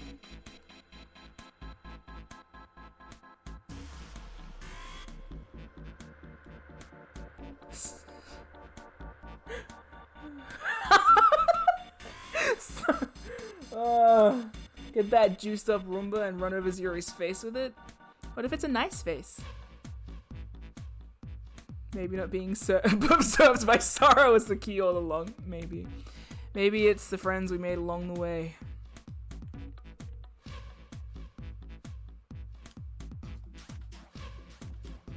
What's this little box? Whatever. Coffin time. Mummy! Oh, the mummy! Mummy! Oh, you're awake, old man. Just kidding. Shut up, Santa. You're so cute. Really? Schrodinger's MIM? Maybe it's the 9s we found along the way. Who plays quote wall? Ig. Wait, Ig? Was that your name? Or Ig? Ig? It sounds like you're gonna bring out a Kiwi accent. You said Ig! You got bacon and you got eggs! Yeah, he's a bitch ass. Okay.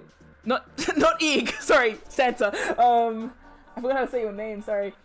Okay. Sai, really? Whatever. Just open it. You open it. Oh wait, adventure screen. Oh yeah, let's go back. They walked slowly past the row of crates. Hi, Ebony! Oh, you have turned up at a time. We are at the potentially one end of one route. I don't know if you've been watching the VODs, but this game is a lot. Past the row of crates until they came to the coffin. They stopped and nodded to one another, and Junpei put his hand on the lid. Santa smoked heartily at his own joke. Junpei grumbled and shook his head. Whatever, just open it. Okay. Junpei resisted the urge to remind Santa that he would have had it open a long time ago if Santa hadn't interrupted, and quickly threw the lid off the coffin. They peered inside.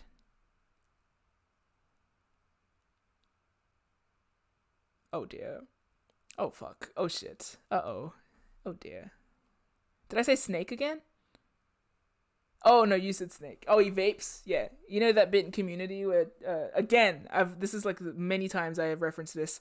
Troy like takes a cigarette and then eats it because it's a candy cigarette. That's, yeah. Anyway, I'm talking about this to avoid the fact that there is a gun. Hey, what does a pregnancy test look like? Yeah, so this is definitely a gun. Yeah, okay. Contrary to what they'd expected, the inside of the coffin was quite large. It was mostly empty, but not completely so. Laying on the bottom was a rusty key. And something else. And something else. A small key and next to the key, a gun? A nice one.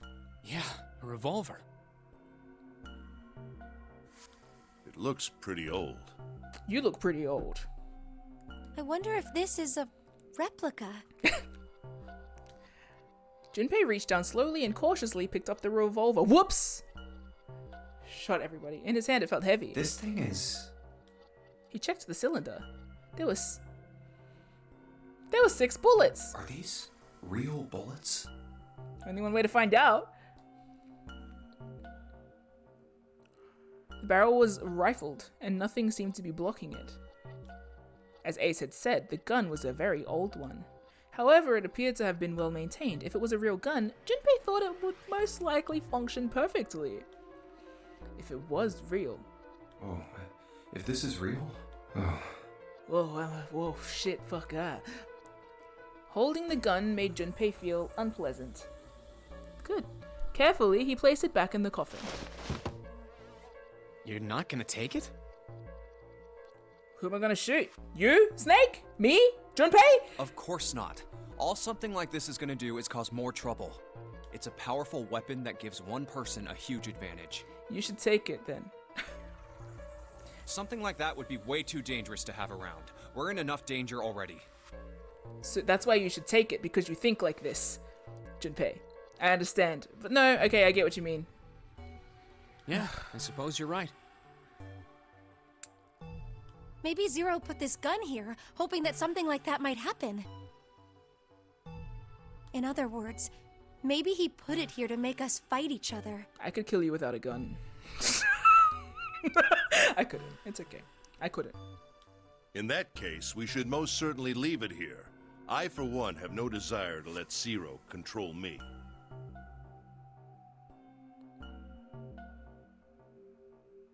We should empty it, though. Like, we should totally empty it. I see that Zika said the same thing. Yeah, we should, like, absolutely empty it. Me neither. So let's leave a loaded gun here. The others nodded. They had no desire to be under Zero's control either. Okay, we've got that figured out. But you aren't gonna leave that key in there, are you? We should absolutely take the... Of course not. We'll take that with us. Junpei picked up the rusty key and slid the top of the coffin back into place, the gun back where they had found it. I admire your spirit, friends and family, but... A rusty key! Maybe I can use this. I guess we'll leave the coffin behind. I want to check it again.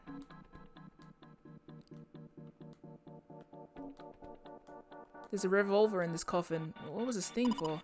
Jumpy. I know, I'll be there in just a minute. I think that maybe too, what room are we in again? 6? What is 4 plus 1 plus 7? Maths. Jesus Christ. No, I wouldn't have made it.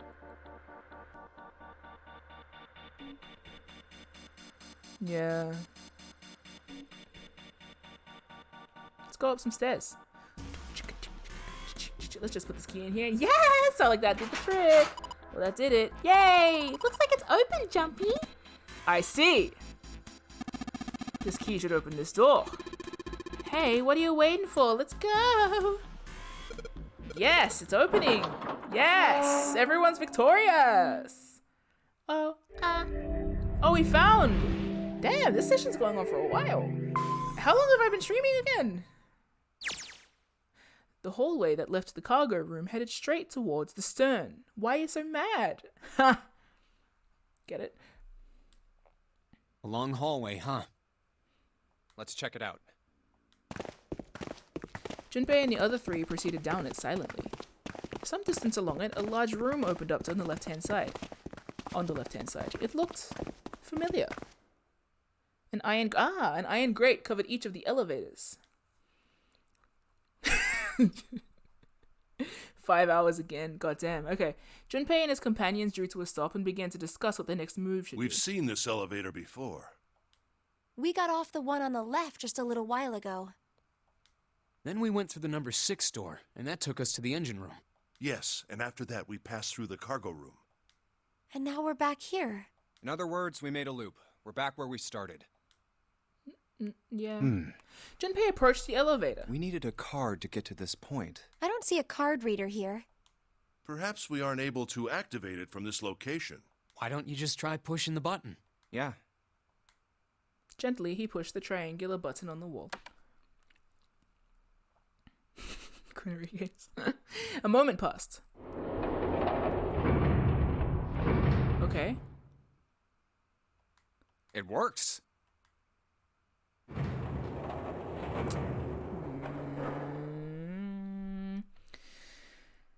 The elevator door opened and then eventually shut again. I think so. Pushing the button had apparently restored power to the elevator. Good. Now we can go back if we need to. Bene, now we have a way up in case we fall. What do we do? Should we return to C deck? No, this hallway keeps going. Even if we do end up going back, I think we should see what's down there first. I agree. Let's go. The decision made, Junpei and his companions left the elevator behind and continued down the hallway. Sometime later... Looks like it ends here. Santa, who had been walking several paces in front of the rest, suddenly stopped. Only one door. They searched around just in case. There isn't anything else. It's the only way to go. It was a door or nothing. All right, let's open it. Junpei took a deep breath and readied himself, then grabbed the doorknob and pulled the door open. Pulled the door open. That's a push, but whatever. He paused for a moment, then stepped through into the room. And there he saw the number that had hung over their heads since they'd woken up. 9. Oh, wait, hold up. 1 plus... The 9 door. Stop with your freaky piano! Like the... like numbers on every other door, this turn 2. Now I'm very nervous. Stop! Now I'm very nervous about this 1 on my door. Maybe that's a numbered door. Sai? Did Sai send me a numbered door? Anyway, Sai would send me a numbered door. If any one of my friends was going to be like 0, it'd be Sai, probably. No offense, Sai. Or compliments to the chef, Sai. Anyway. Okay. Was a rough shape made of red paint. The door was set into the back wall of the room. We found it. Junpei leapt towards it with a sudden burst of hopeful energy. It was a large double door, heavy and full of solemn importance. He grabbed the door handle and shook. Of course it wouldn't be that easy. Oh shit. Don't worry about it. No worries. Oh, shit. No, sorry. I'll keep my brain where I am. Okay. The red sat on the wall next to the door. Displayed on it. Vacant. Huh. Yeah, like my brain. And yours. We finally found it. Junpei felt himself overwhelmed by a torrent of emotion. At last, they'd found the exit, but cold gripped his heart, and he knew all too well why. As he stood, frozen, unsure of what to think or feel... Jumpy! Huh? Look! Behind you! He spun around, and couldn't believe what he saw. What? A 9 door. There's another one. Oh! Now that changes things! Why? Junpei's voice was barely audible, even to himself. Oh no! He stumbled towards the second door as if somehow compelled. Why did I not think there would... Yeah, okay. It was a small single door. It sat in the starboard corner of the room on the same wall as the door they'd entered from, but in the opposite corner. 9, no matter how you look at it. It could be a Q, but... The red is there too. So this is a real one? First things first. It's the realist. Junpei shook the door handle pointlessly and muttered to himself. Why the hell are there 2 doors? I mean, that's good, right? It was Santa who answered. There were always 2 doors. I mean, if you think about it, Zero never actually said there was only one door with a 9 on it. It is hidden, but an exit can be found. So true. Seek a way out. Seek a door that carries a 9. Of course, we just assumed that there was only one. So true. After all, why would there be more than one? Oh, man. We fell for it. We did. There are 2 doors. There are 2 doors. That means that all 9 people who had met at the central staircase could escape. No one would be left behind. Alas. Oh, Now it makes sense why the bracelets are numbers. 1 through 9. Divided into teams of 4 and 5 people. The digital root of both teams ends up being 9. Take 1278 and 34569 for example. The digital root for both teams would be 9. Or 2349 and 15678. The digital root is still 9. There are a bunch of combinations that work and they all end up the same way.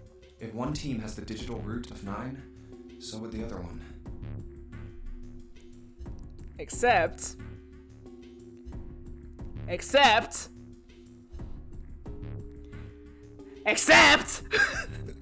Oh boy. What does that mean?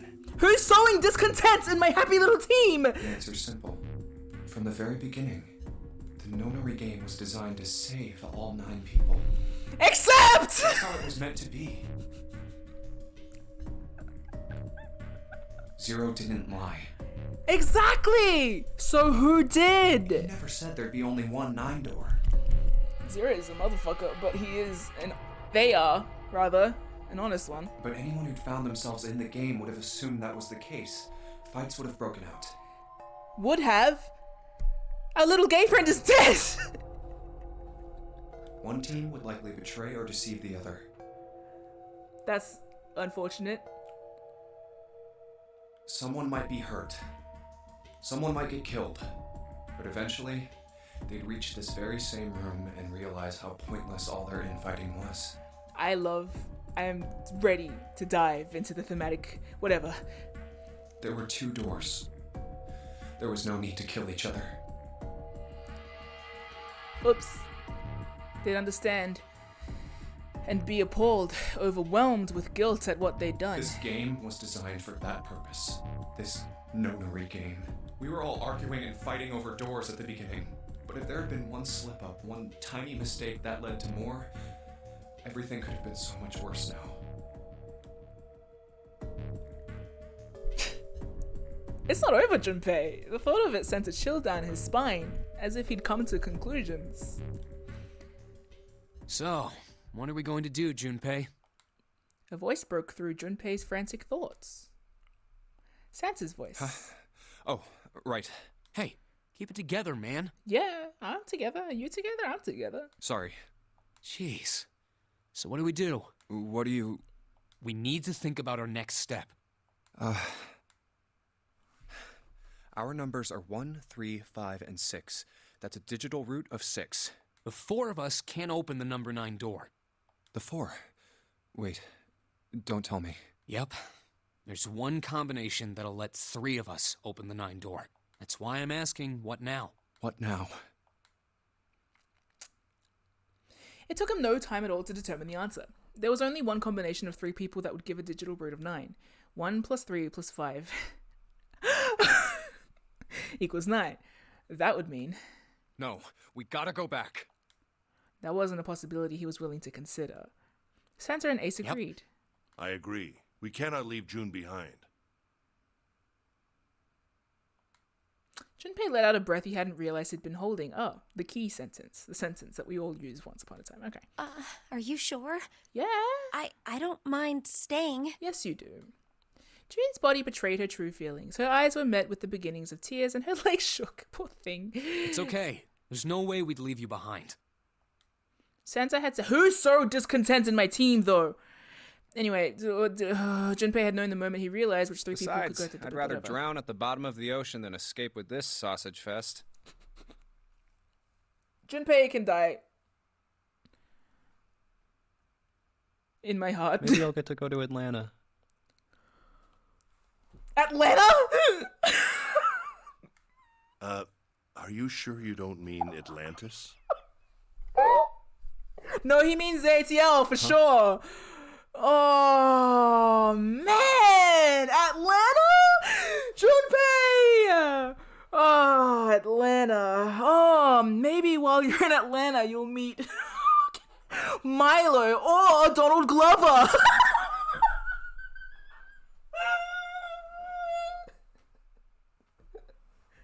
Maybe you'll see a school of marching. He's so embarrassing. Oh, no, okay, you know what? He's actually very good. If you ever feel, like, embarrassed playing this game, you can just be like, well, I'm not Junpei.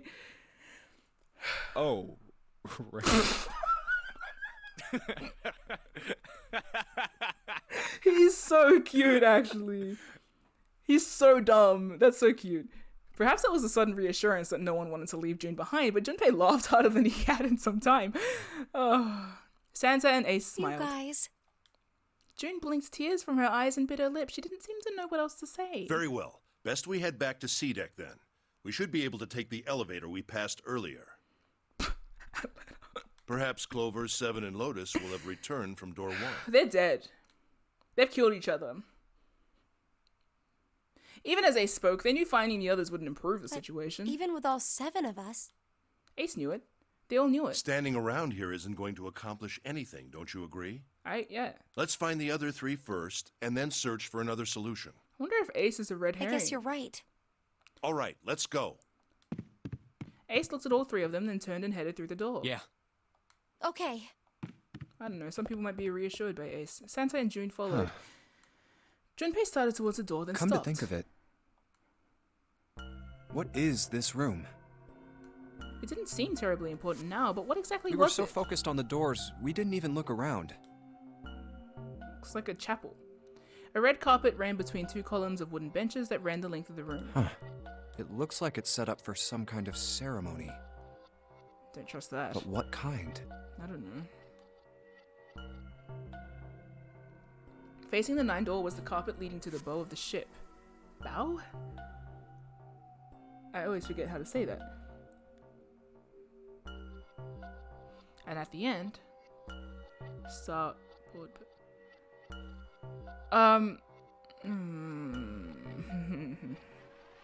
Was it an altar, perhaps? There was a small rectangular alcove at the end of the carpet, and inside the alcove was a raised platform. Resting on top of the platform was a coffin. A coffin? What on earth is a coffin doing in a place like this? But before Junpei had time to answer that question... Hey, Junpei! The hell are you doing? Let's move! Thinking! Santa's voice echoed in from the hall outside. Right, okay. I'll be right there. Junpei turned on his heel and left the quiet, somber room.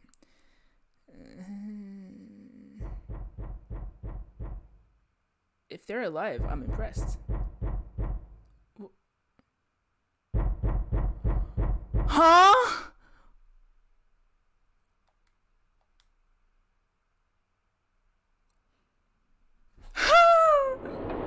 What do you mean? Thump, thump, thump, thump.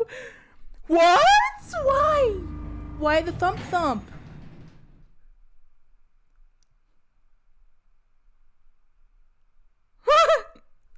Good.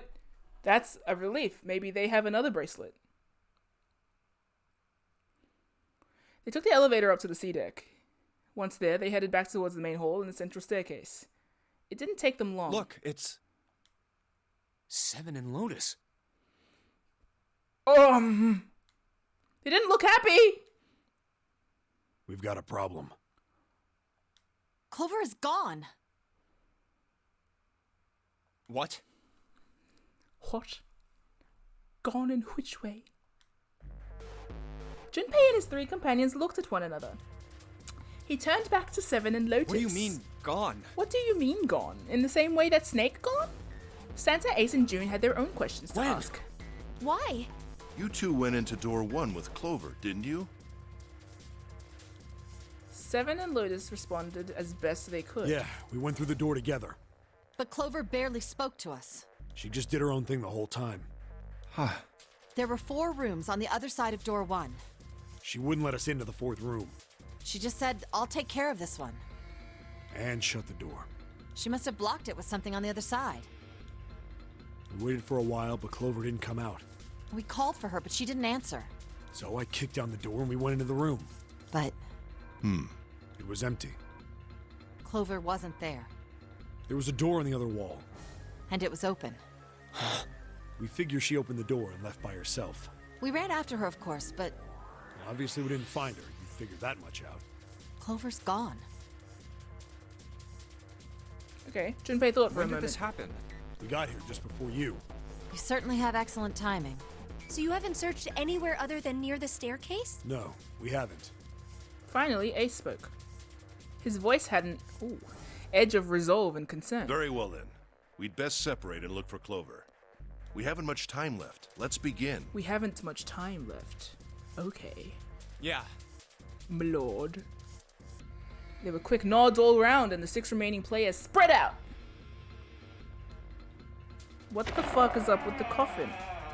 Junpei and June ran to the central hospital room and looked She's around. not here. She's not here, bro. No, she isn't. They searched a little longer, but with no luck.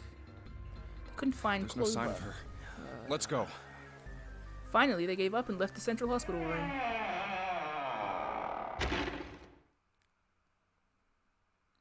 Slowly, they made their way back to the hallway.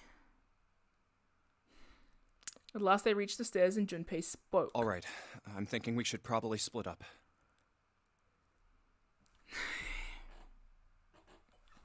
I'll head back to the stairs and take the elevator down to E deck. Why? June, you can take the stairs up to B deck. All right, that sounds good. Does it? But, What? could you stop calling me by that code name when we're alone? Huh? Sure, right. I'll do that. Alright. Go for a swim, Junpei.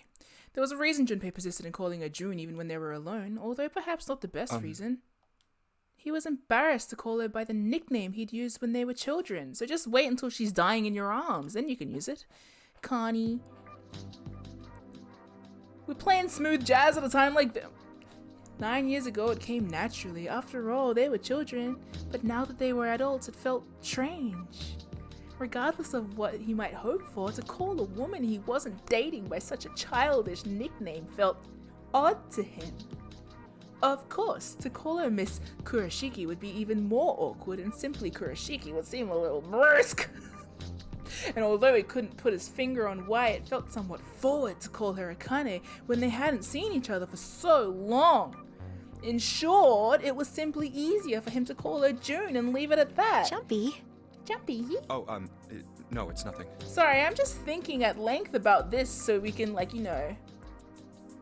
leave. All right, I'm going then. Okay, bye. Yeah, be careful, Kane. You're so stupid, Junpei. June, or perhaps more appropriately, Connie, blushed and smiled. You be careful too, Jumpy.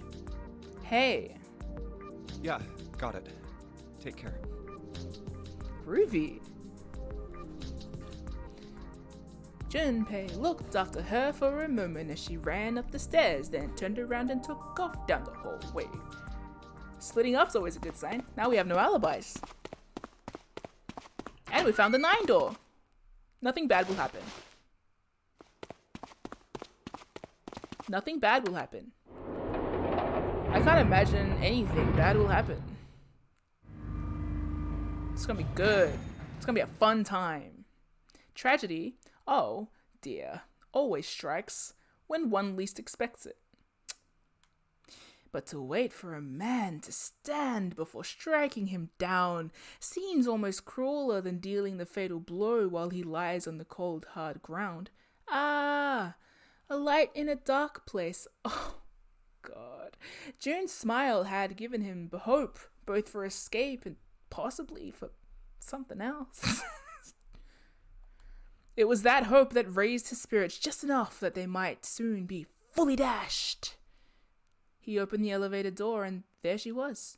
A woman sat slouched against the wall, Lotus. Junpei felt his blood turn to ice. Her body was limp, and her skin smooth and pale as always. Was covered in bright red blood. Din dun! Junpei felt his chest constrict. He couldn't breathe, and his legs began to shake. A slow, cold drop of sweat trickled down his back. He felt his stomach somersault. Junpei's mind went blank, all his thoughts replaced with endless hissing white. Driven by little more than instinct, he began to walk towards Lotus slowly. Each slow movement of his stiff limbs brought him closer to her corpse. Finally, he stood next to her. Robotically, he bent down and put his hand against her neck. There was no pulse, no rise and fall of breathing. She was slightly warm. Something, somewhere in Junpei's shaken mind told him that, meant she had been killed recently. Yes, Junpei thought, his mind slowly returning, she had been killed. Someone had killed her. People die when they are killed. There was a deep cut on the left side of her chest. Blood still oozed from it, although clearly her heart had stopped beating some time ago. The weapon had been a knife then? Perhaps she had been stabbed in the heart once. Shit, she would have died immediately. He took little comfort from knowing she must have suffered very little. Only then did Junpei notice. Lotus's bracelet was gone. Lastly, let's discuss how to remove the bracelets. There are only 2 ways to do so. 1. You escape from this ship. 2. More heart rate, which is 0. In other words, once the bracelet is taken outside the confine of the ship, or detects that the wearer's heartbeat has fallen to 0, it will shut down automatically. Was that why the killer had ended Lotus's life? So that they might have the number 8 bracelet? If that was true, then the killer was whoever wanted the number 8 bracelet. Or perhaps more accurately, the person who would gain the most by obtaining the bracelet number 8. Who was that? Who would benefit the most from number 8 bracelet? The thought had only just entered Junpei's mind when... Fuck! He heard a noise! A sound like a sharp knife cutting through wet meat. It struck him as strange that the noise came from inside his own body. Well, that's freaking unfortunate, isn't it? A moment later, the pain hit him.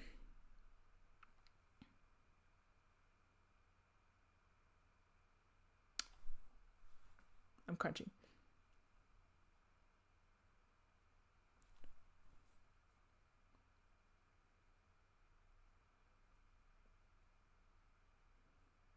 I mean, technically. It wasn't merely pain, there was heat, extreme heat as well. He felt as though molten iron had been splashed against the side of his body. Finally, his brain made the connection. He had been stabbed. But where? His body was quickly going numb. He couldn't tell where the knife had met his flesh. Given the circumstances, however, he had most likely been stabbed in the back. Whoever had killed Lotus had now done the same to Junpei as well.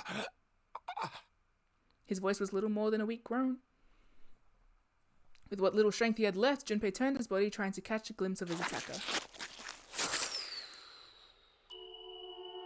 But as he did, the knife dug itself in deeper, twisting viciously. Yikes.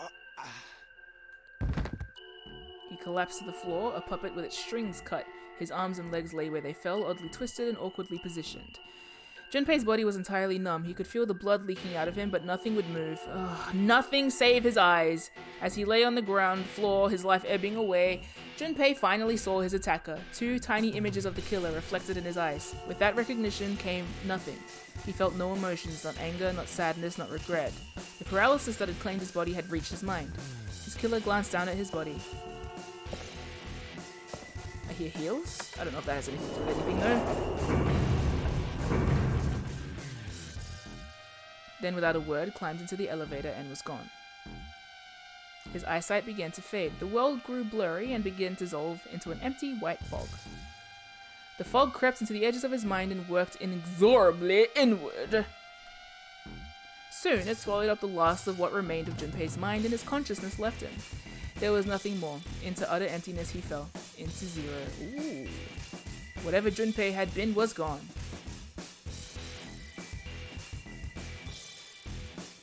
Bad end? It didn't give me that last time and that was a bad end?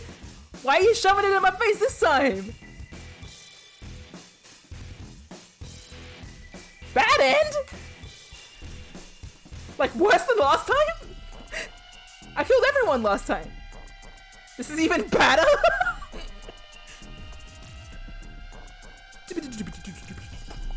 Anyway, okay. How is this one worse than last time, I wonder? I still died.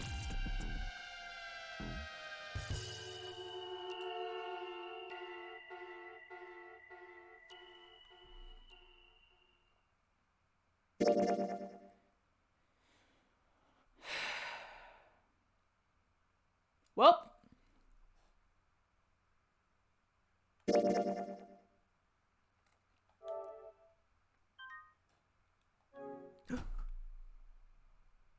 Fuck! What just happened? Did that work or did that not save? At least it saved on the flowchart, but it didn't save. Fuck. What do I do? Oh, shite. That's pretty unhelpful. Just save again. Okay. How about I just start from here?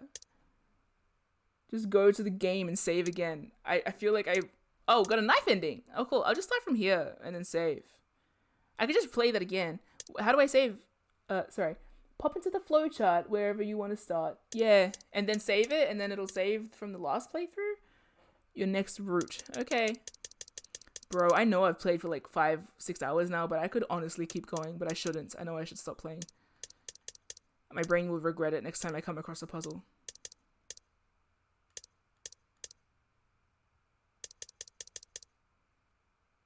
So wait, quick question, because I get my buttons mixed up. If I start from here and then save, will it save my previous playthrough?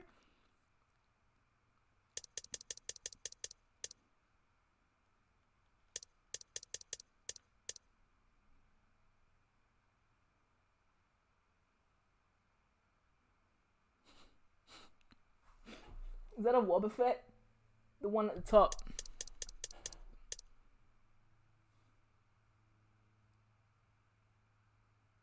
So if I jump here, I can save and it'll save my previous playthrough. Okay.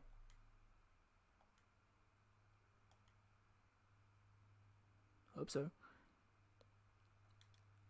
Now we save.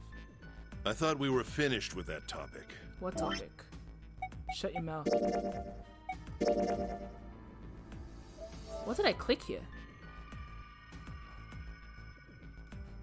God, I want to keep playing so bad. Oh, cool. It saved my life. Okay, good.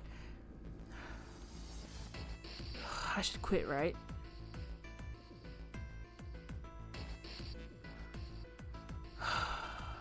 Okay. I should stop, right? I should stop streaming. I really want to keep playing. I can play tomorrow. Ruminate? No. I got an ending. Okay. Fine. Yep. I'll quit.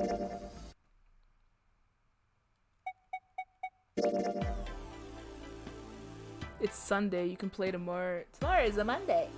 But yeah, time to stop. Fair, I have things I need to do and stuff. Alright, well that was entertaining. Off the top of my head, It's Sunday everywhere else in the world except Australia. Stupid ass country. Okay, let's go to my roll credits.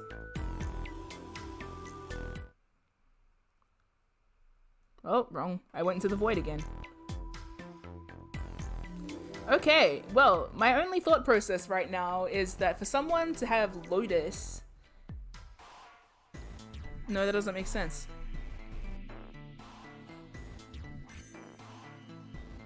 I can deduce a killer, but I don't know.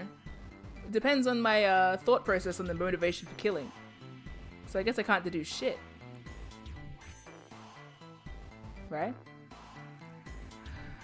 Deduction, deduction, deducing, spaducing. And off I go. Yeah, it does give me a bunch of combos to get to 9. Yeah, it does. See, the thing is, Lotus is a kind of giveaway because we know that the bracelet is stolen, and so it just depends on if Junpei's bracelet is also stolen. Not really, because the person left before they seemed to get the bracelet off him. So maybe he's just a crime of passion. He's just a fuck you, I guess. And my main quandary here is what the fuck is up with the coffin with the person in it? Why? Why is the coffin thudding?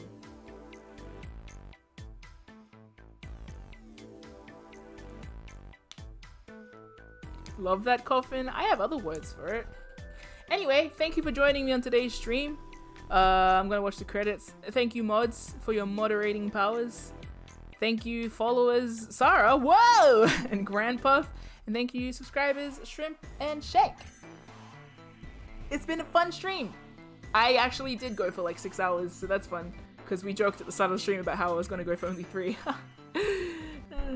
But yeah, I too am excited for more. This game is just occupying all of my brain. It's really regrettable. I'm kidding, it's fun. Okay, I'm gonna go now. Thank you everyone for tuning in. Feel free to join the server if you want. Feel free to join the Discord server if you want. I might stream tomorrow. We shall see. If I do stream, I'll stream early so I can get ready for Salt to Call update. That is Salt to Call, STC, if anyone wants to drop the link. Yeah. Thank you, Dragon Ling. I'm really keen to play it. And it was actually Microm who said, like, why can't you play it during the week? And I was like, well, usually it's because I'm playing Miitopia. But I really want to play this. Maybe? Who knows? I don't know. It's actually so that the Aussies who have work, like, can tune in, really. That's why I go on the weekends. But anyway, we'll see. I would like to play it while it's fresh in my brain. And before I get any spoilers. Okay, look, it's like a fish. Anyway, everyone who's watching the VOD, have fun with the elevator scene. And I'm gonna go now. All the best. All the rest. Oh, Dragon Ling. Okay. I'll keep that in mind. I can skip a lot of parts now. You're right. Okay. It's good to do stuff closest to each other so you don't forget the details. Very true. Okay, well, we'll see. All the best. All the rest. See you later. Bye.